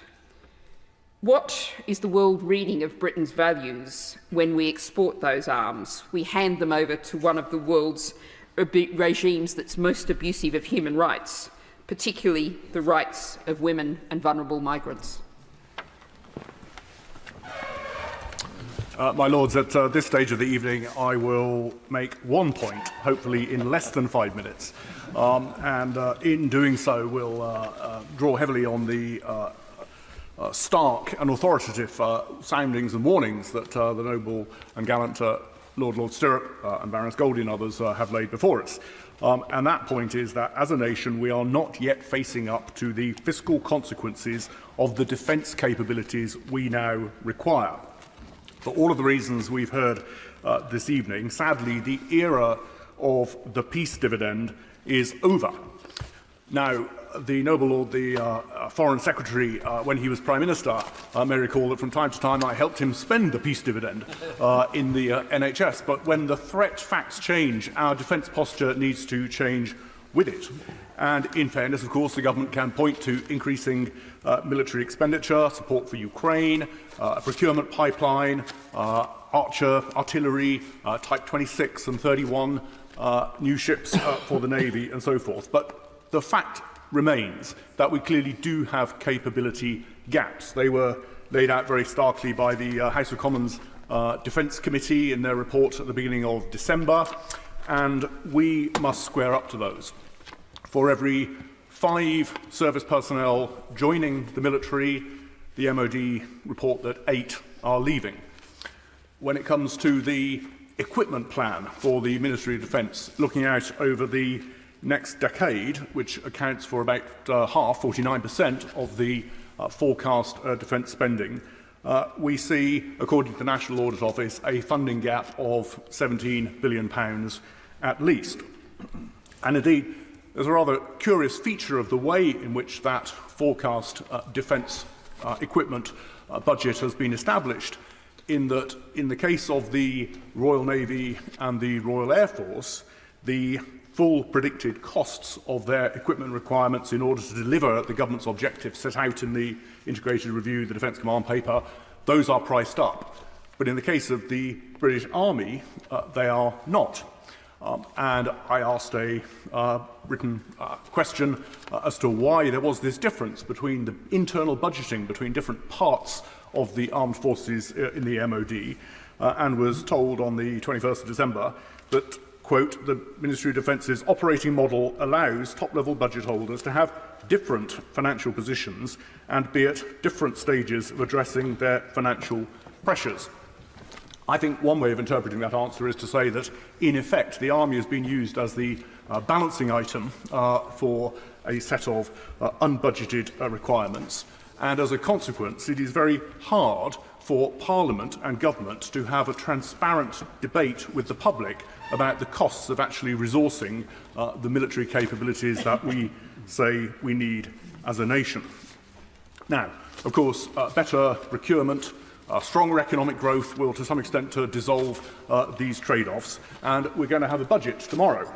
So it's possible that the Chancellor will answer the question tomorrow when we will get to 2.5% of GDP, rising beyond that.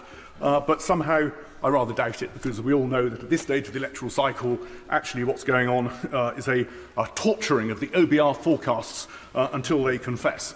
And so the likelihood is that at best these commitments will show up in manifestos, and to the extent they don't, then it will be vitally important that at the start of the next Parliament, whoever holds the reins of power, we are in a position to have this frank conversation with the British people about the progress, the trade-offs and the trajectory that is going to be required to give us the capabilities that we need, because, as the Right Reverend Prelate, the Archbishop of Canterbury said right at the start, to will the end is to will the means. My Lords, the debate title asks us to take note of the UK's position on foreign affairs. So where do we stand today? One useful starting point, my Lords, is the finding of an Ipsos poll in January. The question was, what difference has leaving the EU had on the UK standing on the world stage? 54% of those polled said it had a negative effect, 17% said it had a positive effect. I concede, however, that on soft power we remain a superpower. The latest Brand survey again had the UK in second place after the US, and much of that, of course, however, is outside the control of government. For example, the quality of our universities. The international context, my Lord, is bleak for all of us, compared certainly with 20 or 30 years ago. No peace dividend, no new international stability, no greater cooperation among nations, and democracy and the rules-based system is in retreat.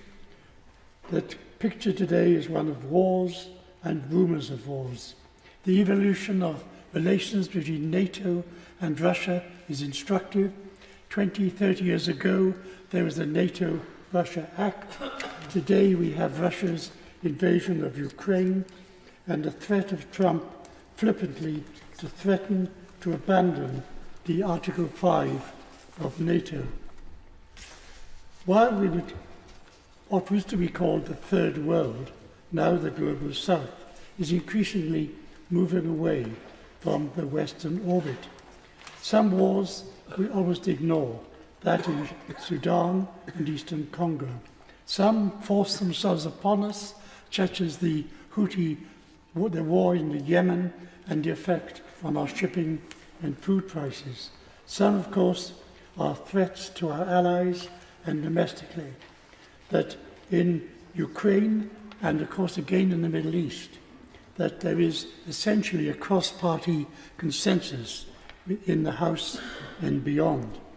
That there is, that in Ukraine, momentum has certainly passed to Russia, that Germany agonizes over the supply of Taurus, long-range missiles. Republicans in Congress block aid and arms to Ukraine. Yet it is unlikely that either side in the conflict will win a decisive victory. For Ukraine to lose would be a great defeat for the West. They are fighting gallantly for all of us. Yet surely we should not give unconditional support and subcontract our own policy entirely to that of Ukraine. If Russia were to prevail, Trump and the Republicans in Congress, and possibly also the German Chancellor, would bear a heavy responsibility. That there should be both a twin task of military support and looking for the diplomatic openings. On Gaza, the position is different. That after the atrocities of October the 7th, there was enormous international sympathy for Israel. But Netanyahu has flitted away much of that by his intransigence and the creation of a humanitarian catastrophe and the pictures of starving children. President Biden had warned against a response of fury. There is at least a possibility of some good emerging if a grand deal were to be agreed, including a two-state solution. My lords, the oracle at Delphi advised us to know thyself, and that should be part of our international role, national introspection on what we can do. There is, however, a degree of interest of unreality post-Brexit.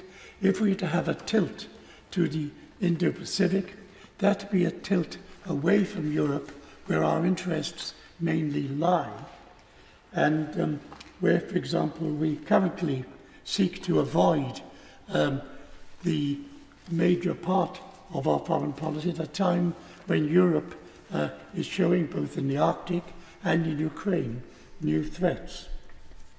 That I end on this, my lord. Our foreign and security policy interests are closely aligned with the European Union. There are three blocs today.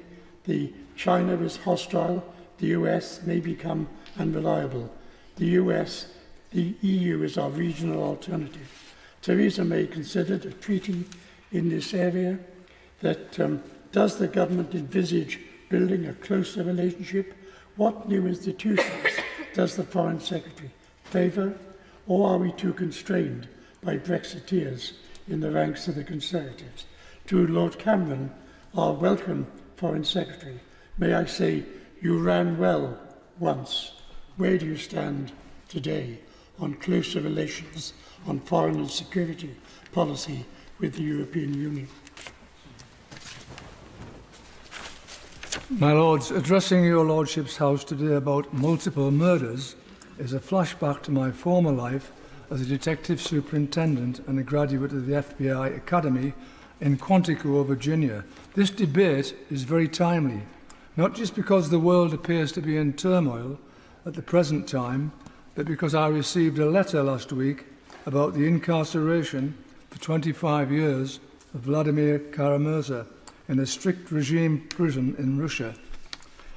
He's a radical critic of Vladimir Putin's Russia and the war, and was educated at Cambridge University and has joint British nationality and Russian nationality. The jointly signed letter I received is from 3 British subjects in London who have all had their lives tragically turned upside down by Vladimir Putin. They are: number 1, Professor Michael Borchevsky, whose wife Galina, a scientist and distinguished vocal advocate of democracy, was murdered by shooting in St. Petersburg by Russia's Federal Security Services, of which Putin was then in charge in 1998. Number 2, Marina, the wife of Alexander Litvinenko, a Russian defector who was poisoned by a radioactive substance in London in 2006 by Russian FSB agents. Finally, number 3, Bill Browder, who believes that he himself is a target of Putin for campaigning for justice in the case of his Russian solicitor, Sergei Magnitsky, who was advocating for him in a fraud case in Russia in 2009 when he was arrested, led to a freezing isolation cell in Moscow, in a prison, handcuffed to a bed rail and beaten to death by 8 corrupt police officers. He had uncovered evidence that they had stolen £230 million worth of taxes paid to the state by a very successful hedge fund. Mr. Browder has campaigned tirelessly and successfully for severe international sanctions against corrupt Russian individuals, which you will know as Magnitsky sanctions. Mr. Magnitsky's killing remains uninvestigated. Your Lordships will recall other similar assassinations of Putin's opponents, such as Boris Nemtsov, who was shot on a bridge in Moscow, and most recently, of course, which has been mentioned several times, the disgraceful death of Alexei Navalny, an opposition politician whose tragic funeral took place in Moscow last weekend. He was also a poison victim who is believed to have been murdered in a severe Arctic prison. Could I ask the noble Lord, the Secretary of State, whether representations have been made to the Russian authorities regarding the imprisonment of Vladimir Kara-Murza? All three of my correspondents are in effect exiled from Russia for safety reasons and bring a large amount of experience and intelligence in these matters over many years. So finally, would the Secretary of State agree to meet the three distinguished authors of the letter in my possession, of which I can let him have a copy, with a view to shining a light on the case and preventing Mr. Kara-Murza suffering the same fate as Alexei Navalny? I look forward to a positive reply from the noble Lord, the Foreign Secretary. My Lords, can I begin by saying this is the first debate I've taken part in which my good friend the Foreign Secretary has been replying. He is a man of great wisdom. He put me into the House of Lords. There can be nothing greater in the wisdom field than that. Although this is entitled as a debate on foreign affairs, I want to speak mainly about Russia. But before doing so, since Gaza has come up, can I say that I fully associate myself with the speeches of Lord Pollack and Baroness Altman, who I think are exactly in the right direction. Baroness Eaton treated us to a bit of a history earlier on. I'd like to treat us to a bit of history as well. And the history is the history of post-war Britain. For those of you who are very boring like me and watch BBC 4 at 10 o'clock on a Sunday night, last Sunday they replayed the broadcast that Hugh Gateskill made after the invasion of Suez. And he berated the British government for breaking international law. I just mention that in passing, since of late we've heard a lot about the breaking of international law, and I certainly don't condone what Russia did, but I do ask that we maybe understand the context in which it happened. At the end of the Second World War, Stalin was anxious, in fact he was more than anxious, that Russia should be surrounded by a cordon sanitaire. And that was the whole purpose of Yalta. We sometimes forget we went to war for the freedom of Poland. We ended up agreeing to the borders of Poland agreed in the Molotov-Ribbentrop Pact. And that was never settled until Willy Brandt was Chancellor of Germany, at which point it was settled along the lines of the Molotov-Ribbentrop Pact. There have been lots of changes in borders, and what I would ask the House to consider is that what we are currently facing is a lot of frozen conflicts around the Russian border of the former Soviet Union, and this is where the problem arises. And this is why, just as the United States gets absolutely paranoid about Cuba, we have to understand that the Russians get rather paranoid about their riparian borders. And if we're to avoid a long-term conflict in which issue after issue after issue is brought up, we have got to have some sort of new Helsinki. There's got to be a conference in Europe in which we negotiate and come to a new set of agreements. We know, because it's now being comprehensively leaked, that there was almost an agreement between the Ukraine and Moscow about Moscow having neutrality in the Ukraine, but the agreement was sunk. Now what you've got now is a hopeless war, and it will go on and on and on. And the Russians will almost certainly not be beaten. It will go into another frozen conflict like Abkhazia, South Ossetia, what is now rapidly coming up on the rails in Moldova, what could break out in the Suwalki Strip between the coast and through Lithuania, what could break out on the borders of Latvia and Estonia with the Russian cities that we've created there. So what I'm saying to the Foreign Secretary is the long-term consequences of this have to be the shooting will have to stop. Can't carry on forever. And if it's going to stop, we have to have a series of new arrangements.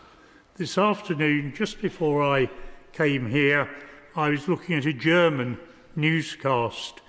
65% of Germans, as reported this afternoon, believe that the shipment of arms to Ukraine is now excessive, quotes, and 75% of German citizens oppose the export of Taurus missiles to the Ukraine. Do not get this wrong. The fear of many people in Europe is a drift towards war. The job of the Foreign Office, which I served in for a very short time, but I do know its mentality, the job of the Foreign Office is to encourage peace, not to build up to war. My Lords, the world is at a perilous moment. I wish to refer to the Middle East situation before turning to the overseas territories and conclude with a thought regards China. The situation in the Levant is so distressing, my Lords. Everyone knows the ramifications, not only for the conflicting sides, but for the world. Resolution drifts either willingly by skilled defenders of one side or another, or unwillingly by their co-locators. Is either side ready to discuss life in the region, or do they want to continue to prove themselves right and to die for it? Claims on the rights to the land and who was there first, with control or containment of the settlers, is a quandary as complex as the horrific events of October the 7th. Debating circular claims on the cluster of problems with the many participants who are physically in combat or actively driving it from behind is not going to lead to any sustainable solution. The only question is whether the sides can face reality and discuss the present and the future while putting aside grievances on the past. Can a wedge between Iran and active players in the region be inserted, or are we going to continue to allow skilled puppet masters to continue unabated? A peace treaty will be signed one day. There is no choice. We, all those with a vested interest in a resolution, must not stay on the sidelines. But we must not take sides. Rather, push the sides to face reality and negotiate on its terms. My Lords, I now turn to the overseas territories and take Gibraltar as an example.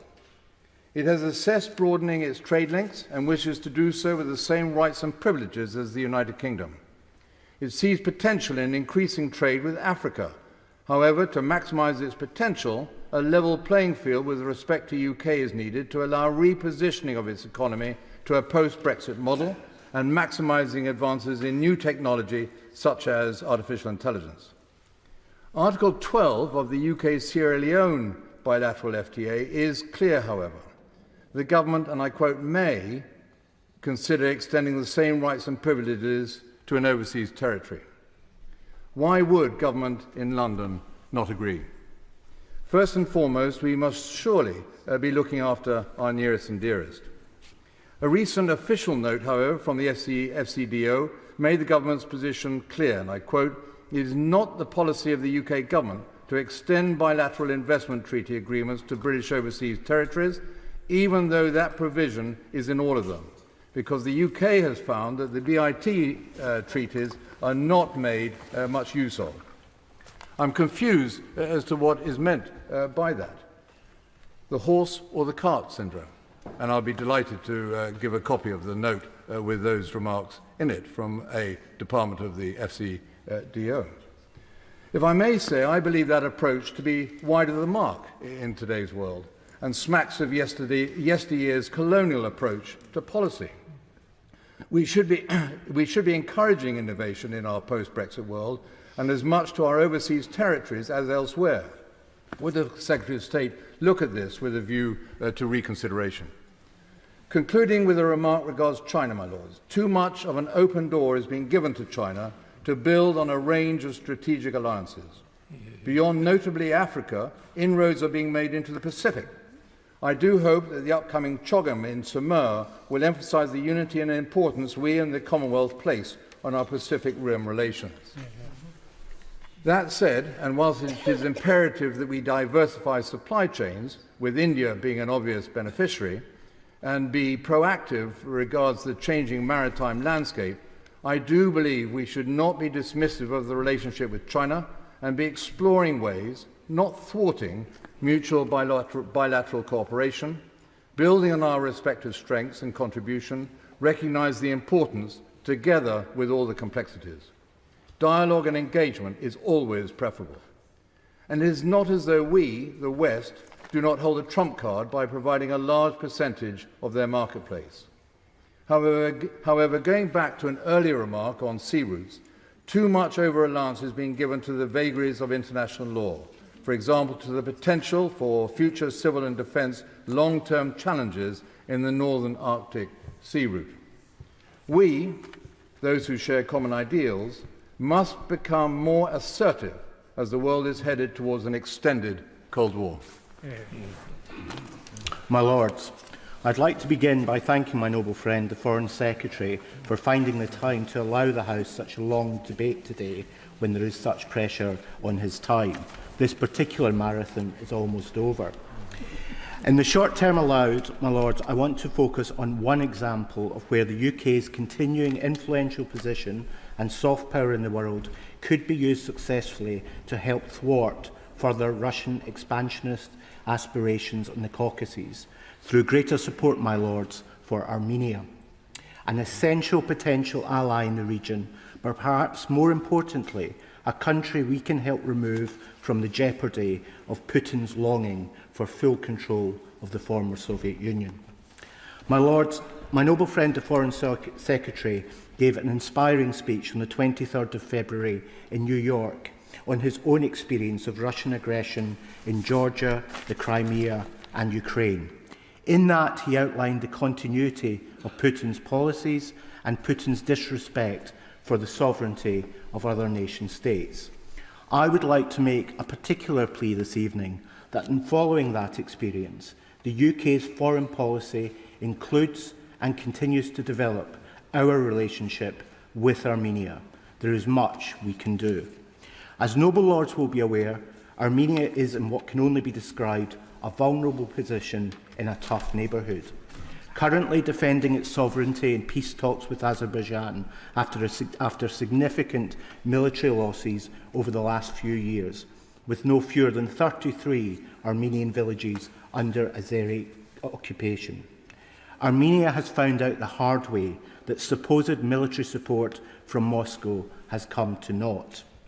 Despite Russian bases in Armenia, the democratic government, put in power by its people after the 2018 Velvet Revolution, has bravely condemned both the invasion of Ukraine and has also suspended its membership of the CSTO.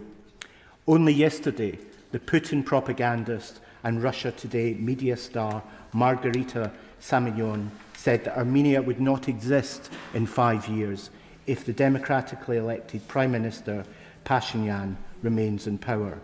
We should not underestimate the pressure that Prime Minister Pashinyan's government is under to halt making progress away from Putin and towards the West. As my noble friend, the Foreign Secretary, knows only too well, we have seen this playbook before.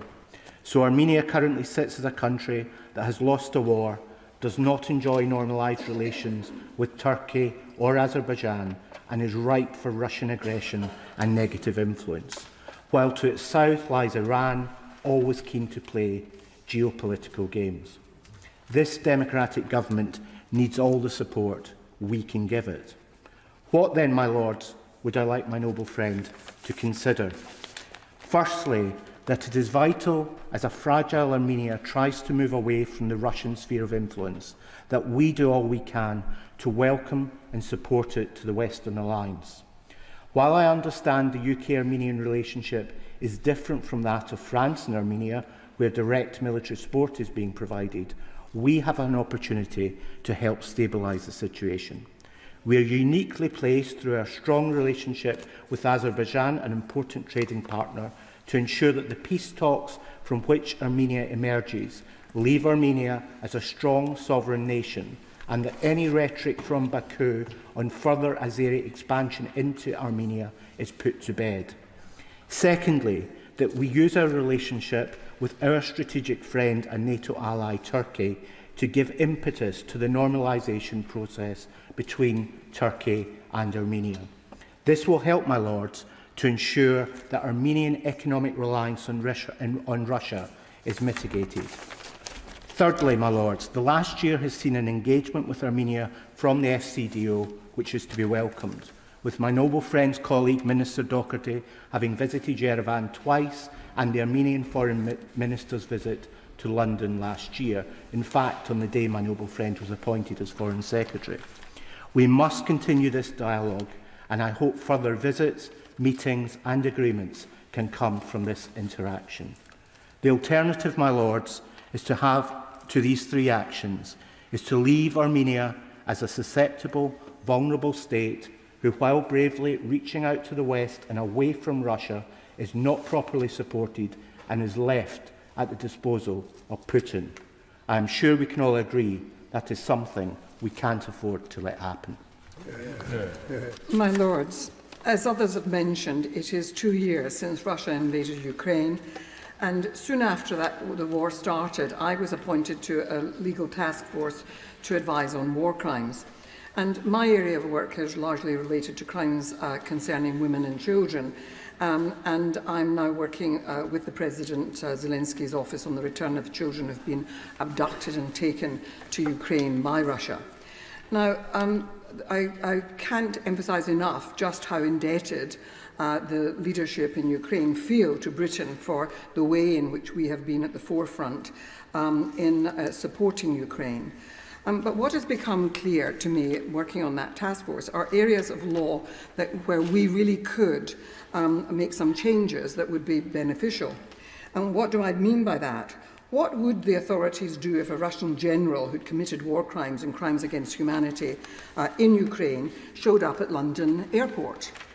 And the answer is that, we asked, would he be arrested? Would he be put on trial? And unfortunately, the answer is no. And the reason for that is that we, of course, recognise the principle of universal jurisdiction and have interpreted it into British law. And that allows us and our courts to put on trial people for a handful of offences only: genocide, war crimes and crimes against humanity. And they have to be crimes that shock the consciousness, the conscience of humankind, no matter where they occur. Well, the problem we have here is that our law confines it to citizens and residents of the United Kingdom. So the only people who can be prosecuted are people who have that status. And so it's very interesting because the United States had formed its law in exactly the same way, but last year they amended their legislation.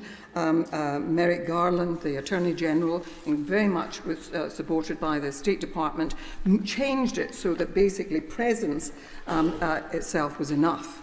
And so it means that we don't have the problem of not being able to arrest Russian generals or Iranian mullahs who are currently out of our reach. So this is a piece of low-hanging fruit, I think. And I take up what was said by Baroness Northover, that I'm very happy to see the Foreign Secretary in his role. And I know that he has, in fact, and many of us involved in the international issues, I have been impressed with your willingness to depart from some of the normal policy constraints, and so I congratulate you for that. But your legacy, if you have this window of opportunity, who knows what will happen later in the year, there is a window of opportunity, and I'm suggesting that this is a piece of low-hanging fruit where you could change the law through the Criminal Justice Act, which is coming through Parliament.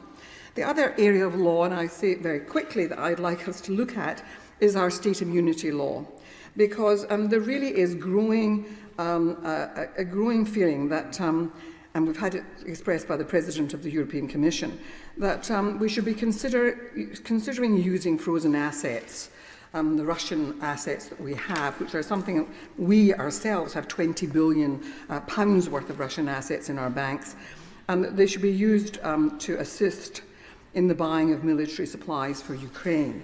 And the way to do that would be to liquidate those frozen assets. It would mean some legal change, but under the doctrine of collective countermeasures, it would be permissible because we are suffering the consequences as a nation economically as a result of this war. And of course, I'm not suggesting that we go off on a tangent on our own, but this is something which I'm sure, with your great skills as a politician and your great charm and ambassadorial skills, could get together with the rest of Europe, and make an agreement that this is done collectively, because I think that the risks are diminished when it's done collectively. The other matters I wanted to raise with you as low-hanging fruit is I'd like to see the strengthening of the atrocity crime unit in the Foreign Office, because it really needs greater resources and it should be monitoring indicators of genocide. And Lord Alton and I would say this in relation to the issues that we've often drawn this House's attention to, the position of the Uyghur and so on, whether it looks as though there's a trajectory towards genocide and it should be monitored in a sophisticated way, and the resources are needed for that. I wanted to thank Lord Ahmed for mentioning Vladimir Kara-Murza. I'm a great fan of Lord Ahmed. Vladimir Kara-Murza is an extraordinary person who's currently in prison in Russia. He's twice been poisoned by the state, undoubtedly, and he's now facing a long sentence, just in the same way as Navalny. He is a British citizen, and I do hope that pressure can be brought to bear on Russia to release him and to let him to return to Britain. Now, that means, I suspect, having to be involved in an exchange of prisoners. We don't have a Russian to exchange, but Germany does. And I think that collaboration with Germany may make it possible for that kind of exchange to take place. And I know that normally it's resisted by the Foreign Office, but I would say that for this prisoner, in this moment in time, given what's happened to Navalny, that we should consider doing that. And my last message to the Foreign Secretary is this. You're dealing with the whole issue of the Middle East, and I know how difficult that is. And we always talk about the importance of peacemaking, and I here take up what the noble prelate has mentioned. Peacemaking is vital, but we have to have women at the tables. And I'm worried that women are not going to be at the tables in the Middle East. And so please, with your great advocacy skills, please, can we have women at the table? Women at the table is what we want to see. Thank you. My Lords, we've heard a lot about challenges that we face in the world. Ukraine, China, Middle Eastern crises, climate change, the backlash against globalization, conflicts and state weaknesses in Africa. But I want to argue, as the noble Lord Hannay did, that the greatest challenge for British foreign policy today is America's move away from global engagement, and in particular from a commitment to European security. British foreign policy since 1940 has been based on the concept of a special relationship with the United States as the key to maintaining our global influence. Until 2017, we also argued that we were America's closest European partner, acting as the bridge between regionally focused continental countries and their transatlantic security guarantor. Since Brexit, we've lost that position. Boris Johnson, as Prime Minister, attempted to replace it by proposing his tilt to the Pacific, to become America's partner in facing the challenge containing China. Whoever wins the coming US presidential election, I think we now have to accept that the United States no longer regards the UK as a special or privileged partner, or European stability and security as the key factor in American foreign policy. When I lived in the USA in the 1960s, a very long time ago, I met many policymakers in Washington who'd spent the Second World War in Britain, in shared intelligence operations or preparing to liberate the European continent. American foreign policy was run by people from the Atlantic states, advised by first or second generation immigrants from Europe itself. 2 generations later, America's changed in fundamental ways. California, Texas, and Florida now matter far more. Massachusetts, New York, and Pennsylvania far less. There are significant Muslim minorities in several states, as we've recently been told, as well as many Latin American and East and South Asian voters. When I was a teaching assistant in an American university, we taught Western civilization, and the most important destination for our American students going to study abroad was Britain. Chinese students in British universities now well outnumber American, and young Americans spread out across East and South Asia, the Middle East, and Africa instead. But the underlying concepts of British defence policy and procurement have remained, as I've discovered in talking to people in the MOD, that the standard by which our priorities and procurement should be measured are acceptance as equivalents by the United States. We also have to recognise that this also cannot hold. American equipment is increasingly sophisticated and expensive, as we've discovered with the F-35.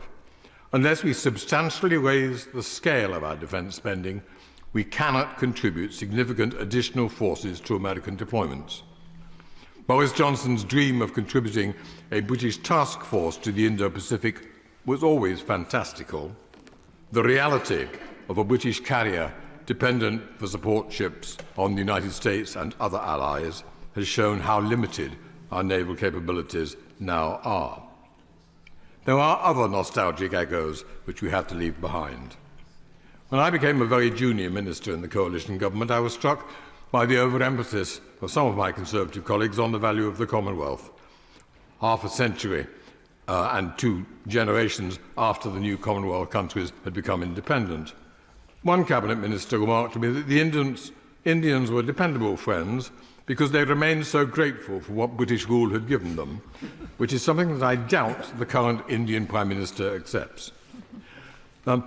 We still have close political relations with the Gulf states, with historical echoes, and naval ships and bases there as well. But the idea that the authoritarian Gulf ruling families are natural British allies is not sustainable, as the noble Lord Roberts of Belgravia said.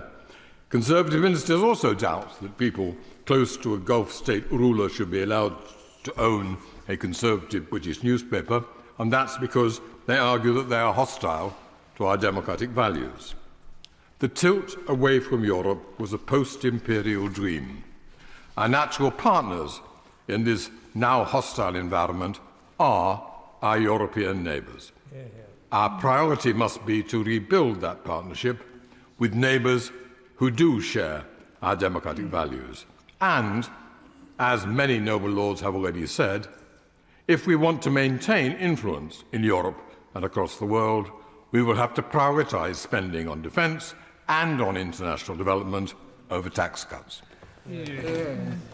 My Lords, can I congratulate my noble friend Lord Ahmad, and can I express some sympathy to my noble friend the Foreign Secretary? I'm sure when he received the call from the Prime Minister inviting him to be Foreign Secretary, his mind must have turned to trips to the Arctic, rainforests in Brazil, white tie and receptions in Washington as the Ferrero Rocher was handed around. Not perhaps a 6-hour debate, which some would say reminds them of a radio station phone-in without even the break of adverts in the middle. However, here we are, and I hope I can add to the sum of knowledge with some thoughts. I would like to refer to my register of interests in respect of Israel, as I will be speaking on that topic tonight. First, let's remind ourselves why we have this horrific situation in Gaza. as the United Nations report by Pramila Patten, which came out today, finally admitted and confirmed that it's because a horde of people, including UNRWA employees, as Baroness Dietz and Baroness Altman have explained, committed the most deplorable and evil of crimes against civilians, targeting civilians, not them suffering as innocent bystanders, but as victims. They raped young girls so violently that they broke their pelvises. They tied and burned families together, whole families tied together, and killed family members, ensuring that family members witnessed the death of their siblings, parents, and children, and committed such evil atrocities as putting babies in ovens. And I'm sorry to have to repeat this in graphic detail in your Lordship's house, but I'm afraid I feel I have to, as Hamas have vowed to repeat this again and again, and they still hold innocent hostages in what must be unimaginably horrendous conditions. So we need a constant reminder as to why we cannot have an unconditional ceasefire in isolation. Will my noble friend now push the United Nations, given this report is out, to confirm the Hamas as a terrorist organisation? He might do likewise with the BBC, but we've tried that. And so what option is there now other than to take every step to ensure that this doesn't happen again?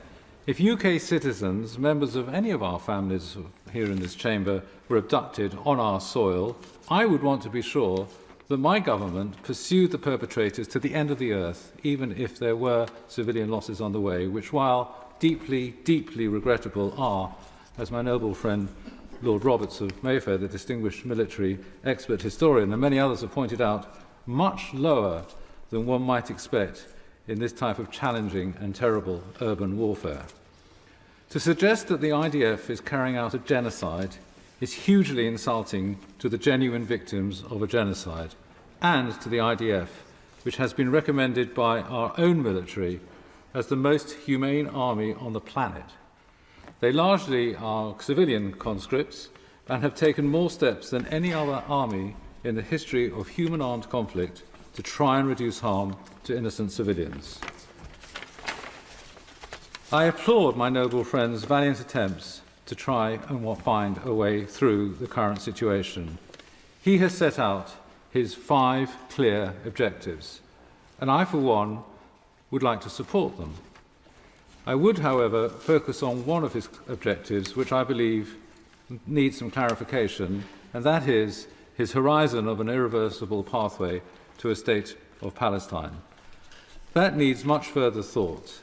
I am inclined to support it, and I do believe that the citizens of Palestine deserve their own state, but it needs some clarity. Perhaps a conference needs to be secured by my noble friend to address the issues that are genuine concerns at this time. For example, to ensure that the free Palestine is freed from Hamas, will that state be a democracy or an autocracy? Will it be demilitarized? Will Jewish people be allowed to visit, work, study and pray, as Arabs are and should be from the West Bank as now? Will there be inspections allowed to ensure there aren't any tunnels? And will there be no treaty with allowing funding or other arrangements with Iran? And will a border be created, such as the one in Cyprus, with international protections? In this new state, will the rights of gays, women, minorities and other religious practices be protected in a way that they are currently in Israel? There are many other concerns. This is the first list. There is much work to be done now if a state is to be possible and not collapse into the violent civil war as in North Sudan. We need to start work now, as there is just the possibility that after Hamas and its military infrastructure is destroyed, there might be a way forward to the peaceful coexistence we all seek. My Lord, I apologise to the House for missing my earlier slot, and I'm grateful for being allowed a few words in the gap. The Prime Minister, in his Downing Street address on extremism last week, gave us a much-needed warning. I believe that the greatest threat to world peace and security today is the resurrection of fascism. The Prime Minister didn't say fascism, but he described it very well. It seeks to advance a divisive, hateful, ideological agenda combined with threats of violence and intimidation to win power. We all know that this is followed with increasing cruel and brutal repression to obtain power. There are two obvious areas where all this is happening. First and most obvious is Putin's far-right rule in Russia, which ticks every box for qualifications as fascist, from Ukraine to Navalny. And recently he's engaged as his own private instrument of despotism, Wagner, particularly in Africa. Secondly, and in some ways more formidable, is political Islam, whose distorted jihadist ideology was created by hijacking the religion of Islam as peacefully practiced by hundreds of millions throughout the world. And Israel cannot fully escape criticism. There are echoes which are able to be seen by some as fascistic. And certainly Netanyahu is risking turning what could have been an ethical military victory into a major global defeat. But as the Prime Minister put it, I quote again, Islamist extremists and the far right feed off and embolden each other. The debate has been a fascinating combination of the global challenges outlined so eloquently by my noble friend Lord Alderdice that we now face mid-decade, but will be with us for many years, in fact decades to come, and then how the UK government has been approaching them over recent years. In summary, in my view, the former immense, the latter faltering in too many areas. Because in recent years, regrettably, there's been too many times, especially in development policy, where the UK has not been a dependable, reliable and predictable partner. All of these factors are absolutely necessary if we are to have the international both reputation and recognition that the noble lady Baroness Prasher and my noble friend Lord Bruce had indicated that is in our interest. But let me start with two areas which had been raised in the debate so far, an immediate need for far greater international response to humanitarian need. Last year at this time, I was in Khartoum and I met separately General Burhan and General Hemeti in Khartoum to support what turned out to be a failed process to prevent conflict between the Sudan Armed Forces and the Rapid Support Forces. And as Lord Ahmed know, I have continued to support the Sudanese civilians through their Takadum initiative, but have watched with ongoing horror at the suffering of the people since last April. 8 million Sudanese driven from their home, likely 15,000 dead, and 18 million people, the World Food Programme described currently today, in acute hunger. The global community's response? A paltry 3.5% of the $2.7 billion requested by UN OCHA has been raised. Trafficking in humans is now on the increase. And my heart sank last week in a meeting that in 2024 there is now a slave market reported in Omdurman outside Khartoum. And as my noble friend Baroness Sati, Lord Boatwang, Lord Bruce had mentioned the Wagner Group, I had called for its prescription 11 times over 12 months over 1 year, and I commend the government for prescribing Wagner Group.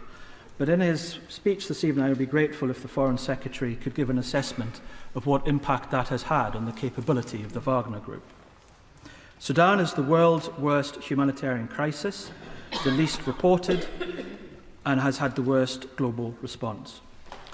And then Gaza, which has dominated much of this debate, understandably, this evening, the border of which I visited 2 weekends ago on a visit through the UK Jewish-based charity Yachad to Ramallah, Jerusalem and Tel Aviv.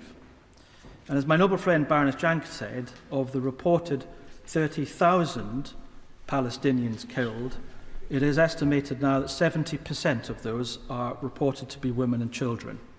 And we know in all conflicts, women and children are disproportionately impacted by conflict. I know the Foreign Secretary is a student of political biography. In 1979, the first speech by his predecessor, Lord Carrington, as Foreign Secretary in the Thatcher government, the last time we had a Foreign Secretary in this House, he discussed the Middle East, and he said, and I quote from Hansard, "The Palestinian problem lies at the very heart of the issue. The objective here must be full and genuine autonomy for these areas as a step towards determining their final status. Nothing would do more to help these negotiations, to build trust in the area and to win the consent of the Palestinians than for Israel to cease the expansion of its settlements in the occupied territories." Close quote. 1979 was the year of Security Council Resolution 446, which sought to prohibit illegal settlements. That year, they numbered not more than 15,000. 45 years on, and resolution not being adhered to, that figure is now 750,000 illegal settlements. And we already know that settler violence in the West Bank in 2023 had been the worst on record. So therefore I welcome very warmly the government's designation of the 2 settlers under the global human rights sanctions regime. I visited the part UK-funded school and medical centre in the West Bank, destroyed by one of the settlers, now sanctioned by the UK. They have acted with impunity, with material and economic support from government entities and ministers. And these benches call for the designation of Ministers Smotrich and Ben-Gvir as facilitators of the violence under the human rights regime. When I met with the spokesman of the IDF, I asked what the estimate was of the progress after 4 months of fighting as to how much they have depleted the capability of Hamas. He told me that of the 30,000 estimated Hamas fighters, the IDF have killed 10,000. There was a remark made at the meeting that 2024 will be a year of war. It is now obvious that there will be no sustainable military solution, and to secure neighbour security for Israelis and Palestinians, we needed the bilateral ceasefire in November when these benches argued for it, with a hostage release programme and the commencement of a political track, including the recognition of the state of Palestine. And we've also heard, with regard to the ongoing Ukraine conflict and the ongoing suffering of the people of Ukraine. And with one of those constant across all sides of the chamber was that we cannot afford for the Putin regime to prevail. But as my noble friend Baroness Sutty said, the war inflicted on Ukraine has many fronts. The week of the full invasion, it was clear from messages that I have had when I visited Baghdad and Beirut and came back to the chamber with reflections that efforts in Ukraine must be matched with diplomatic and development efforts in the wider region, especially the Horn of Africa, reliant on food supplies, but also diplomatically to ensure that we didn't present apparent and real double standards. But unfortunately, we have seen by many around the world not to be reliable, and we have indeed raised the concerns about double standards.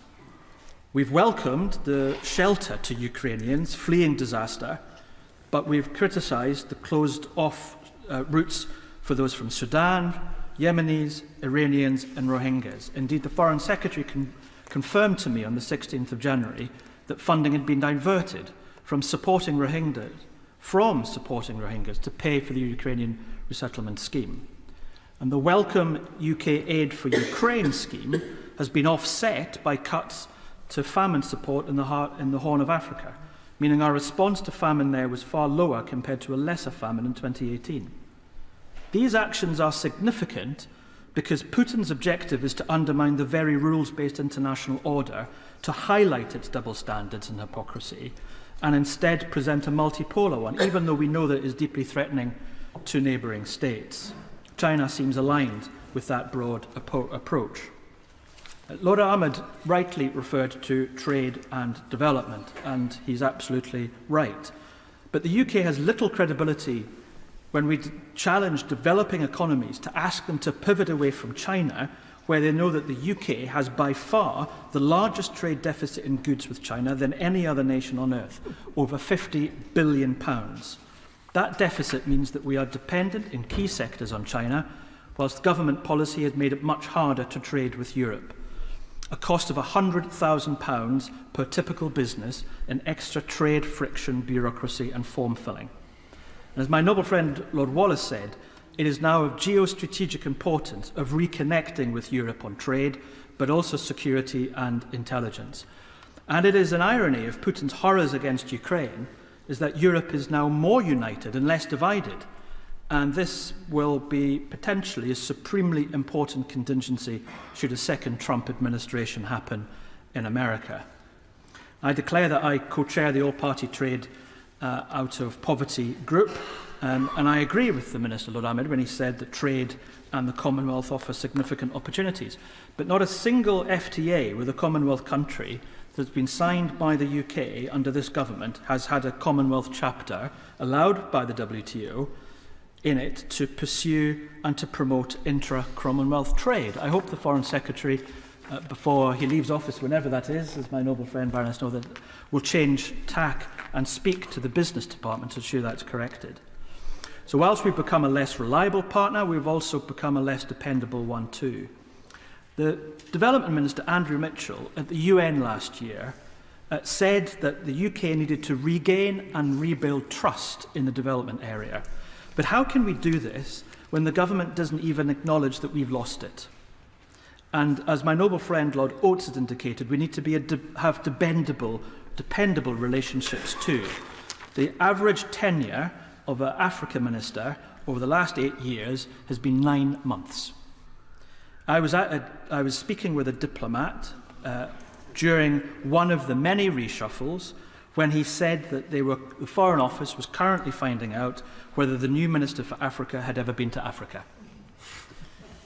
And with regards to what dominated the recent AU summit, which is the Eastern Lakes and the DRC and Rwanda, we know that there are very many potential conflict areas. And therefore, Rwanda is not only on our domestic legislation, it is potentially of foreign relations interest too. And on the Rwanda bill, when we talk about global human rights and global rules-based order, the Human Rights Council's top headline on the UN News 2 weeks ago, when we were debating the Rwanda bill in committee in this House, was that the UN High Commissioner for Human Rights was decrying the UK breaching of the rule of law and fearful of how other autocracies would feel it easier for them now to do so. And regrettably, I feel the Foreign Secretary's legacy will be his name on that Rwanda treaty. It's his signature. It's a terrible agreement, which among its profound moral faults simply won't work. My Lords, returning now to why the UK needs to be a predictable partner, it's on development investment. So these benches would adhere again, and we would never have left them, but we will adhere again to the 0.7 target in the 2015 legislation that I had the great privilege to pilot through with cross-party support, and therefore we are committed to its immediate restoration. And we want to see a UK development expertise again recognised as an independent development department. But returning to the immediate, 2024 is a terribly bloody year for civilians already, and I wanted to close with just 2 comments of a recent visit that I had. Rachel Goldberg, the mother of Hirsch, a hostage held by Hamas, told me of her empathy with Gazan mothers who have lost or are unsure where their children currently are. She told me there is no competition of pain and tears. There is just a lot of pain and tears. And the son of parents killed in a peace kibbutz told me all of his mother's work and warnings have been overlooked over recent years. But he said, I can forgive the past, I can even forgive the present and those who commit the crimes, but I won't forgive the failure to change the future. So on Sudan, as we, in a number of weeks' time, face the first anniversary, I hope the Foreign Secretary will take time to focus on the Sudan crisis.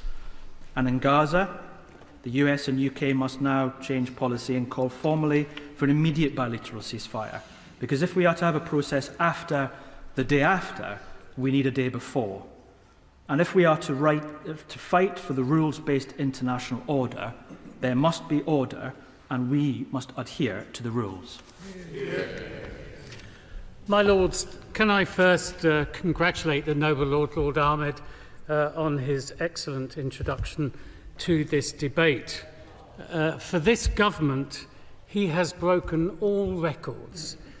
He's had 7 continuous years in one department. Unbelievable for this government. Can I also say how very pleased I was that the noble Lord Hell mentioned Ernie Bevin, a great statesman, a great trade unionist, 2 ingredients, I think, that deliver effective foreign policy. A hero of mine, but of course he understood that the best response to dictators is strong collective defence and security. My Lords, the world faces huge challenges with increasing inequality, conflict, climate change and health pandemics. And I have, on many occasions in this House, praised the noble Lord Cameron for the way that he ensured that the international community focused on sustainable development goals after Gordon Brown's success with the MDGs. We are way off meeting those goals by 2030.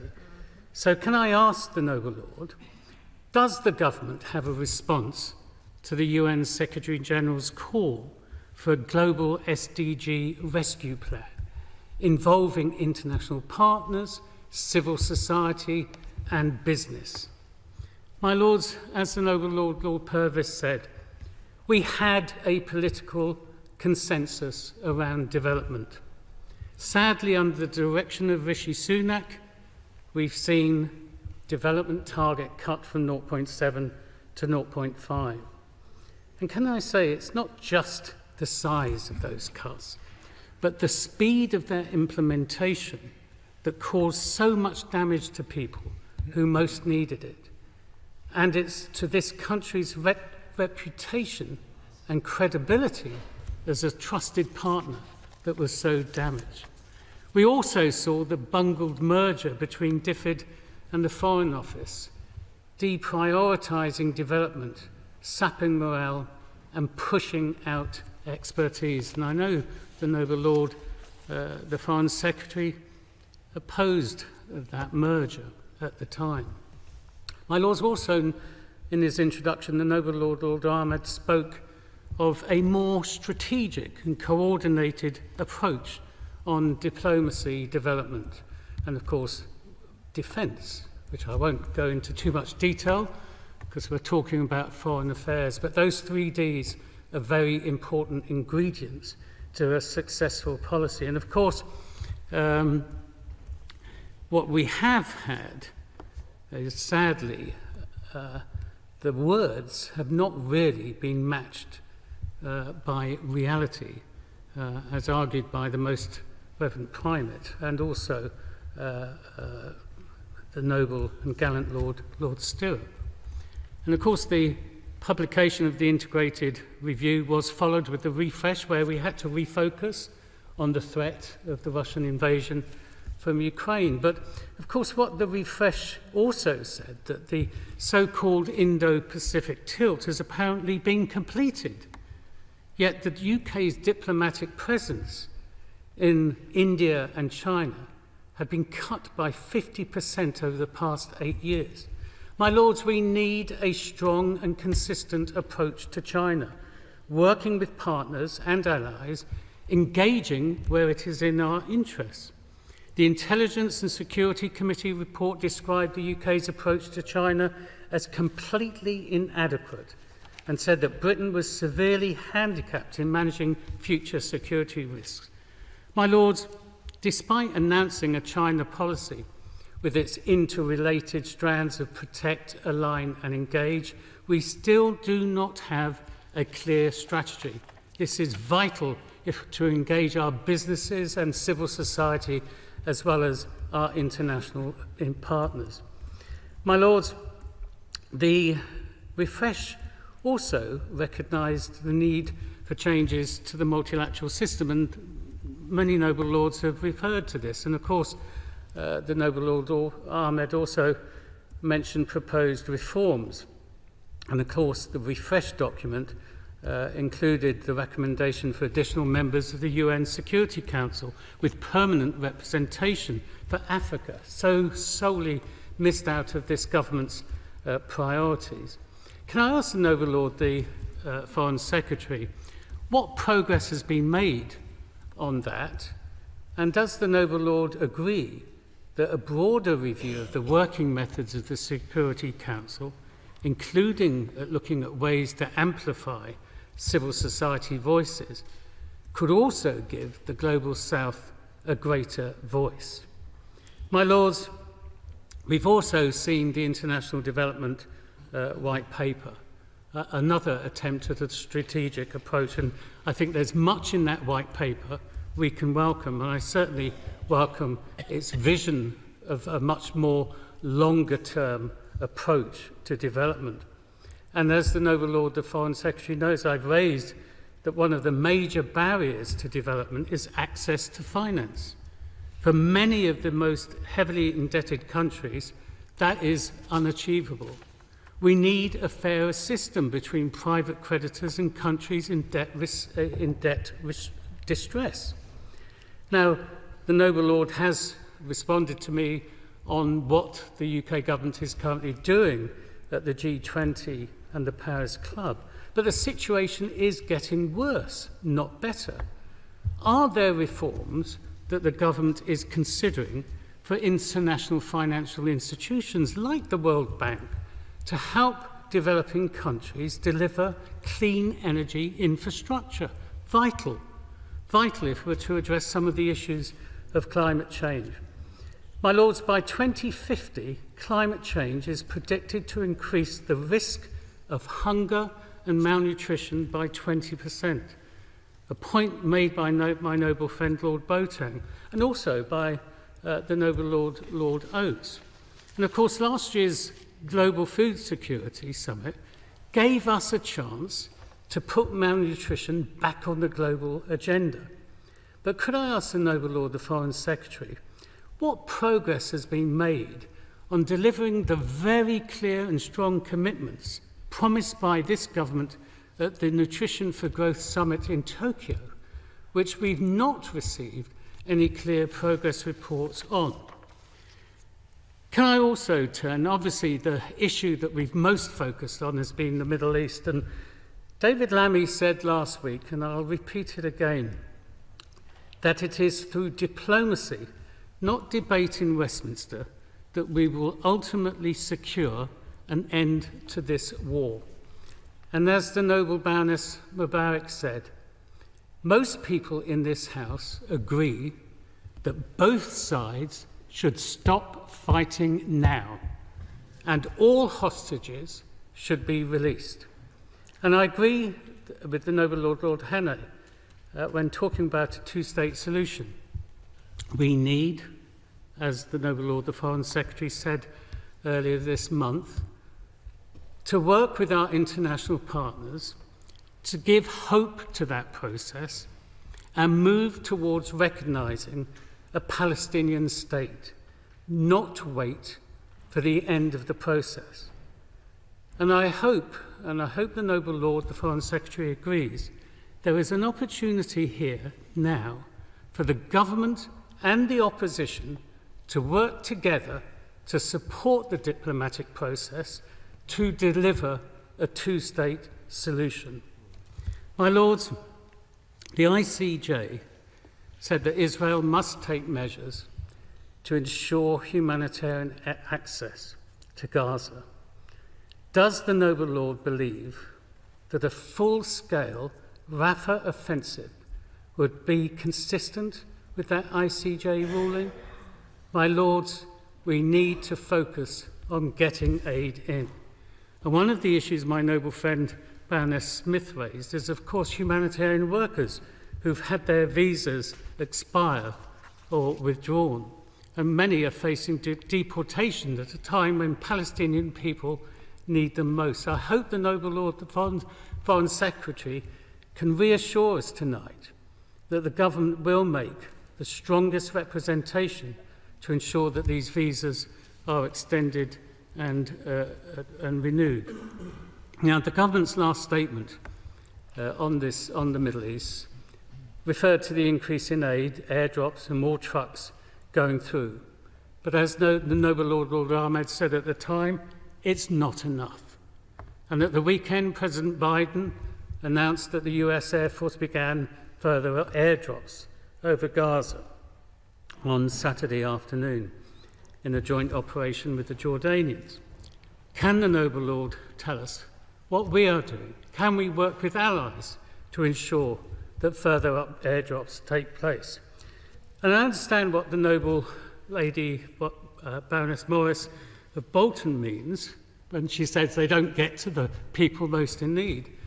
Can we also talk about whether opening the Ashdod port in Israel, 40 kilometres from the border with northern Gaza, that would help significantly in getting aid through? So what diplomatic efforts are we doing to ensure that? My lords, Ukraine, there may be a change of government this year. Who knows when a general election will take place? But one thing we can be clear and say absolutely clearly to the world and to the Russia, there will be no change in Britain's resolve to stand with Ukraine, confront Russian aggression and pursue Putin for his crimes. Now, 2 weeks ago, President van der Leyen of the European Commission made a very positive statement about repurposing seized Russian assets to fund the rebuilding effort. Canada has also passed laws to do the same. And we've heard in this debate from Noble Lords that this is not setting a precedent. So, when Andrew Mitchell said that the government hopes to have positive news on this soon, I hope the Noble Lord, the Foreign Secretary, can tell us when and provide us a very clear update that we will move with allies in supporting this. We must continue to stand with Ukraine in every aspect it needs until it is victorious. It is up to the President of Ukraine, the people of Ukraine, to determine any peace and settlement in the war with Russia. It is their decision, and we must support them in whatever they conclude. My lords, let me finish by saying a slightly partisan thing, not in my nature.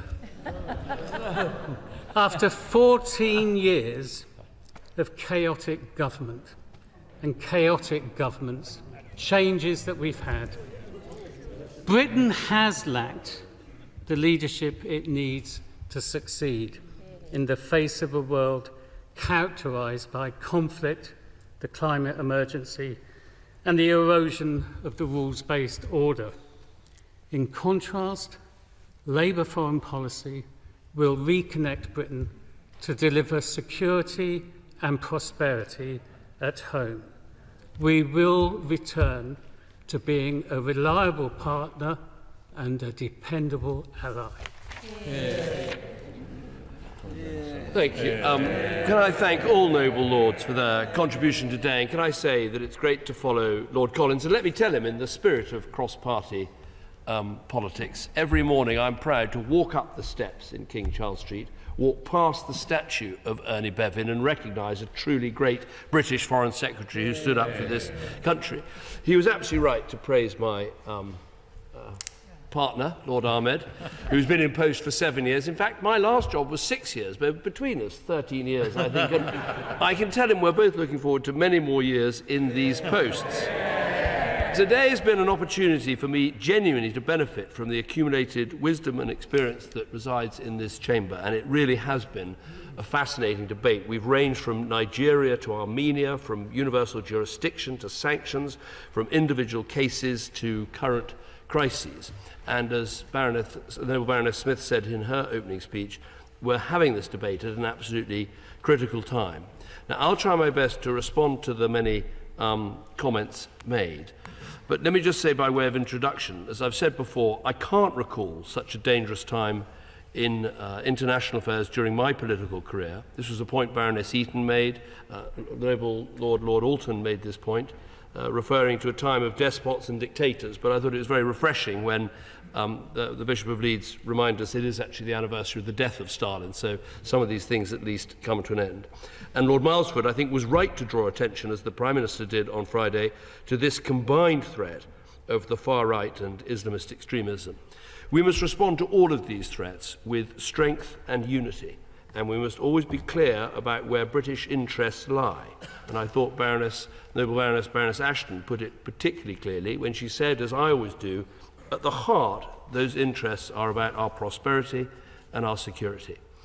I have a clear set of priorities rooted in these interests: supporting Ukraine, building a more stable Middle East, enhancing British security, promoting international development, including green growth, and boosting UK prosperity.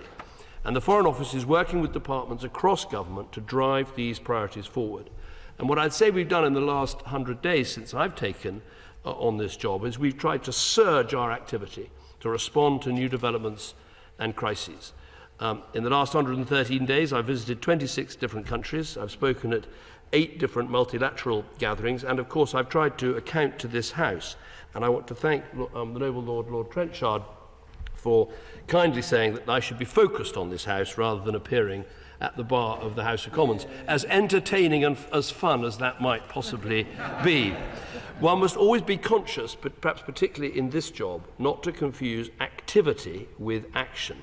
But I hope you can see that the actions we're taking are making a difference. I want to reassure the Noble Baroness Northover on that point. Like Lord Mitchell made a very powerful speech, I've shown solidarity with Israel, seeing the death and destruction wrought at Kibbutz Be'eri on October the 7th, while also speaking out for a sustainable ceasefire in Gaza with my German counterpart, Annalena Baerbock. We've trebled our aid to Gaza and appointed a representative for humanitarian affairs to work intensively in the region to address the blockages to aid reaching Gaza. Much more needs to be done, and I will say more about that in a minute. I've urged allies to stand by Ukraine, joining with Polish Foreign Minister Radek Sikorski to send the clearest possible message to the US Congress that that money needs to be released.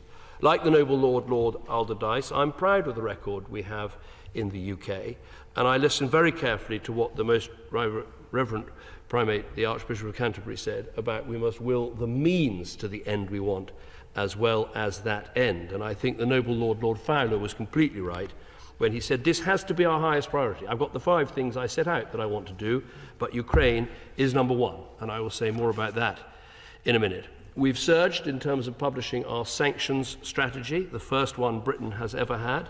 We've imposed travel bans and asset freezes on over 200 individuals or entities.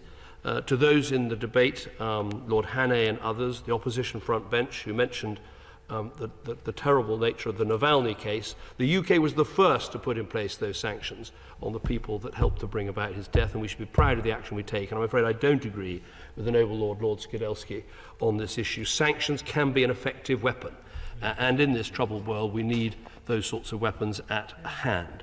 We published a groundbreaking international development white paper, which I know the Noble Lord Collins has praised. It has the aim of expanding the money for developing countries, especially fragile states, but it also covers a number of subjects, including support for women's rights organisations and all the things including like assistance with climate adaptation. We heard a great speech by Baroness Goody.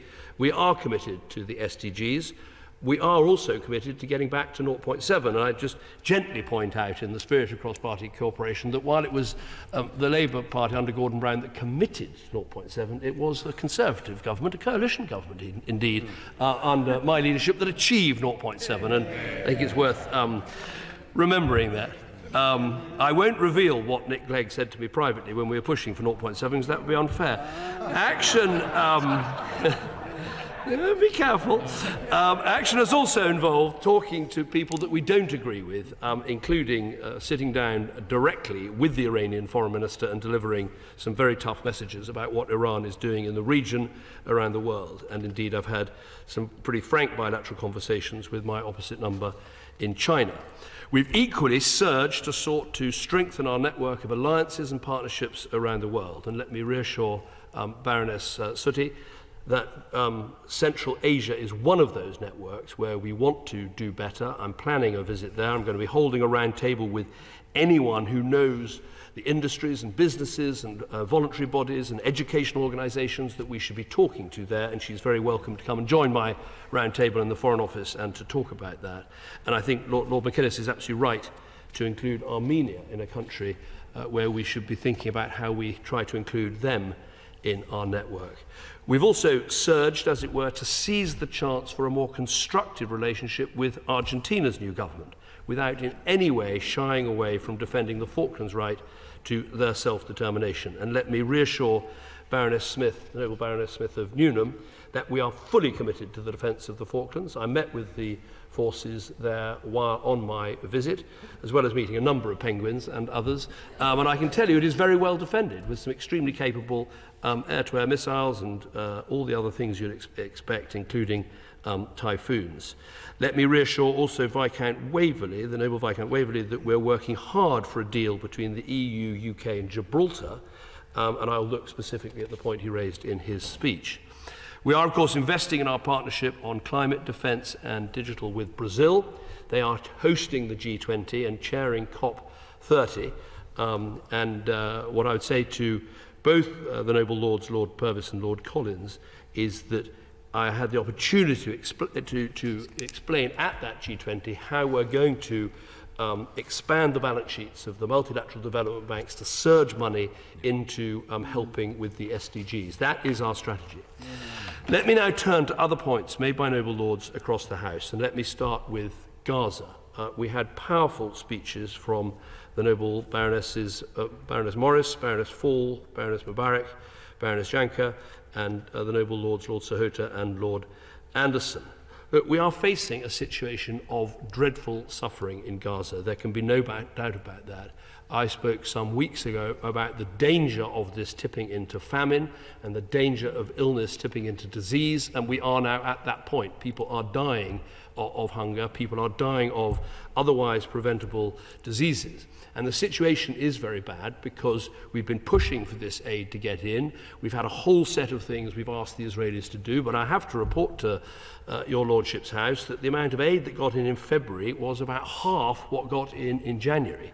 So patience needs to run very thin, and a whole series of warnings need to be given, starting, I hope, with the meeting I have with Minister Gantz when he visits the UK tomorrow. We've set out very clearly a set of 5 asks which need to be put in place. The humanitarian pause, the capacity inside Gaza that many noble lords have spoken about, the increased access through both land and maritime routes, including Ashdod Port, which the noble Lord Collins mentioned, and of course expanding the type of humanitarian assistance that gets in.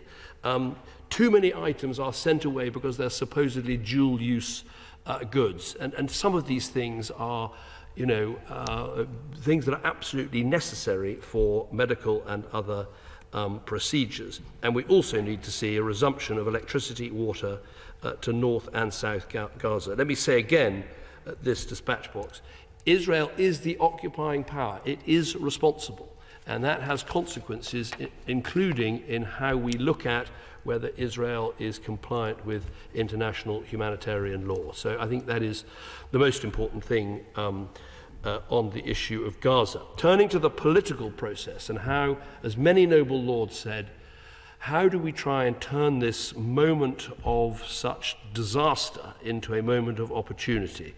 Baroness Northover, the noble Lord Desai, the Bishop of Leeds, Lord Lee, all asked, are we committed to finding an answer? Do we see this as an opportunity? And my answer to that is yes, the situation is terrible, but if we can turn a pause for this hostage deal into a sustainable ceasefire and build momentum so we don't go back to fighting, there is a chance, because I think, as the noble Lord Lee said, there's some exhaustion on both sides. There may be a chance to get to a more of a political solution. I know a number of noble lords, including Lord Hannay, said, are we rather torturing ourselves with this debate between pause and ceasefire? The reason I think this is the right way is by saying a pause, which should happen now. I want it to happen tonight, tomorrow, to stop this killing, is to have a pause, and then you put in place the conditions that make a ceasefire more likely to be permanent. You've got to get the Hamas leadership out of Gaza. You've got to get rid of the terrorist infrastructure. You've got to have a new Palestinian government. You've got to have the horizon towards Palestinian statehood. These things are necessary in order to have a chance of a genuine peace process and outcome. I thought the Noble Lord Ricketts and Noble Lord Roberts asked absolutely the right question, which is, as part of this, what is the guarantee of security that Israel can have? A two-state solution won't work if Hamas are still running Gaza, and if there aren't guarantees about how secure Israel would be living alongside a Palestinian state. So we have to get that right. Let me reconfirm Britain is committed to a two-state solution, and also reconfirm, following the Noble Baroness Hellick's excellent speech on recognition. What I'm saying is that clearly part of a two-state solution is the recognition of Palestine as a state. I don't think that should happen at the start of the process, because I think that takes all the pressure off the Palestinians to reform. But it shouldn't have to wait till the end. And I think the point that Lord Hannay and others made, that we shouldn't give Israel a veto power, which is the effect of the American policy at the moment. And so I think that recognition can become part of the unstoppable momentum we need to see towards a two-state solution. The Noble Lord Hayne made a very powerful speech about Gaza, but I don't agree with him. I'll just say about this issue of hypocrisy when we look across to the Ukraine and Russia dossier. There was no 7th of October event in Russia. Russia's invasion of Ukraine was without any justification. It's the simple invasion of one state by another, and I think it is different to the situation with Israel and Gaza. I want to reply very... I'm very sorry. If I have time at the end, I will, but I want to try and get through as many... It's a challenge to try and answer 63 speeches, and I'm determined to be equal to it. Noble Lord Pollock made a very powerful speech, and I want to answer him directly. Ask the question, do we still believe Hamas-run Gaza can't be a partner for peace for Israel? Correct. It can't be. Hamas is a terrorist organization. And let me say very clearly, its apologists should not be invited into the FCDO for a seminar. I once said as Prime Minister that when you're Prime Minister, you spend half the time trying to find out what the government's doing, and then you spend the other half of the time trying to stop it. And it turns out that being Foreign Secretary is not entirely different. Let me pay tribute to the very strong speeches by the Noble Baronesses Altman and Baroness Deitch on UNRWA. And I totally understand the concern about the fact that people that work for that organisation were involved in October the 7th. That is a shocking fact. It has to be properly investigated. There have to be proper undertakings and reforms to that organisation so it can't happen again and it can be put beyond doubt. But what I would say to the House is, if we also want aid delivered, UNRWA is the only body with a distribution network. So we have to have a dose of realism about what we can achieve and how quickly we can achieve it. But the promotion of extremism, that does need to be properly dealt with. Let me turn to Ukraine and Russia. We had some extremely strong speeches from the Noble Lords Bruce, Lord Robertson, Baroness Altman spoke about this issue. And I think the common theme was this sense that just more needs to be done. In terms of defining what is more, to me it is really focusing on the military commitment. The Macron event in Paris last Monday was useful because there are a lot of quite simple things every country should do. The countries of Eastern Europe that still have some legacy Soviet ammunition that the Ukrainians can fit into their systems, they should release that immediately. Countries that still have stocks that they could give to the Ukrainians should give those stocks. Every country, and this is a sort of small point, but nonetheless it matters, should check the expiration dates of their weapon systems. If they pass those expiration dates, countries spend a fortune decommissioning them, whereas if you actually find out what the date is and give them to the Ukrainians, they could use them now. But I think What lies behind these speeches and questions is an understanding that Britain has got to do more in boosting its own defence production and scaling up its defence production, not just for Ukraine, but recognising in this more dangerous world we're going to need greater stocks of ammunition and less of a just-in-time concept when it comes to defence production.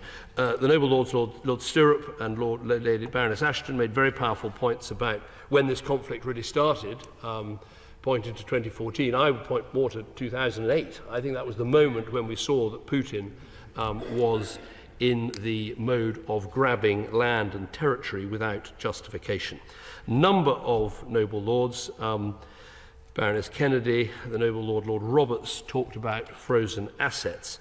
Let me explain where I think we've got to. I actually think the moral case is there, that this money should be used for the benefit of the Ukrainian people.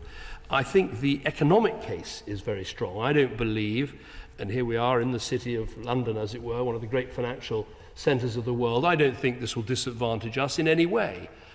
Using this money. There are a bunch of different legal justifications, of which collective countermeasures is one that could be used, but there's also the opportunity to use something like a syndicated loan or a bond that effectively uses the frozen Russian assets as surety to give that money to the Ukrainians, knowing that you'll be able to recoup it when reparations are paid by Russia. That may be a better way of doing it. We're aiming for the maximum amount of G7 and EU unity on this, but if we can't get it, I think we'll have to move ahead with allies that want to take this action. I think it is the right thing to do. I agree with the speakers. I very much agree with the noble Baroness Hedrick's speech that Putin will not stop at Ukraine. I think if we allowed Putin a win in Ukraine of any form, I think Moldova would be at risk. I think possibly some of the Baltic states would be at risk. And I'm afraid, although the noble Lord Balfe, we've known each other for many years, I just don't accept this idea that countries that are close to Russia are not allowed to choose. I remember a conversation Tony Blair once reported to me that he had sat down with Putin and said, well, of course, it's up to the Ukrainians to choose. If they want to be in the Russian orbit, that's their choice. And if they want to have a more Euro-Atlantic leaning, that's also their choice. And Putin said, no, they're not allowed to choose. I don't think that's acceptable. I think we should allow democratic, independent countries to make their choices, and we should back them when they make those choices. I listened very carefully to the noble Lord Moore of Etchingham. I'm delighted his 4x4 campaign is succeeding. I will look at boats. I suspect that they were seaworthy enough to get across the channel, but they may not be seaworthy enough to get much further, but let's look at that. Baroness Fall quite rightly reminded us that Putin isn't winning, and we shouldn't fall for that narrative. In fact, he's lost about 25% of his navy in the Black Sea.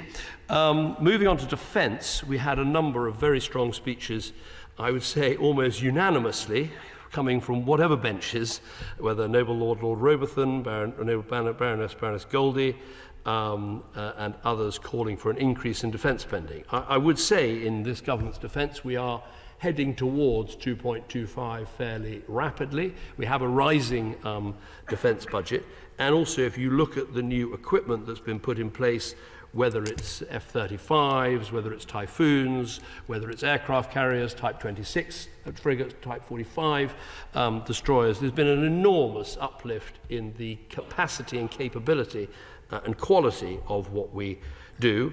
I thought Lord Wallace, the noble Lord Wallace, was rather gloomy on our capabilities and on our relationship with the United States. I would just make the point that when it comes to defending the sea lanes in the Red Sea and standing up for the freedom of navigation, only 2 countries were prepared to step forward and make that choice, and they were Britain and America. We are a very reliable ally, as we rightly should be. I thought the noble Lord Stevens made a very powerful speech about running the Ministry of Defence better, and as he ran the Department of Health so well, I thought maybe it was a job application and we should take that up. Moving swiftly to Europe, I started my day with all of the EU ambassadors having breakfast together. I think the mood between Britain and the EU is much stronger now than it's been for many years. The mantra of being friends, neighbours and partners, I think, is true. The noble Lord Kirkhope made I think, right to make a tribute to the Windsor Framework. It was a great negotiating success by the Prime Minister and should be celebrated. He made a number of suggestions for how, and others did, Noble Lord Anderson did, about how we might improve the trade and cooperation agreement and how we should look at our cooperation with the EU.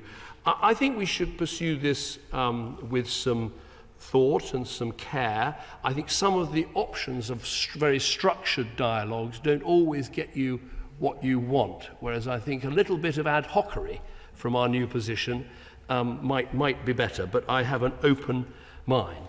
A number of noble lords have talked about green issues. Lord Ahmed was quite right to mention our blue belt. Now we've got one round the South Sandwich Islands. We've actually created a bigger blue belt across the oceans of our world than any country ever in history. We should be very proud of it.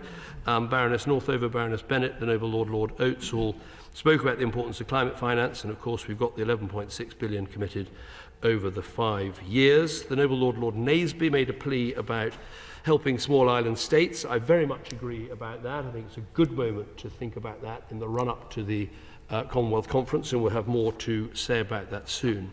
A number of important speeches about human rights.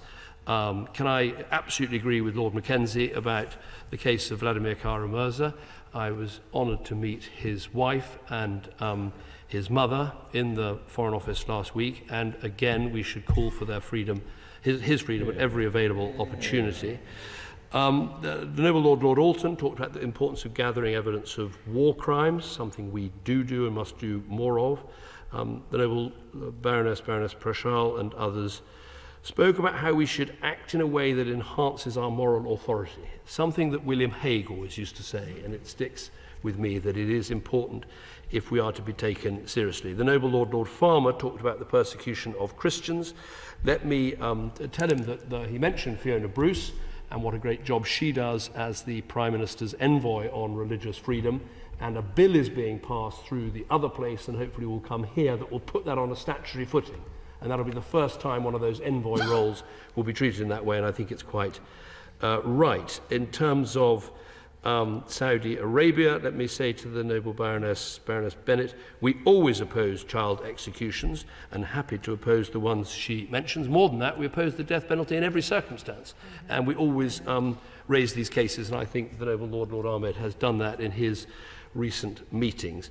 I think I'll make just one more point because I'm running out of my additional time I've kindly granted myself, and that is to mention development in Africa, where you're very kind, thank you. The Most Reverend Primate, the noble Lord Boateng, a number of others made speeches about the importance of peacemaking. I thought the Archbishop reminded us of an important fact when he did that acronym of the Foreign Office, preventing conflict and building peace and whatever else it's called, and comparing that with our Lord Jesus just saying, blessed are the peacemakers, proof, if ever we needed that, Jesus was better at sound bites than modern politicians.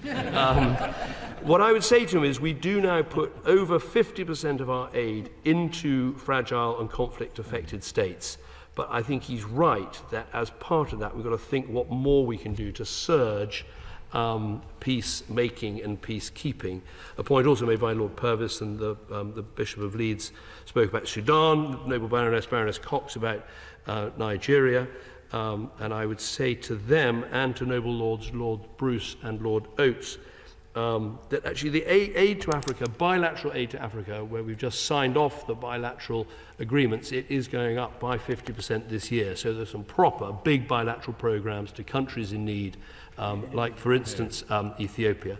Final thing I wanted to just refer to before concluding is a number of people made points about strategy.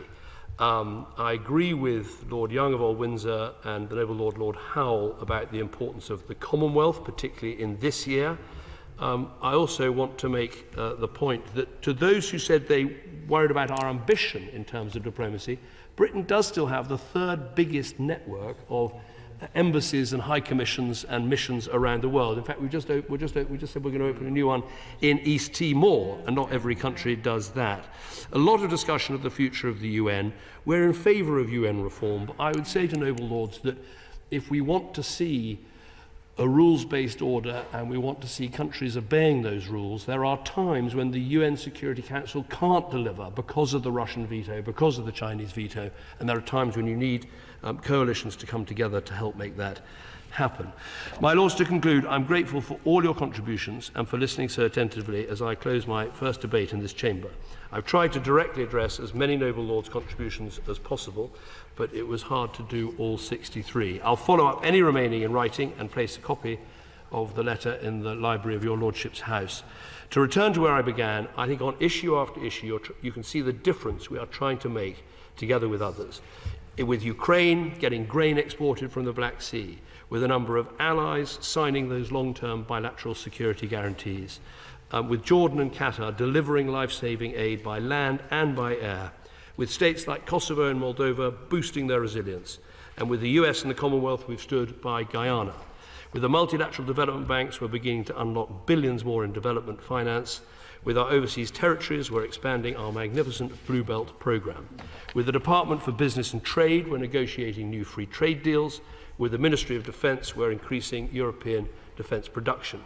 And with the Home Office, we're returning foreign national prisoners and tackling the smuggling gangs. The challenges we face are considerable. Baroness Stroud and Lord Hannay and others spoke about the changes in the global dynamics we face. They're right. But I believe we can take heart from the work that our amazing diplomats, development experts and intelligence experts are doing, day in, day out, to make our country safer and more prosperous. In a dangerous world, we mustn't shy away from the need to stand by our allies, strengthen our partnerships and make sure our voice is heard. Baroness Neville-Jones, I thought, made an excellent speech when she said we mustn't accept a glide path to decline or a glide path to war. I completely agree with that. That's what I've been doing since becoming Foreign Secretary, standing up for some simple principles: the right of countries to have their borders respected, the importance of democracy, the importance of freedom. We should demonstrate strength, we should show humanity. That is what the government and I will continue to do in the months ahead. Yeah. My Lords, the question is this motion be agreed to. As many as are of that opinion will say content. Contrary not content, the contents have it. Sorry, too long. My Lords, I beg to move the House do now adjourn. The House do now adjourn.